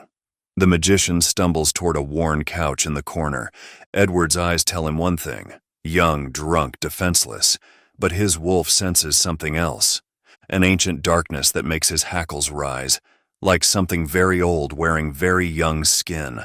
Like this is the kind of creature that could freeze a girl's best friend in ice and make her think she's crazy. "I was told you were capable of granting any wish," Edward says, as his gaze catches on a Christmas tree tucked in the corner. Draped in mismatched ornaments that clash horribly, its lights twinkle steadily, the only warmth in the gloomy store. "I didn't put it there." The magician pouts, following his look. "What?" The tree. Something vulnerable crosses his face. Looks terrible, doesn't it? Edward stares, thrown off by this mundane conversation. "Yes, I suppose it does." The magician's answering smile is small but genuine. Edward's hands clench uncomfortably. "You granted a friend of mine a wish," he says. The words burst out, harsh in the quiet store. "Oh." The magician's face falls. "Yeah. It all went to shit. Though I suppose that was the intention?" Something ancient flickers behind those green eyes, turning them cold and inhuman. "I wouldn't say the intention, but that is usually what happens, yes." Edward steps closer. "We have a nymph running around, freezing people." "Right." The creature wearing a young man's face sighs. "And I suppose you want me to fix it?" "You suppose right." Just like that, he's young again, sinking deeper into the worn couch. "I can't take back a wish." "So I've heard." Edward's claws press against his palm inside his pocket. "But I also heard that should I make a wish, you would have to grant it. Anything I want. For a price." The magician shrugs like Atlas setting down the world. "But yes, except wishing to annul another wish. That I can't do." "What if I wished you dead?" Edward looms over the couch. "Would you grant me that?" The magician's head lolls to the side, eyes closed. For a moment, Edward thinks he's passed out. Then, "Is that your wish?" he asks. "Yes." Edward searches his face for any sign of the power he knows lurks beneath. But there's only exhaustion and resolve. "All right then." The magician nods, settling deeper into the cushions like he's preparing for sleep. "I should probably tell you I'll be taking what you love most, but, well, if I die, you'll get it back. Should you really want it. And all the wishes you've made will be canceled?" Edward asks for confirmation. If the wisher desires it, yes. Edward's claws extend fully, but something makes him hesitate. The crooked Christmas tree, the empty whiskey bottle, the way the magician seems almost relieved at the prospect of death. He came here to kill a monster, but the creature before him seems more lost than evil. Still, Jamie's friend is frozen in ice, Sam's brother too. Innocent people paying the price for magic gone wrong. He can't afford mercy just because his target looks young and sad. Can he? So is that it then? The magician asks. Do you wish me dead? He asks the question like he'd ask about the weather, like whatever Edward will answer will be perfectly meaningless. Perhaps that is what stills Edward, or maybe it's how young and lost that magician looks curled into the threadbare couch. But he hardens his heart. This is what being alpha means, making the hard choices no one else will. If he has to carry this weight, live with this regret, then so be it. Can you do something for me? The magician asks tiredly. Edward takes an instinctive step back, muscles coiling anyway. Before you wish for my impending demise, can you grab that present for me? Edward tenses, fangs itching to drop. Here it comes, the trap he'd been waiting for. He flexes his claws, reminding himself why he's here. But the other man just waves vaguely toward the corner. What? Edward asks, from under the tree. The magician sighs like Edward is being particularly slow. Edward circles the couch in a wide arc, keeping the magician in his peripheral vision, senses straining for any hint of attack. His footsteps echo in the vast space as he approaches the sad little tree. But there's just a clumsily wrapped package in bright silver paper, tucked beneath the lowest branches. Adrian, Edward reads from the crooked tag, voice carrying in the empty store. The magician makes a grabbing motion over the back of the couch without turning around. Is that your name? Edward asks. Do you see anybody else in here? The other snaps. Admitting he doesn't, Edward approaches cautiously, expecting something, an attack, a trap. Instead, Adrian just grabs onto his gifts and sits up straighter, swaying slightly as his fingers trace the paper like it might disappear. The silence stretches until Edward can't stand it. Aren't you going to open it? He asks. Shut up. The command vibrates with power and Edward's mouth snaps closed. He watches, standing awkwardly beside the couch, as Adrian unwraps what might be the worst scarf ever created. The stitches vary wildly in size, at least 3 different yarns tangled together, and one end is noticeably wider than the other. It carries a scent, however, warm, floral, distinctly human and female. My assistant made it. Adrian explains, the words carrying a weight of meaning Edward can't quite parse. Though at the mention of someone else possibly being there, Edward's head snaps up, scanning the towering shelf. She's not here. Adrian explains like he knows what Edward is thinking. She went to celebrate Christmas with her boyfriend. Edward had never heard quite so much loathing packed into a single word. He watches the supposed all-powerful magician bury his face in lumpy wool, breathing in the scent like it's keeping him alive. Well, go on then. He murmurs, sleep clouding his voice. Make your wish. Edward looks around the vast empty store, at the tree and the badly wrapped present. Now's your chance, he thinks. Adrian's hand falls limply from the couch, the other one still holding on to his ugly scarf. His head tilts back, exposing the line of his throat. It would take Edward seconds to end this, to snap his neck before he could even wake to defend himself. With a heavy sigh, he turns and walks away, footsteps echoing through the stacks. The door closes behind him with a soft click. The fire crackles in the hearth, casting warm shadows across her mother's living room. Jamie curls deeper into the blanket Rebecca draped around her shoulders, clutching hot cocoa that tastes like childhood and comfort. Her family surrounds her, her mother's gentle hands rubbing circles on her back, Rebecca's steady presence beside her. Even Stella asleep in the armchair, refusing to go to bed until Aunt Jamie feels better. She should feel safe, loved.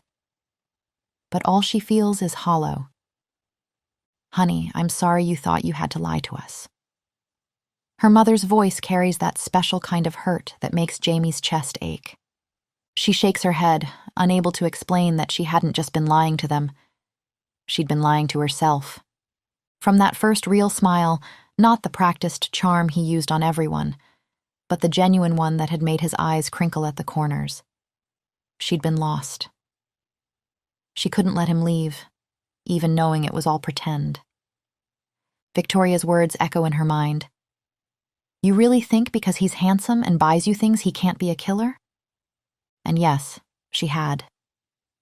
She'd let herself be fooled by strong arms that made her feel safe, by the way he listened to her mother's stories with genuine interest, by how he'd slip extra cookies to Stella when he thought no one was looking. She'd fallen for all the little ways he'd woven himself into their lives, knowing it was just another calculated performance. The worst part is that he never really pretended otherwise. He'd told her exactly what he was, cold, practical, focused on power above all else. But she'd convinced herself she saw something more, something real beneath the mask. Now the man she thought she loved is out there planning murder, plotting to destroy people's lives for profit. The beast he'd warned her about all along. At least you know now, Rebecca offers quietly. But that's the problem. Jamie doesn't trust what she knows. Years ago, she'd been so certain about what she saw that night with Steph. Everyone had convinced her she was wrong, crazy, until she doubted her own mind. Now her heart insists there was something real in the way Edward looked at her, in how carefully he'd held her this morning. But her mind remembers his cold voice. See if I care. She doesn't know which to believe anymore. The fire pops, sending sparks up the chimney. Her family's love wraps around her like a shield, but it can't protect her from the voice in her head that whispers, "Wrong again, Jamie. You saw what you wanted to see. You're crazy. You can't trust yourself."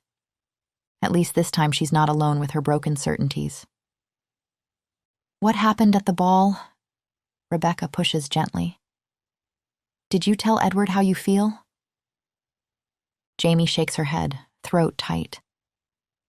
I don't feel anything. That's not true.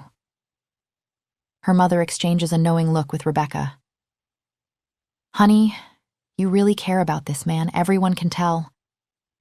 I mean, everything I felt for him was a lie. The words burst out with her tears. He's not who I thought he was. I made him up. Her mother and sister's comfort washes over her, but it only makes it worse because all she wants is Edward. Wants to bury her face in his neck where he always smells like winter pine, curl into the solid warmth of him, let his steady heartbeat drown out her thoughts. She'll never have that again. Never see his rare, genuine smiles or watch his face soften in sleep. She won't even get to give him the Christmas present she'd wrapped so carefully. Jamie. Mark's uncomfortable tone cuts through her misery. Someone's here to see you.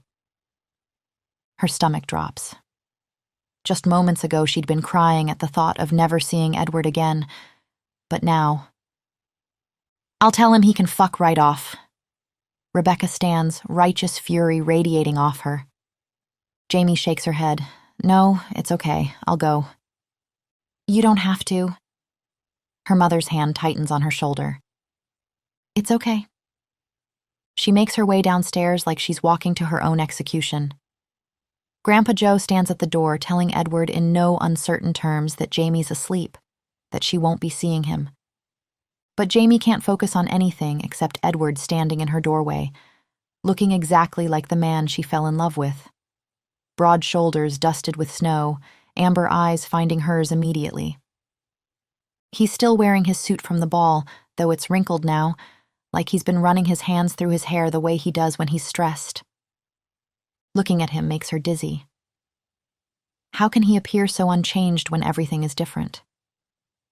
How can he still be the Edward who holds doors open and remembers how she takes her coffee, while also being the man who calmly discussed murder? Her heart recognizes him. Her mind recoils. She doesn't know which to trust anymore. When Edward's eyes find her, they soften with such seemingly genuine relief that Jamie wants to scream. Snow melts in his dark hair, his suit rumpled like he's been running his hands through it. His broad frame fills her doorway, familiar and foreign all at once. Jamie. The warmth in his voice makes her chest ache.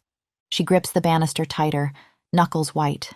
Her pulse thunders against her ribs as he steps inside, snow clinging to his expensive shoes. His hand reaches for her, and she can almost feel its phantom warmth on her skin. She steps back before he can touch her, wrapping her arms around herself. Her sweater feels too thin, letting in a chill that has nothing to do with the winter air he brought in. Are you okay? His voice is soft, concerned. His eyes track her movements like he's checking for injuries, and she has to look away from the intensity in them. Fine. What are you doing here, Edward? He shifts his weight, an uncharacteristically uncertain gesture. I wanted to check on you.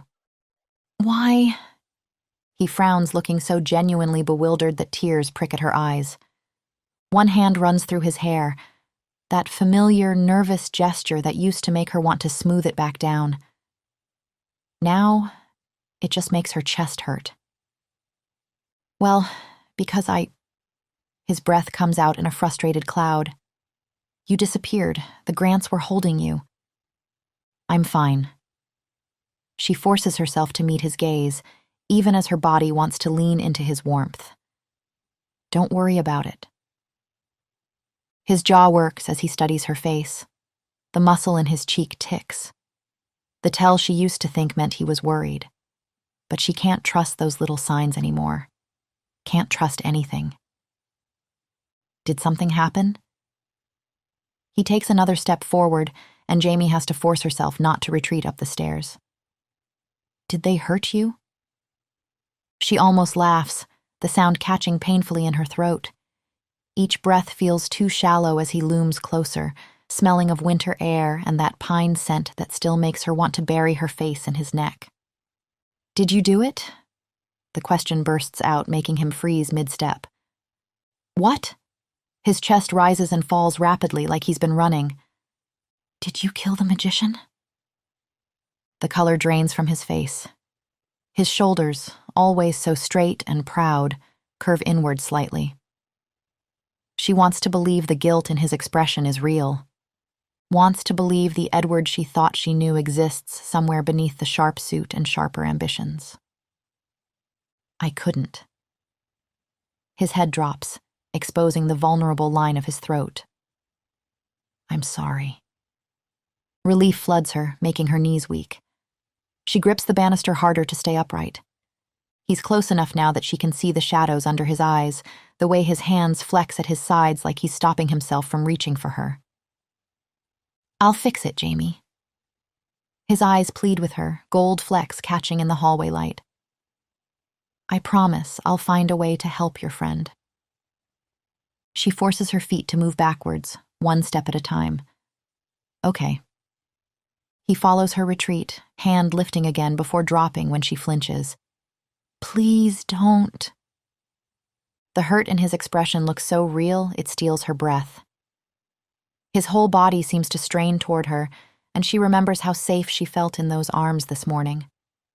How real his kiss had tasted. She was wrong then. She's probably wrong now. What's wrong? His voice roughens. You're upset, I can tell. Her laugh comes out bitter. Nothing. I told my family everything. She watches him flinch, the movement sharp enough to echo through his whole frame.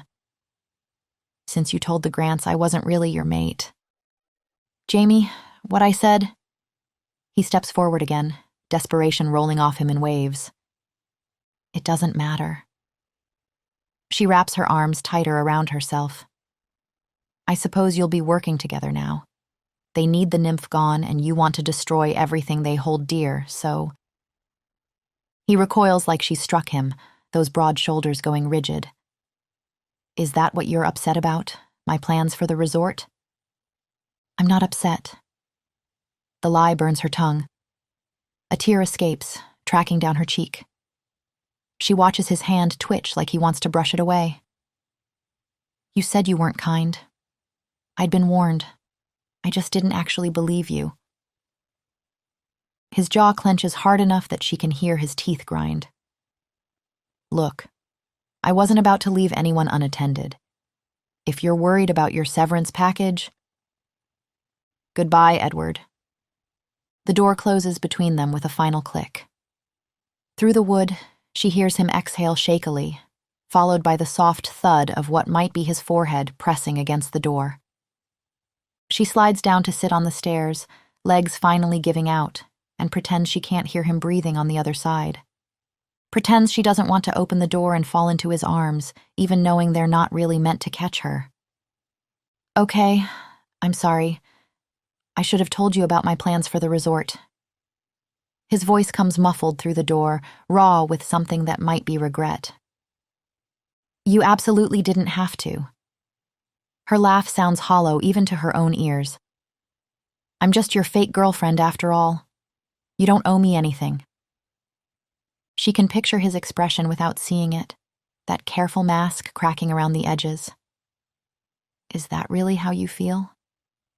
Something in his voice makes her chest ache. Would it change anything if I didn't?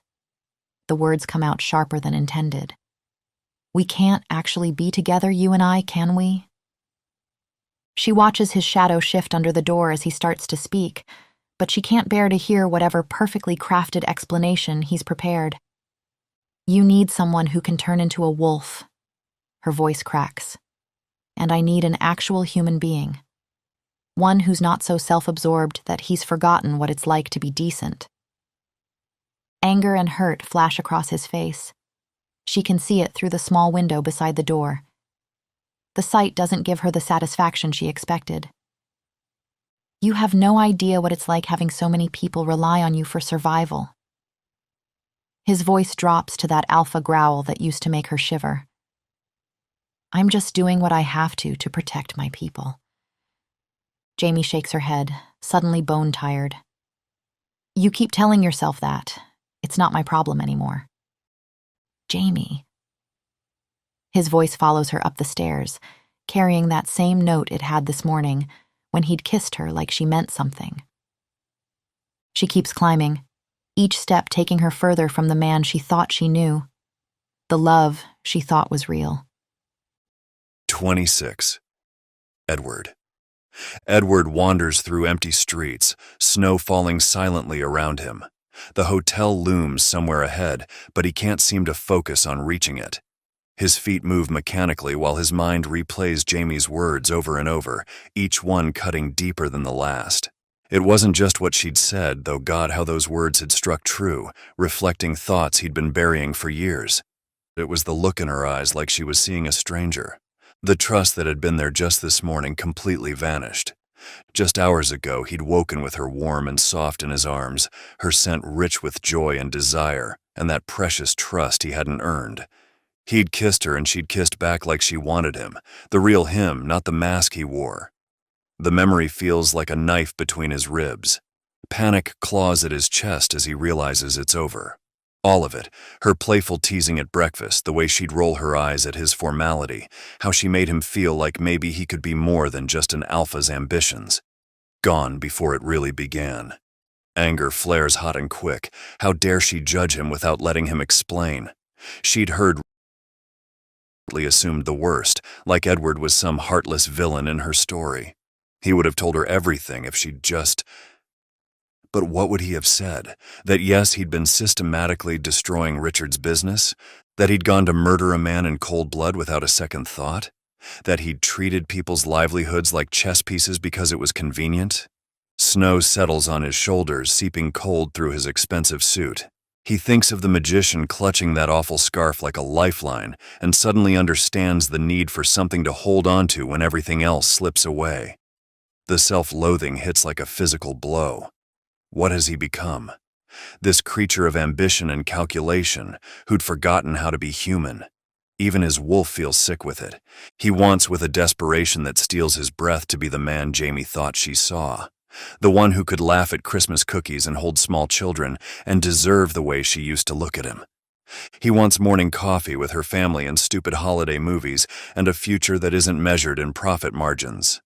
But he's spent too long being the alpha his pack needed. The one who makes hard choices and never looks back. The one who tells himself the end justifies the means until he almost believes it. Snow falls harder, but he barely feels it. The cold inside him goes deeper, a howling void where his heart should be. His wolf whines, lost and hurting. He doesn't deserve her, never did. The thought brings him to his knees in the pristine snow, and somewhere in the distance a haunting melody begins to play. The singing starts softly, barely distinguishable from the wind, but it speaks to something in Edward's chest, echoing the hollow ache there. The melody wraps around him like an embrace, understanding his pain in a way no words could. The storm builds, but Edward barely notices the cold anymore. Snow whirls around him, obscuring the world until nothing exists but white silence and that haunting song. He has no idea where he is, but it doesn't seem to matter. Nothing does except following that voice that promises he isn't alone. A figure appears in the distance, so far it might be a mirage, a dream his frozen mind has conjured, but his feet carry him forward, drawn by something stronger than will. The silhouette grows clearer with each step until she stands before him, breathtaking and impossible.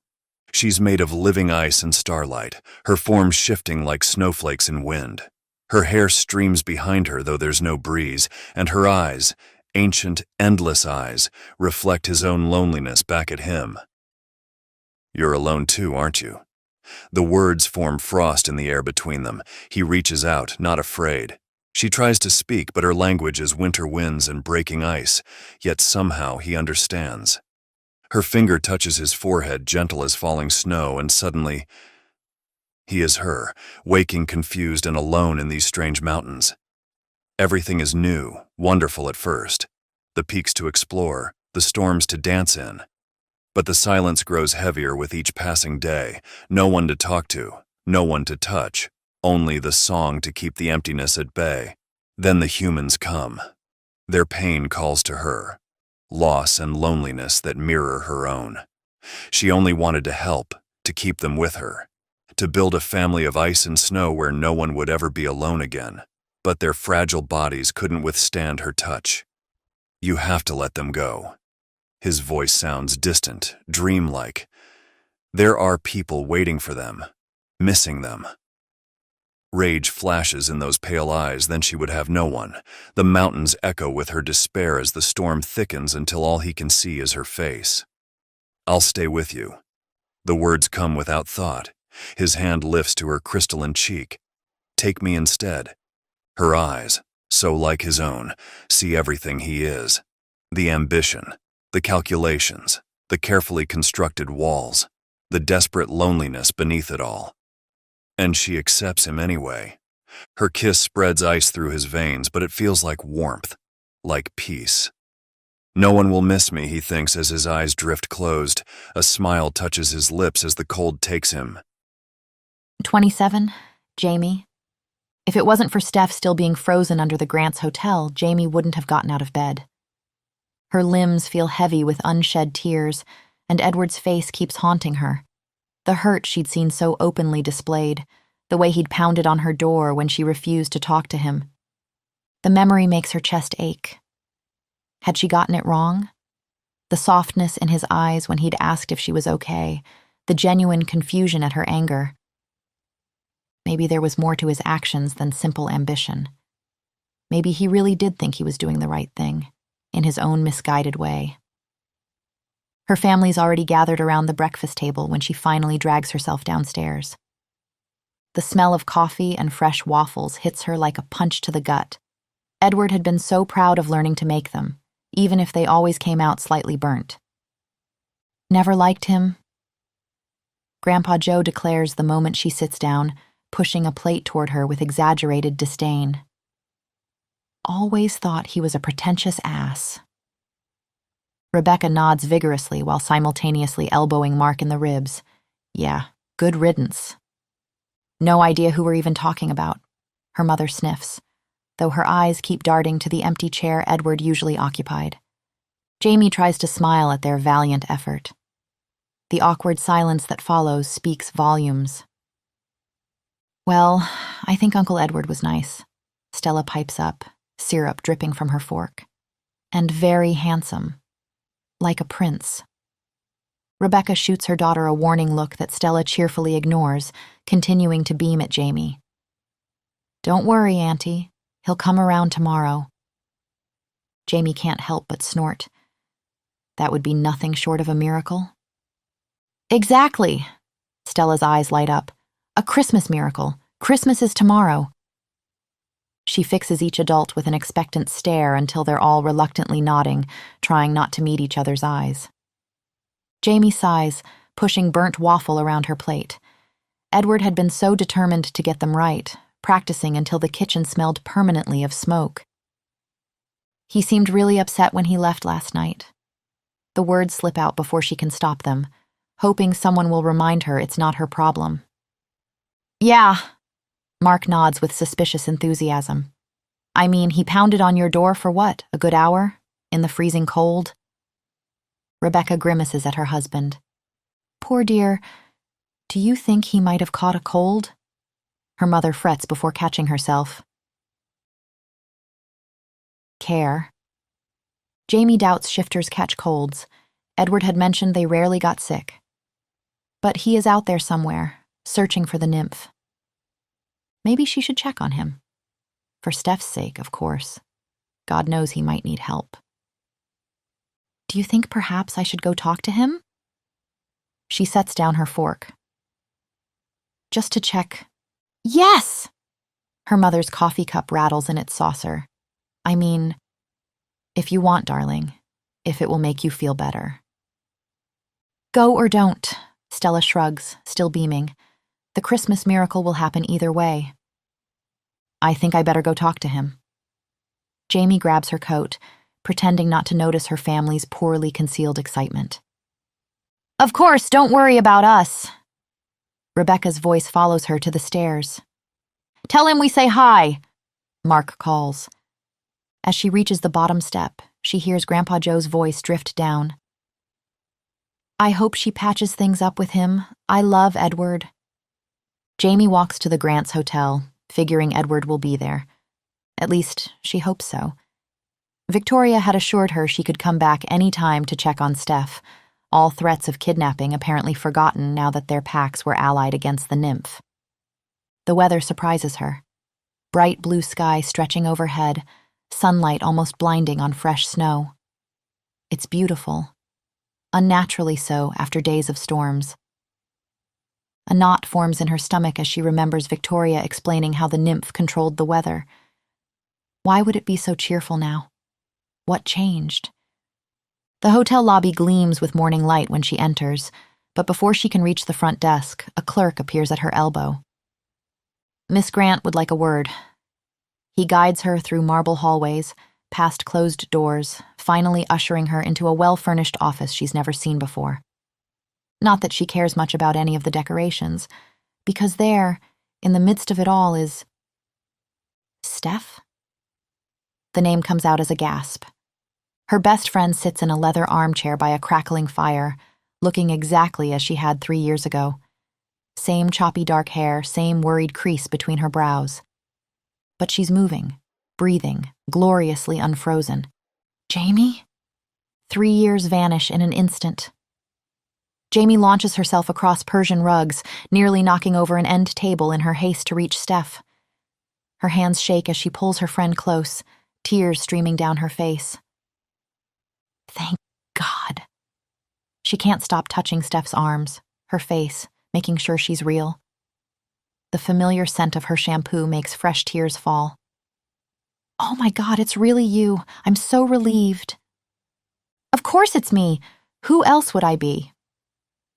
Steph lets out a watery laugh, clutching Jamie's hands. "Where were you? 1 second I was running through the snow searching for you. The next I'm in a basement, and this lady comes in saying I can't leave." "A lady?" Jamie's stomach drops. "You mean the nymph?" "What?" Steph pulls back, nose wrinkling in confusion. She looks around the wood-paneled office like she's trying to orient herself. "No, some blonde girl, pretty, tall. Definitely not a nymph or whatever you called it." "Victoria?" The pieces start falling into place. Steph had woken in their basement with no idea 3 years had passed. Victoria must be keeping her here until they figure out how to explain the lost time. Were there others? Jamie perches on the arm of Steph's chair. When you woke up? Yeah, but we were separated. Steph runs shaking hands through her hair exactly like she used to when stressed. Jamie, what's going on? Jamie has no idea. For some reason, and seemingly out of nowhere, the nymph had released her hold on its victims last night. But why now? The office door swings open before Jamie can answer. Victoria strides in, all perfect posture and forced cheer. There you are. I see you were reunited with your friend. Her friendliness feels calculated, meant to keep Steph calm while they figure out how to explain her missing years. It could work, Jamie realizes. Apart from her grandmother, who'd been diagnosed with Alzheimer's before the disappearance, Steph has no family to question her absence. Victoria. Jamie keeps her voice neutral. How about we order in some breakfast, catch Steph up on what's been going on? Victoria's meaningful look could hardly be more obvious. Yeah, that'd be great. Steph sounds small, uncertain. I have no idea what's going on. Great. Victoria turns to Jamie, something shifting in her expression. So where is he? He? Jamie repeats, confused. Edward. Victoria rolls her eyes. Didn't you come together? His two henchmen are already with Dad. Cold spreads through Jamie's chest. I don't know where he is, but surely Sam or Owen said he was with you. Victoria's frown deepens. Apparently, he left to see you last night. Didn't you see him? Who's Edward? Steph asks, but Jamie barely hears her. He did come. She murmurs, lowering her eyes as Edward's hurt expression flashes through her mind. But he didn't stay long. What? Victoria's voice rises sharply. You mean he didn't spend the night with you? Then where is he? Jamie's heart pounds against her ribs. She doesn't like the fear creeping into Victoria's voice. Edward has to be fine. He has to be. I thought he'd be here. Her voice comes out small, uncertain. Victoria's face goes dark. Shit. She spins on her heel, leaving without another word. Can someone please tell me what's going on? Steph throws up her hands in frustration, but Jamie can't answer. She's too busy remembering the last thing she said to Edward and praying it wasn't also the last thing she'll ever get to say to him. Interlude. The nymph. He came to her willingly, this beautiful broken wolf. All that warmth she'd mourned is gone now, replaced by a darkness deeper than her deepest caves. His soul is a perfect winter night, still and empty and endless. She circles him slowly, watching. His eyes follow her movements, but they're distant now, glazed like frost on glass. The despair rolls off him in waves that feel like home to her, like the first snow of winter, like silence. When she touches him, his skin is already cooling. No more of that strange heat that burned when the bright girl was near. Now he leans into her cold touch, like it's relief, like her frost is a balm to whatever burns inside him. She presses her lips to his forehead, his cheeks, his lips. Each kiss draws more warmth away, numbing him to everything but her presence. He doesn't resist, doesn't want to. She feels his gratitude with each surrendered breath, each slowing heartbeat. Beautiful, she thinks, trailing fingers of ice across his face. So beautiful in his brokenness, in his willingness to fade. The others fought the cold, but he welcomes it, seeks it. When she wraps him in her arms, he sighs like someone finally coming home. She will keep him like this forever, she decides. Not frozen solid like the others, but suspended in this perfect moment of surrender. A companion in her eternal winter, preserved in the same numbness he chose for himself. Her perfect frozen wolf, who finally understands the peace she offers, who finally chooses to stay. 28. Jamie. Jamie sits with Steph in one of the hotel's private lounges, clutching her friend's hand in silence. Guilt gnaws at her. She knows Steph must have countless questions, but she can't focus on anything except the earlier conversation with the shifters. Their worried faces when they realized Edward was missing. Owen's growl had made the windows rattle. What do you mean missing? Shall I read you the definition of the word? Victoria's eyes had flashed molten gold. It means what it means, you dimwit. Victoria, not helping. Richard raised his hands placatingly. Missing since when? Nobody's seen him since last night. Victoria had gestured Jamie forward like a witness at trial. She's the last one who saw him. What time was it, Jamie? Nearing midnight? She'd nodded, feeling small and foolish. She'd sent Edward out alone, knowing the nymph was out there. After what happened to Steph, how could she have been so stupid? Hey, look, it's not your fault, kid. Richard's kindness had only made it worse. Like hell it's not. Owen had looked ready to tear her apart. Sam stepped between them with a warning growl. She's our alpha's mate. Don't speak to her like this. Jamie hadn't corrected him. In that moment, she'd wanted desperately to be Edward's mate, to have some claim to him that would help bring him home. Right. Well, he could be in another hotel with somebody we haven't heard from. Richard hadn't sounded convinced.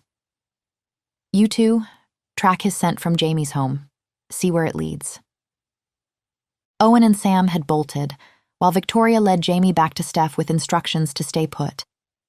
Now she stares unseeing at some Christmas movie playing on the suite's massive TV while Steph works through a room service feast. Hours have passed with no word. The silence from Victoria feels ominous. She can't shake the feeling that the nymph is involved. Everyone else suddenly unfrozen. And Edward vanishing? It can't be coincidence. Her mind keeps conjuring images of him trapped in ice somewhere, alone in the dark. Steph squeezes her hand. I've missed some things, haven't I? Her voice comes out small, uncertain. Jamie manages a sorry smile. God, she's being such a terrible friend. The wolves will find Edward, they have to. But Steph needs her now, after 3 years of being trapped in ice while Jamie gave up on her. I'm sorry, she whispers, and Steph's eyes fill with tears. They've known each other since kindergarten. Steph can read every note in her voice. What happened to me, Jamie? She draws her knees up to her chest like she used to during sleepovers. Why are the Grants keeping us here? Why did I wake up in a cave? Jamie takes a deep breath. You disappeared that night at Spider's. I followed you into the snow. But I lost you. Then I found this cave. The words pour out, the nymph, the ice, how everyone thought she was crazy. The Grants covering it up, Edward investigating, their fake relationship that somehow became real. 3 years? Steph whispers when she finishes. I've been frozen for 3 years? Jamie nods, fresh tears spilling. I'm so sorry I stopped looking. I let them convince me I was wrong, that you'd just left. Hey. Steph pulls her into a fierce hug. You found me. That's what matters. Jamie might have felt better if she hadn't burst into tears right afterwards. How about we get out here? She asks Steph. My entire family is home. Victoria has our number in case. Steph nods emphatically. Jamie brings Steph home in a daze, too focused on getting her somewhere safe to consider how her family might react. The Grants' protests fade behind them. All that matters is bringing Steph somewhere that feels like home. She's so distracted by her worry for Edward that the impact of Steph's appearance on her family catches her completely off guard. Stephanie? Her mother's coffee cup crashes to the floor, face going ghost white. Rebecca actually stumbles backward into Mark while Grandpa Joe crosses himself. Only Stella looks unimpressed, too young to remember the girl who disappeared 3 years ago. But how? Rebecca's lawyer voice cracks. This isn't... You were... Missing? Jamie supplies. and for the first time in 3 years, they look at her, really look at her, like she's herself again. Not fragile, not crazy. Just Jamie, who'd been telling the truth all along. The realization dawns in their faces one by one. Her mother's hands flutter to her mouth. Rebecca's eyes fill with tears. Even Grandpa Joe looks shaken. It should feel like victory, like coming home. Their apologies and shocked explanations wash over her, everything she's wanted for years. But her house phone stays stubbornly silent, and all she can think about is Edward out there somewhere, alone in the cold. Try calling, Steph suggests between sips of cocoa. Maybe there's news. It takes Rebecca threatening legal action in terms Jamie can barely follow before Victoria finally answers. Still no sign of Edward. Oh God. The tears she's been holding back finally spill over. Something happened, I just know it. I should never have told him to leave. This is all my fault. Honey, you don't know that, her mother starts. Rebecca cuts in. Yeah, look, not to burst your bubble. Rebecca's voice carries steel. But if Jamie thinks something's wrong, I think it's pretty clear by now we should all take her word for it. She gestures at Steph. I mean, coming from experience? Steph nods firmly, loyal despite her obvious confusion. Something's definitely wrong. Jamie manages a watery smile. After 3 years of doubt, being believed feels like breathing again. If only Edward were here to see it. Okay, so Edward's missing. Grandpa Joe pulls Jamie to her feet. Then what are we waiting for? Let's go look for him. Jamie stares at her grandfather in shock. She'd been planning to go alone, but... No buts, he cuts off her protest. I know my way around a mountain, remember? I can help. So can I. Mark stands, determination written across his face. I'm coming too. Steph jumps up. Maybe I'll remember something about where the nymph took me. The what? Rebecca blinks. Jamie sighs.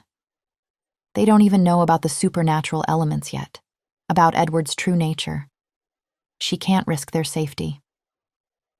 You know what? Who cares? Rebecca's jaw sets stubbornly. You'll tell us on the way. What? She adds, crossing her arms at Jamie's expression. It could be dangerous, all the more reason. We're not letting you go alone. We're family, aren't we? Awesome! Stella pumps her fist. Snow adventure. Stella, you're staying here with Grandma. What? But no buts. You're staying. The rest of you. Rebecca surveys the room. Snowsuit up. Jamie's chest aches with competing emotions, relief at finally being believed, guilt about Edward, fear for what they might find. Her family surrounds her with love and support, everything she's wanted for so long. But the one person she wants to share this moment with most is out there somewhere in the cold. The one person who believed her from the start. Please be okay, she thinks, watching her family prepare for their search. Please let me find you. Jamie heads upstairs to grab her winter gear. Her heart feels impossibly full and achingly empty at once, full of love for these people who finally believe her, empty with worry for Edward. She wishes with everything in her that she could just find him, bring him home safe. She reaches for her bedroom door, mind already cataloging what supplies they'll need for the search. The handle turns under her fingers. But instead of her familiar room with its Christmas lights and cluttered dresser, she steps into darkness and dust, endless shelves stretching up into shadow. The scent of old paper and something ancient fills her lungs. She's standing in a bookstore that definitely isn't her bedroom. 29. Jamie. Moonlight filters through grimy windows, casting strange shadows between endless rows of books. The air smells of old paper and something else. Something ancient that makes Jamie's skin prickle. Her footsteps echo strangely as she moves deeper into the store. A woman's voice cuts through the silence, sharp with irritation. What's so hard to understand, Adrian? It's a Christmas present. You open it on Christmas, not 2 days before because you're bored. Well, in my defense, Iris, you weren't supposed to be back until the 27th. A male voice responds, tired and slightly petulant. So you wouldn't have been able to tell on which day I'd opened it anyway. Jamie follows the voices, weaving between towering shelves. Books seem to whisper as she passes, their spines gleaming in the strange light. She finds them in what looks like a reading nook, the young woman perched on an overstuffed armchair, strawberry blonde hair catching the lamplight. The man slumps against a desk, pinching the bridge of his nose like he's fighting a headache. Excuse me?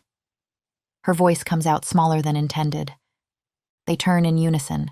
The woman's annoyance deepens, but the man, thin and sallow-skinned, just looks exhausted.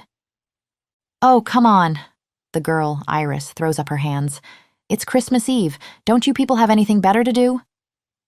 The man, Adrian, she assumes, straightens slightly. Can you?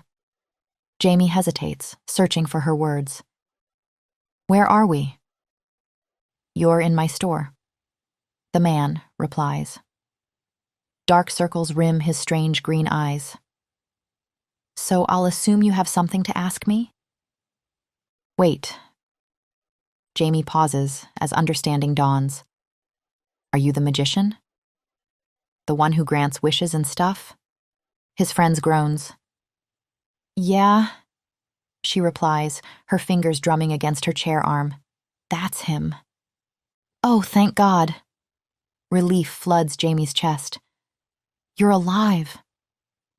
Edward had said he wouldn't hurt the magician, and it's not exactly that Jamie was doubting him, but it's more that she'd been doubting herself. Could she really trust her own judgment regarding Edward? She hadn't wanted to think him capable of harming someone unprovoked, but her thoughts are interrupted when Iris moves like lightning, placing herself between them.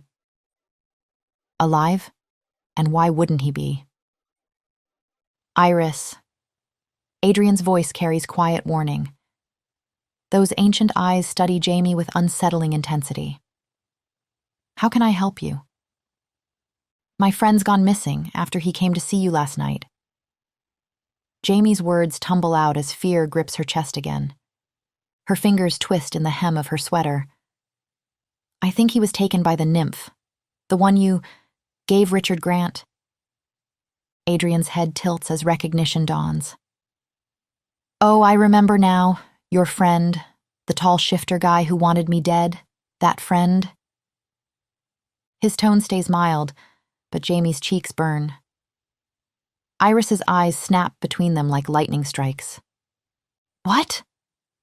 The temperature seems to drop several degrees. I'm sorry. Jamie raises her hands placatingly. He's not a bad person, I swear. He just couldn't think of any other way to fix this nymph problem. Adrian waves her deeper into the store, past shelves that seem to shift in the shadows. There are plenty of ways to deal with the nymph.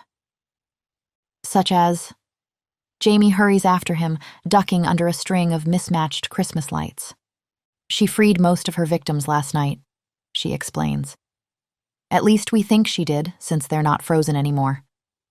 But just as she does, Edward goes missing. There must be a link, right? Possibly. Adrian nods. Books rearrange themselves as he passes. The nymph might have taken him in exchange for the others. Since she's alone up there, she must be lonely. Nymphs usually live in groups. Jamie stops short, nearly colliding with a floating tome. So you're saying she's been freezing people because she's lonely? Adrian nods, dust motes dancing around his head like a halo. Probably. Nymphs are empathetic beings. This one must have been trying to connect with people feeling similar feelings as her. That's usually how they interact together, sharing their feelings. Interesting. Iris quips, her voice dripping sarcasm. You should try it sometime. A ghost of a smile crosses Adrian's lips, but his eyes remain fixed on Jamie with that unnerving ancient knowledge. So you must have come here to make a wish. Adrian settles into a leather armchair that seems to materialize from the shadows. Otherwise, you wouldn't have been transported to the shop. Translation, get on with it, Iris says, crossing her arms. We were about to eat. Oh, I'm sorry. Jamie shifts under the strange green light filtering through stained glass windows. Yes, well, what I want is to find my friend. She twists her hands together. But if I do, there's no guarantee the nymph will let him go. Adrian shakes his head, shadows dancing across his sharp features. If your wish is to find him, that's all I can guarantee. The words rise to Jamie's lips. The desperate wish to have Edward back safe. She has to physically bite them back, tasting copper. If I wish for Edward's safe return. Her voice wavers. The nymph could still come after other people. Probably will, in fact. True. Books shift on their shelves as Adrian speaks, like they're listening. And you can't cancel Richard's wish, correct? The magician nods, then adds, however, he wished for a nymph. And what he cared for most was having tourists at his station. Something in his tone makes Jamie lean forward. Yes? So? Iris sighs, her breath creating patterns in the dusty air. So, if you wished for something keeping these two conditions in mind, you could solve all your problems. I see. Understanding dawns like sunrise. So what should I wish for? Adrian opens his mouth, but Iris's hand clamps over it. He won't be telling you because he isn't allowed, and breaking the rules makes him sick. Her eyes flash warning. So, unless you want to kill him, like your lovely friend did? No, of course not. Jamie's protest echoes off ancient spines. I don't think he wanted to either, if it's any consolation. It's not. Iris's glare could freeze flames. Jamie closes her eyes, pieces falling into place. The nymph connects with lonely souls, freezing them in her attempt to share feelings. She has to stay in the mountains, and tourists must come. Could I wish for the nymph to have other nymph friends? Adrian blinks, something like wonder crossing his tired face. I'm sorry, but you want to give up what you love most so that a nymph you don't know has friends? Even Iris's hostility falters slightly. Yes. Jamie's voice grows stronger. I think she might let Edward go if she wasn't so lonely, and besides, it seems harsh to let her remain there alone for eternity. Right. Shadows gather in Adrian's eyes. But remember, you'll lose what you love most.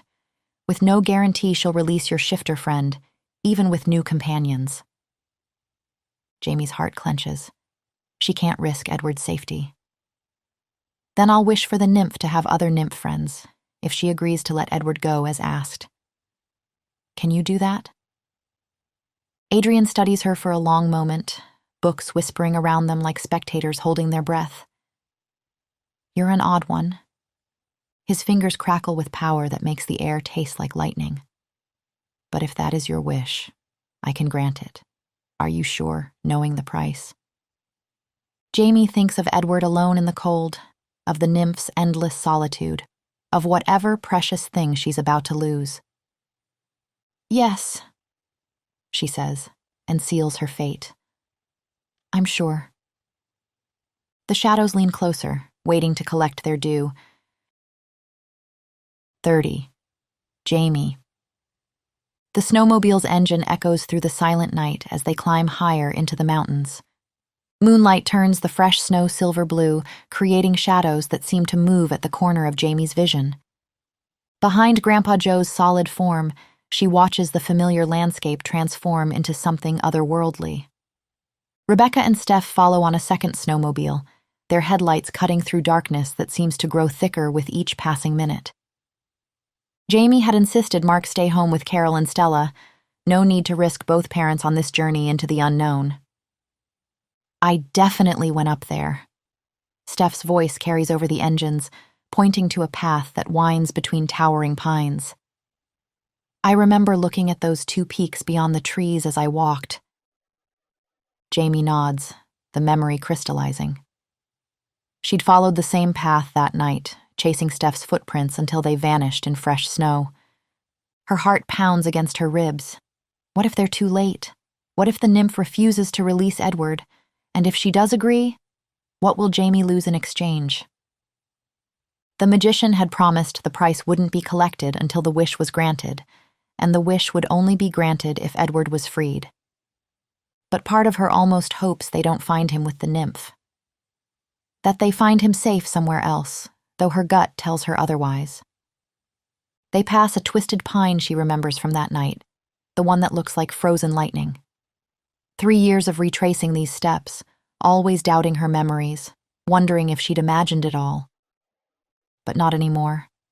Her family believes her now. Edward had believed her from the start, asked her to help search so many times. She'd always refused, terrified of failing him, of proving herself the fraud she thought she was. Never again. On the right, the certainty in her voice surprises even her. It's that way, I just know it. Between her and Steph's memories, they navigate the maze of trees until the mountain looms before them like a wall of ice. There, half hidden by shadow and snow, a cave mouth gapes. Large enough for a person to enter, small enough to have remained hidden all these years. The wind carries a haunting melody, and somewhere in the darkness, Edward is waiting. This time, Jamie won't let doubt stop her from finding what she's lost. Jamie stands before the cave entrance, heart full as she looks at her family gathered in the moonlight. Their breath clouds in the frigid air, faces worried but determined. She can't let them follow her into whatever waits in that darkness. I have to go alone, she says, voice steady despite her racing pulse. Like hell you do. Steph steps forward, but Jamie catches her arms. In your mind, that breakup is still raw, Steph. Her friend's pain is still fresh, making her vulnerable. The nymph feeds on loneliness. I can't risk her taking you again. And Mark. She turns to her brother-in-law. I appreciate you coming, but think of Stella. She can't lose her dad. You say that like something terrible is going to happen. Mark's voice catches. Stella can't lose her aunt either. Jamie manages a confident smile she doesn't quite feel. She won't. Not if I can help it. When he starts to protest, she adds, I won't let you endanger yourselves. If anyone should find Edward, it's me. Grandpa Joe's boots crunch in the snow as he steps forward. I'm not letting you face whatever's in there alone, sweetheart. She wraps her arms around him, breathing in the familiar scent of pipe tobacco and wool. If something happens to me, the family will need you, she whispers against his shoulder. His arms tighten, but she pulls back just enough to meet his eyes. I get my strength from you, Grandpa. You really love this guy that much? His voice is rough with emotion. Yes. The truth of it surprises even her. She turns toward the cave before she can lose her nerve, their love warming her back like sunlight as she steps into shadow. The beam of her flashlight barely penetrates the darkness ahead. The cave walls press close, slick with ice that seems to swallow her light rather than reflect it. Each step echoes strangely, like the stone itself is listening. The temperature drops with every step until her breath comes in white clouds and her fingers ache around the flashlight. She has to make it back out, has to keep her family from following her into this darkness. The thought of Steph or Grandpa Joe in here makes her walk faster, even as the path steepens downward. The tunnel spirals deep, ice crackling beneath her boots. The air grows so cold it hurts to breathe, crystals forming on her eyelashes. But then, a glimmer ahead. Not her flashlight, but something softer, bluer. The narrow passage opens suddenly into a vast chamber that steals her breath. Soaring columns of pure ice rise into darkness, catching and splitting what little light filters through cracks in the distant ceiling. Crystal formations spread like frozen lace across walls that shimmer with colors she has no names for. It's beautiful in a way that makes her heart ache, like a palace built for a queen who never arrived. Ice sculptures that might be furniture stand preserved in perfect detail, waiting for guests who will never come. Everything gleams with an otherworldly perfection that somehow only emphasizes its emptiness. Frozen waterfalls cascade silently down walls hung with delicate icicles like crystal chandeliers. The floor beneath her feet is polished mirror smooth, reflecting it all back endlessly until she can't tell which way is up. The effect is dizzying, dreamlike. But there's something desperately lonely about all this splendor, like someone trying to fill an endless void with beauty that can never quite touch it. The silence feels heavy with old tears. She moves further in, her footsteps whispering across ice that hasn't known warmth in years. Edward? His name echoes off ice walls, a desperate plea carried on the freezing air. Her breath clouds in front of her and she shivers violently. Edward, she calls again, her voice breaking. She pushes forward, past the eerie beauty of the room, her flashlight beam bouncing off crystalline surfaces, her own reflection fragmented and distorted in the polished floor beneath her feet. Then she sees him. He stands motionless in the center of the chamber, his broad shoulders stiff, his head slightly tilted downward like a statue carved from winter itself. For a brief, heart-stopping moment, she thinks he's completely frozen, but then she sees his chest rise and fall in shallow breaths. Relief floods her, though it's short-lived as she moves closer and takes in the pale, bluish tint of his skin. Edward, she whispers, her voice breaking as she reaches for him. Her gloved hands cup his face, but he doesn't react. His eyes, once golden and so full of life, are now an icy, vacant blue.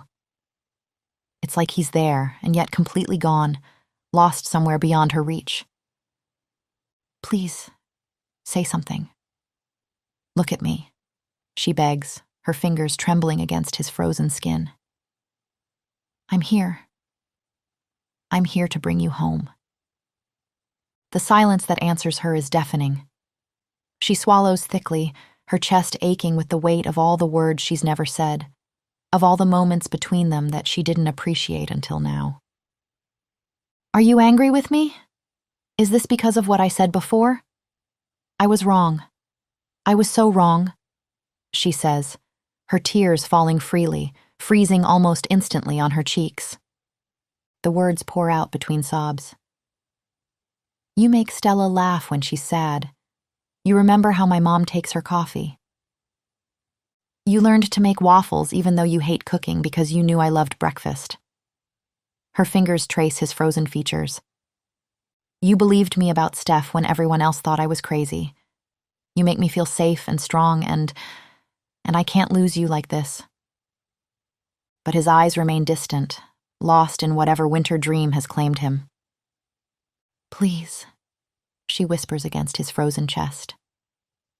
Come back to me. The silence stretches on, oppressive and unyielding, until a sound breaks through, a faint, haunting melody. Jamie's head snaps up, her breath catching. It's a song filled with sorrow, so achingly lonely that it makes her heart ache even more. She spins around, her flashlight casting long, wavering shadows across the cavern. The icy walls seem to ripple and shimmer with the sound, as if they're alive, amplifying the haunting music. Who's there? She calls, her voice barely steady. The melody twists, sharper now, and she glimpses something, a flash of white in the corner of her vision. Her flashlight jerks toward it, but the figure is gone. Nothing but the smooth, gleaming ice staring back at her. The music crescendos, filling the cavern, and then there's a sound right behind her, and Jamie gasps, spins her head around, her body locking in place. The nymph is standing right there, pale arms wrap around Edward's shoulders possessively, and the temperature drops until Jamie's bones ache with cold. Her beauty so otherworldly it feels wrong to look back at her. Her form shimmers like sunlight on fresh snow, her features sculpted with an inhuman grace and here eyes. They are endless and ancient, filled with a loneliness so profound it makes Jamie's chest tighten. Her breath comes in short, shallow gasps, her body trembling as the creature strokes Edward's cheek with fingers made of frost, and his breathing grows shallow, painful. Ice crystals form on his eyelashes. "No." Jamie's voice is raw, tearing from her throat as she rushes forward. "Stop it! You're hurting him!" She reaches out and the nymph's ethereal features twist with something like pain, her expression unreadable as her glowing eyes flicker to Jamie. Her grip on Edward tightens, but there's nothing malicious in it, only desperation. Jamie hesitates but forces herself to step closer, her voice softer now. "I know you don't mean to hurt him," she says, her words trembling. "I know you're just lonely." The nymph stills, her crystalline body shimmering faintly as her gaze shifts again, ancient and searching. Her arms tighten briefly around Edward as if she might disappear into him entirely, but then her fingers extend toward Jamie. She reaches back slowly, their fingers touch, and the world dissolves into ice and memory. She is the nymph, waking alone in endless winter. Humans pass through her domain, some so sad they call to her very essence. She tries to help, to share their pain, but her touch brings only frost. They freeze before she can show them they're understood. Then Edward appears in her forest. Sometimes wolf, sometimes man, but always alone. She feels the iron control he keeps over himself, emotions locked away like they might destroy him if released. How he holds himself apart from everything, watching the world through walls of his own making. So much like her, trapped behind barriers of ice. "He's not alone." Jamie pushes her own memories forward, Edward laughing as Stella tangles tinsel in his hair, the warmth of his hands as he passes her coffee, the way his eyes crinkle when he thinks no one's watching. The feeling of absolute safety in his arms, of being seen and understood.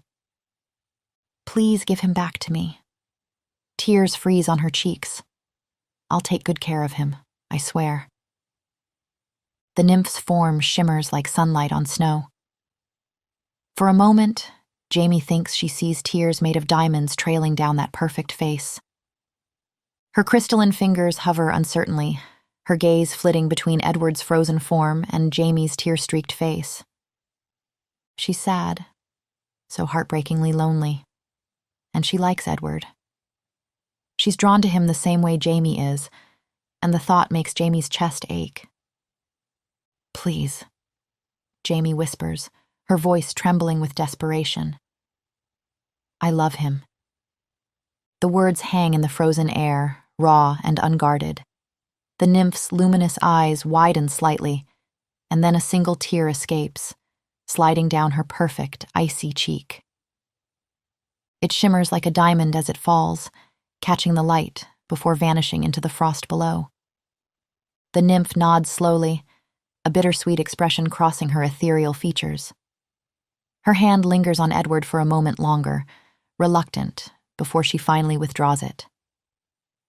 The instant her touch leaves him, Edward collapses forward with a sharp gasp, his body breaking free of the frost's hold. Jamie rushes to catch him, her arms wrapping around his solid, heavy weight as he slumps against her. His skin is cold, almost unbearably so, but she doesn't care. "Edward!"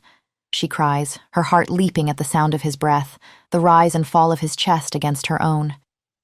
Around them, the cavern erupts into song, not the haunting, sorrowful melody from before, but something utterly transcendent.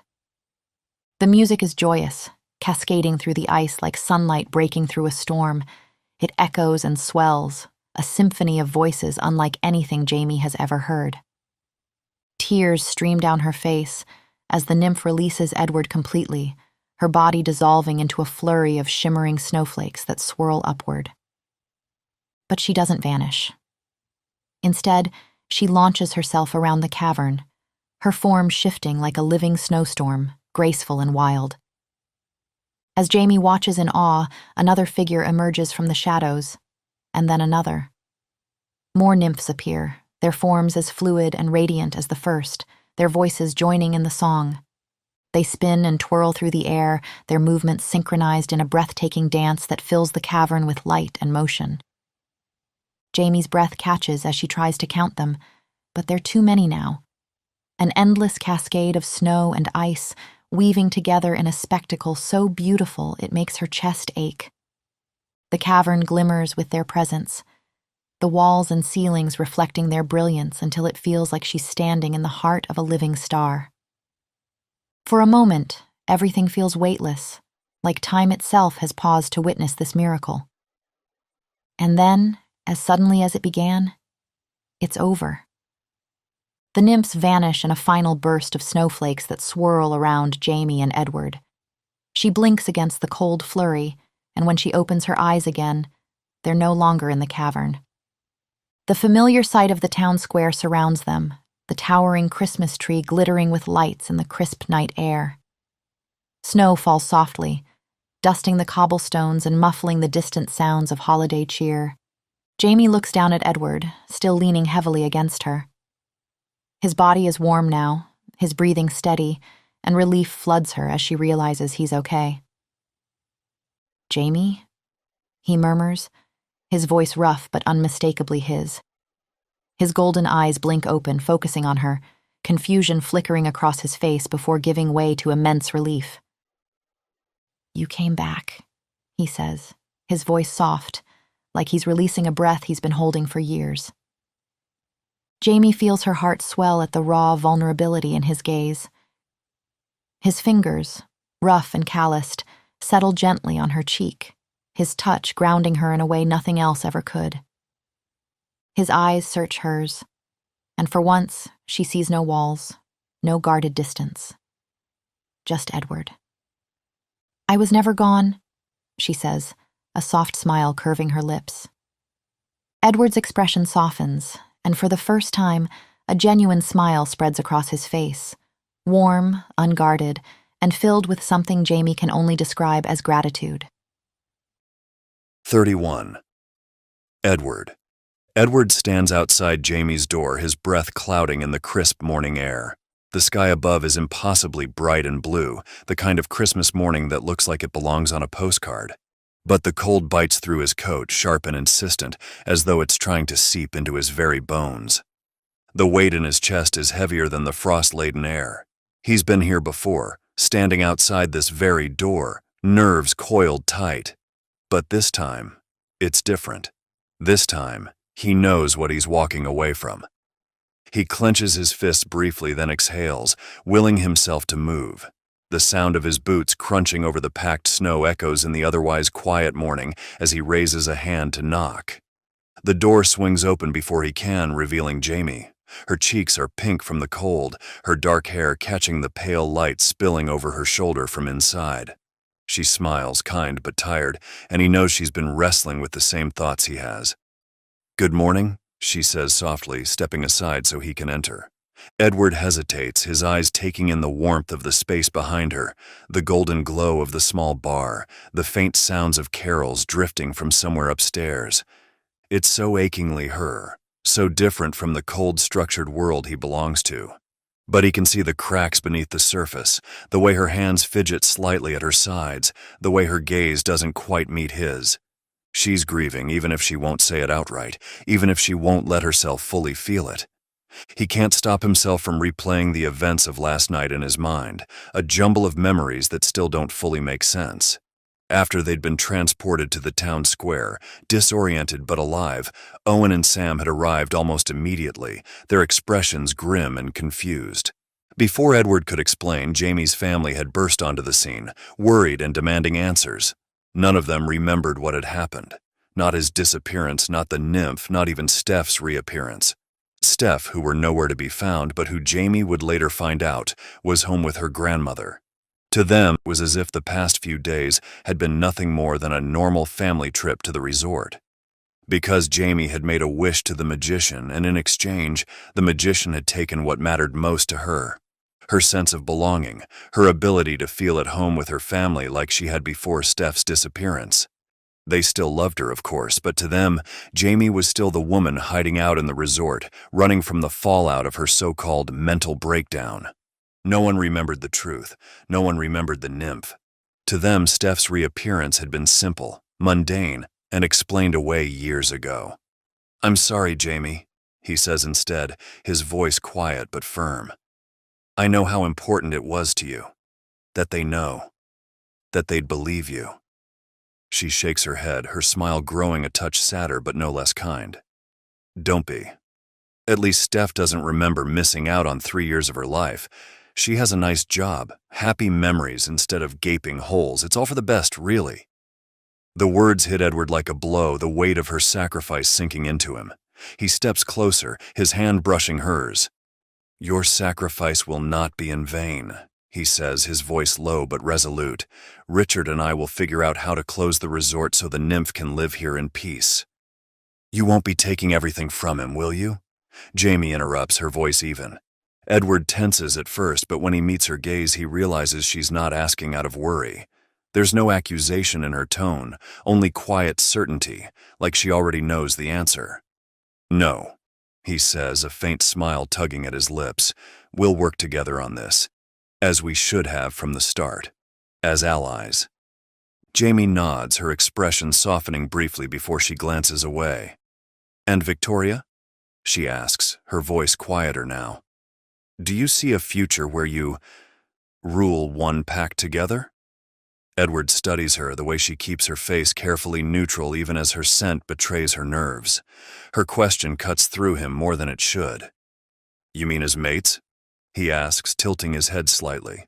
Jamie nods once, still not meeting his gaze. "No," Edward says firmly.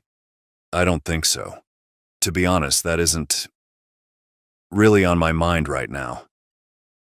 Her eyes finally lift to meet his, and for a second, something flickers between them, something raw and unspoken that makes his chest tighten. "So I guess this is goodbye?" she says, her smile tight and resigned. Then she gestures behind her to the bar. "Unless you want to join us for Christmas?" Edward hesitates, the warmth spilling from the room behind her, almost pulling him in. He imagines it. Stepping inside, reuniting with her family, being harassed into eating Christmas cookies while Stella tangles him in tinsel again. "I wish I could," he says sincerely, his voice tinged with regret. "But I've been away too long, and there's so much work to be done. The logistics of transforming the resort, not to mention—" Jamie interrupts with a nod, her smile tightening further. "Of course. You're a busy man. There are people waiting for you." The words hit harder than they should. The silence that follows feels suffocating, heavy with everything they can't say. Edward swallows thickly, his chest aching with the weight of it all. He wishes things were different, wishes Jamie was a shifter, that she could be his mate. But their worlds are too different, and his is too dangerous for someone like her. "You know," Jamie says suddenly, her voice soft, "when I met the magician, I thought, what if there was a way to save you without making a wish at all? Then I could have kept my wish for something else." "Like what?" Edward asks, desperate to prolong the moment. "Like wishing to be a shifter," she says, her voice steady despite the vulnerability in her eyes. "So I could be with you." His breath catches, but before he can respond, she continues. "But you know, Edward, for the past 3 years, I've let people tell me who I was. They called me crazy, made me doubt myself. It was like dissociating, not knowing what to believe, who I was, what to trust. I think now, I just want to be myself again. I don't want to become something I'm not even for you." The words hit him like a punch to the gut, but they're followed by a deep sense of admiration. Touched, Edward grabs her hand, his grip firm but gentle. "And you shouldn't have to," he says, meaning every word. "You're perfect the way you are, Jamie. Don't ever change, not for anyone." She smiles at him, her eyes shimmering with unshed tears. The moment feels warm, bittersweet, and final, like the closing of a chapter neither of them is ready to end. "I got you something," Jamie says, reaching behind her. She hands him a square package wrapped in red and gold. "Don't open until later, okay?" she says, sheepish. "It's nothing big, really. Merry Christmas, Edward." He walks away from Jamie's door, each step feeling heavier than the last. The crisp Christmas morning air cuts through him, sharp and unforgiving, but it's nothing compared to the ache lodged in his chest. He hopes the distance will help ease the regrets swirling inside him, but instead, every step seems to dig them deeper. By the time he rounds the corner of the small building, the warmth of Jamie's presence has faded, leaving a hollow chill in its place. His mind wanders to the nymph, and for the first time, he's grateful she's no longer on the prowl for lonely souls. Right now, he feels like the perfect prey, his own emotions a storm of grief, longing, and self-doubt. But he can't let himself dwell on it. He's the alpha, and there's work to be done. His pack has been without him for too long, and there are the grants to deal with, the resort to close, the humans to keep safe. The black car waiting for him outside the hotel looms like a shadow against the snow. Owen is already inside, buried in a stack of documents. The second Edward opens the door and slides in, Owen waves a handful of papers in his face. "About time," Owen says, his tone clipped. "We've got a backlog of issues to address. First, the grants. Richard's already asking for conditions regarding the closure. Then there's the matter of the southern boundary disputes, not to mention—" Edward barely hears him, nodding along out of habit. His gaze drifts to the window, the landscape blurring past as the car begins to move.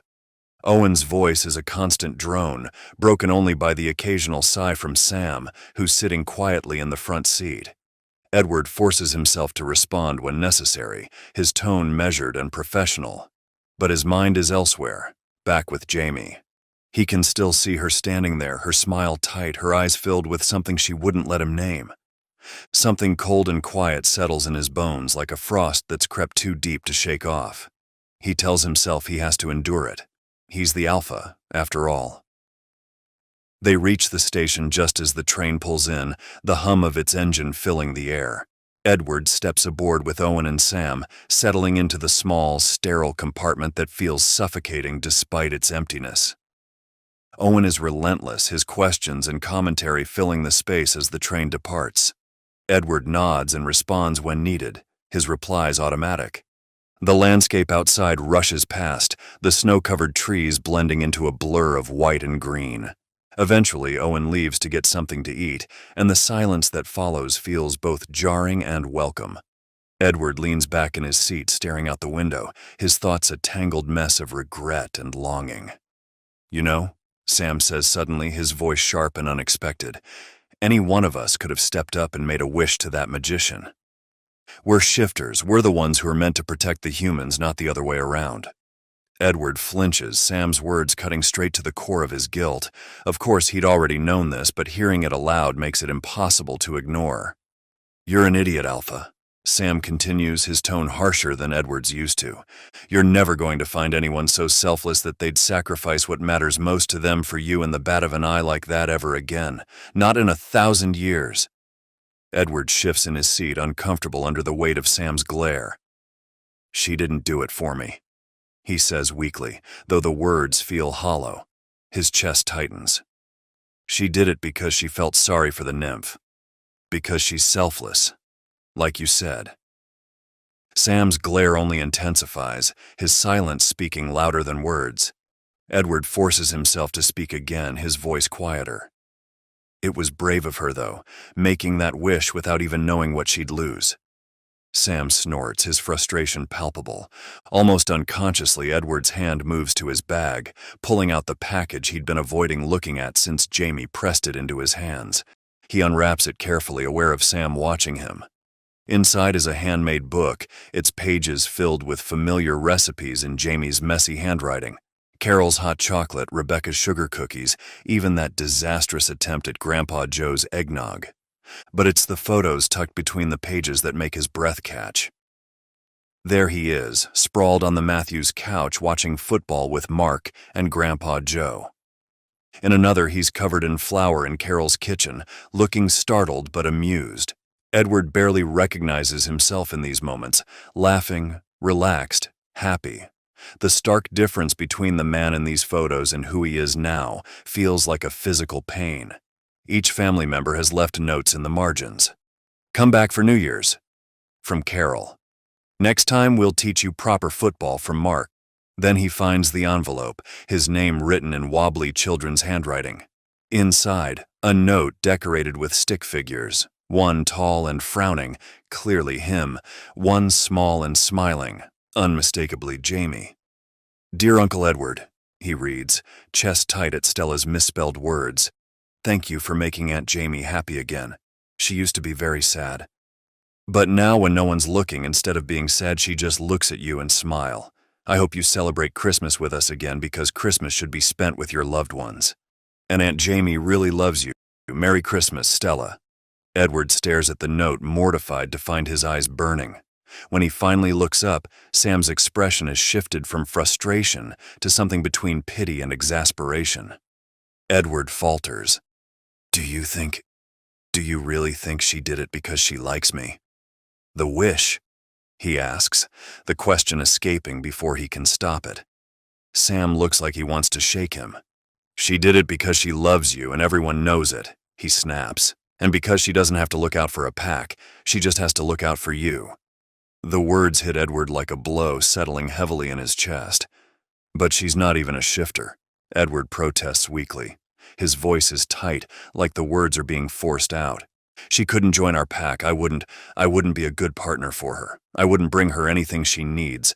If anything, I'd only make her life harder. Yeah, Sam says, his tone dry and scathing, and she still gave up everything for you. So no disrespect, Alpha, but I'm really wondering what the hell you're still doing here. Edward stares at him, stunned, his gaze flicking to the window where the snowy landscape rushes past. To be honest, he says, his voice low and uncertain, I'm not sure either. Sam leans back in his seat, crossing his arms with a satisfied huff. 32. Jamie. Jamie works the bar with a practiced ease, her hands darting between bottles and taps as the warmth of Christmas Day hums around her. The place is packed, every table filled with laughing tourists and locals alike. Plates of roast turkey, mashed potatoes, and cranberry sauce pass from hand to hand, and a group in the corner breaks into a slightly off-key rendition of Jingle Bells. Merry Christmas, Crazy Jamie, Dave the ski instructor shouts from his usual spot near the end of the bar, lifting his beer like a trophy. His cheeks are ruddy, and his grin as wide as ever. A man fully in his element. Right back at you, Dave. Jamie flashes him a smile, though her mind is already working on a plan to switch his drink for water. Behind her, the bell over the door jingles as another group of skiers files in, shaking snow from their boots and calling for hot cider.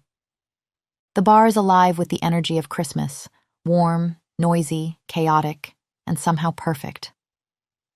At one of the smaller tables crammed into a corner, Jamie's family sits together, plates piled high and glasses full.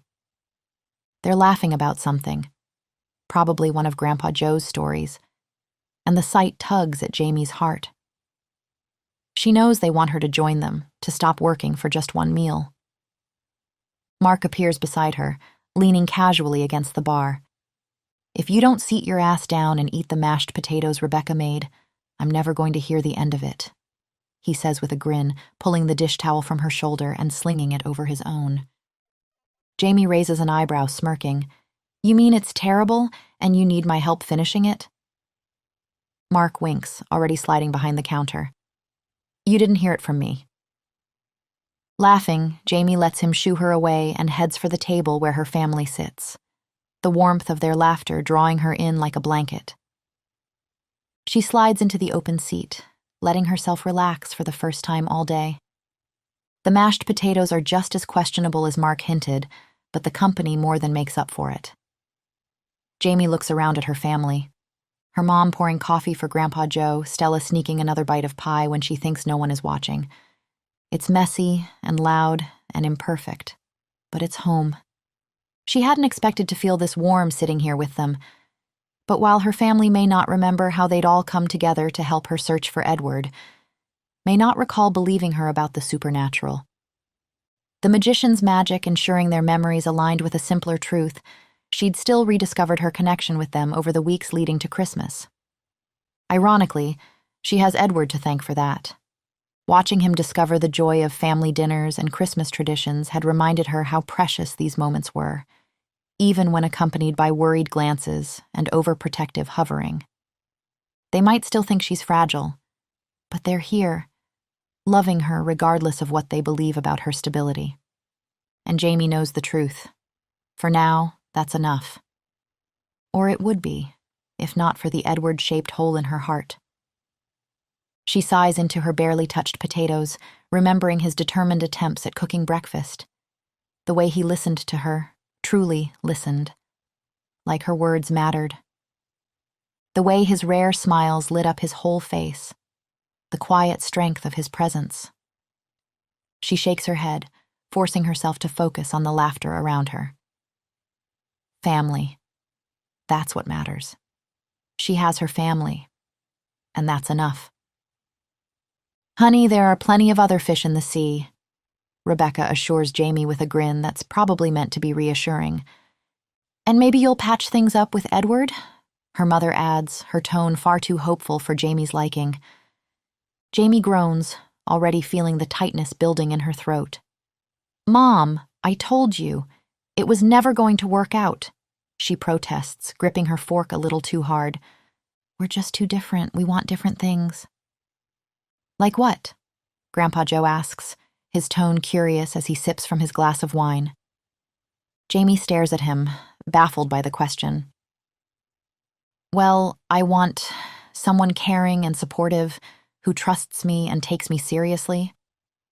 So, like Uncle Edward? Stella pipes up, her innocent observation drawing a glare from her mother. Yeah, and well, he wants... Jamie trails off, struggling to find the words to explain without sounding completely insane. How does she tell them that Edward wants someone who can turn into a wolf? Someone who wouldn't be risking their life living among his packmates? Something different, she finishes lamely. Stella, undeterred, smiles with the kind of confidence only a 6-year-old can muster. That's why you need a Christmas miracle. Jamie gives her niece a sad smile, patting her head gently. Honey, I don't think Christmas miracles work like that, she says carefully. Stella shrugs, clearly uninterested in entertaining such a pessimistic notion. Jamie sighs and turns back to her plate of mashed potatoes, which are, as expected, pretty terrible. Still, she's used to it.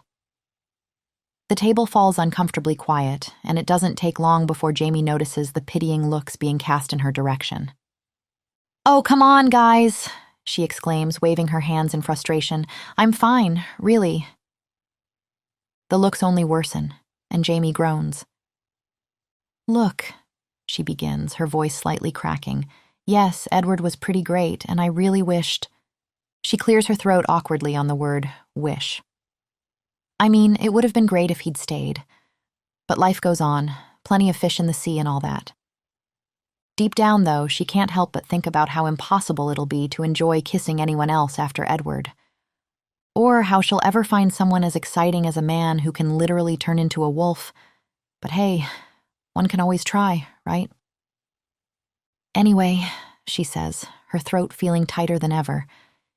You really need to stop looking at me like I'm about to burst into tears. Jamie, her mother interrupts gently, placing a hand over hers. Yeah, okay. Maybe I'm already crying, Jamie admits, furiously wiping at a tear that slides down her cheek. But that doesn't mean... Jamie. Rebecca's eyes go wide, like she's trying to signal something, but Jamie waves her off, determined to finish her thought. Anyway, she continues, though her voice has grown watery now. I'm really fine about him leaving. Really. I don't miss him at all. A throat clears behind her, and Jamie notices her entire family staring past her with comically wide eyes. Frowning, she turns around, and her breath catches in her chest. Edward is standing right behind her, achingly regal and so awkwardly out of place it almost makes her laugh. His coat is dusted with snow, his hair slightly mussed, and his expression... Well, it's enough to make her heart stop. Edward? She exclaims, jumping to her feet, and hurriedly drying her cheeks. "You're here." He looks sheepish, almost worried.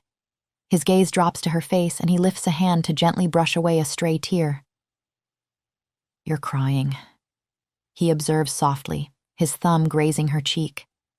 From behind her, Jamie hears her mother squeal, but she ignores it, too focused on Edward. "What happened?" he asks, his confusion sincere. Jamie snorts, blinking up at him through still teary eyes. "Well, you left," she says quietly. "What are you doing here?" Edward lowers his gaze, his posture stiff as if bracing himself. "Yes, well, He squares his shoulders, meeting her eyes with steady determination before taking her hand. "A little bird told me you should always spend Christmas with the ones you love," he says, his voice carrying an earnest weight that makes her chest ache. "And so?" he continues, a faint blush creeping across his cheeks. "I was sort of hoping maybe you'd let me celebrate with you this year." His gaze flickers briefly to the bar, where most of the patrons have stopped eating to watch the scene unfold. "Unless you're too busy, that is," he adds quickly, like he genuinely believes that might be a possibility. "She's not!" Mark shouts from behind the counter. "I'm not," Jamie says hurriedly, gripping Edward's hand tighter. I'd love to. You're more than welcome to spend Christmas here with us, Edward." Edward's smile grows small and intimate, the kind of smile that feels like it's just for her. "That's good," he says, his voice soft. His eyes sparkle as they meet hers, and suddenly, Jamie's hyper-aware of how close they've moved toward each other. His hand slides to her lower back, and her breath catches as his lips hover just a heartbeat away. "I'm afraid I don't have a present for you, though," Edward murmurs, looking genuinely ashamed. Jamie laughs softly, leaning up to press her lips to his. Cheers erupt around them, the sound of clinking glasses and hollered toasts mixing with Mariah Carey's "All I Want for Christmas Is You" blaring over the speakers. "You're my present, Edward," Jamie whispers when they pull apart, her words trembling with sincerity. Edward beams down at her, his expression so full of joy it takes her breath away. "Unwrap him now!" Rebecca shouts from behind them, but Jamie doesn't care. Edward pulls her into another kiss, his hand pressing firmly against her back, as if to ground her in the moment. Around them, the bar feels alive with magic. The twinkling Christmas lights reflecting off glasses, the warmth of the crowd, the perfect chaos of a holiday in full swing. Above it all, Stella's small voice cuts through, clear and pleased. "What did I tell you? Christmas miracle." Jamie laughs into Edward's kiss. Thank you for watching. If you enjoyed this story, consider making my Christmas miracle happen by giving it a like or a comment. Stella would approve. It might be a little early to wish everyone happy holidays, but the holidays are coming, and I wish you all the best for this end of the year, to you and your family.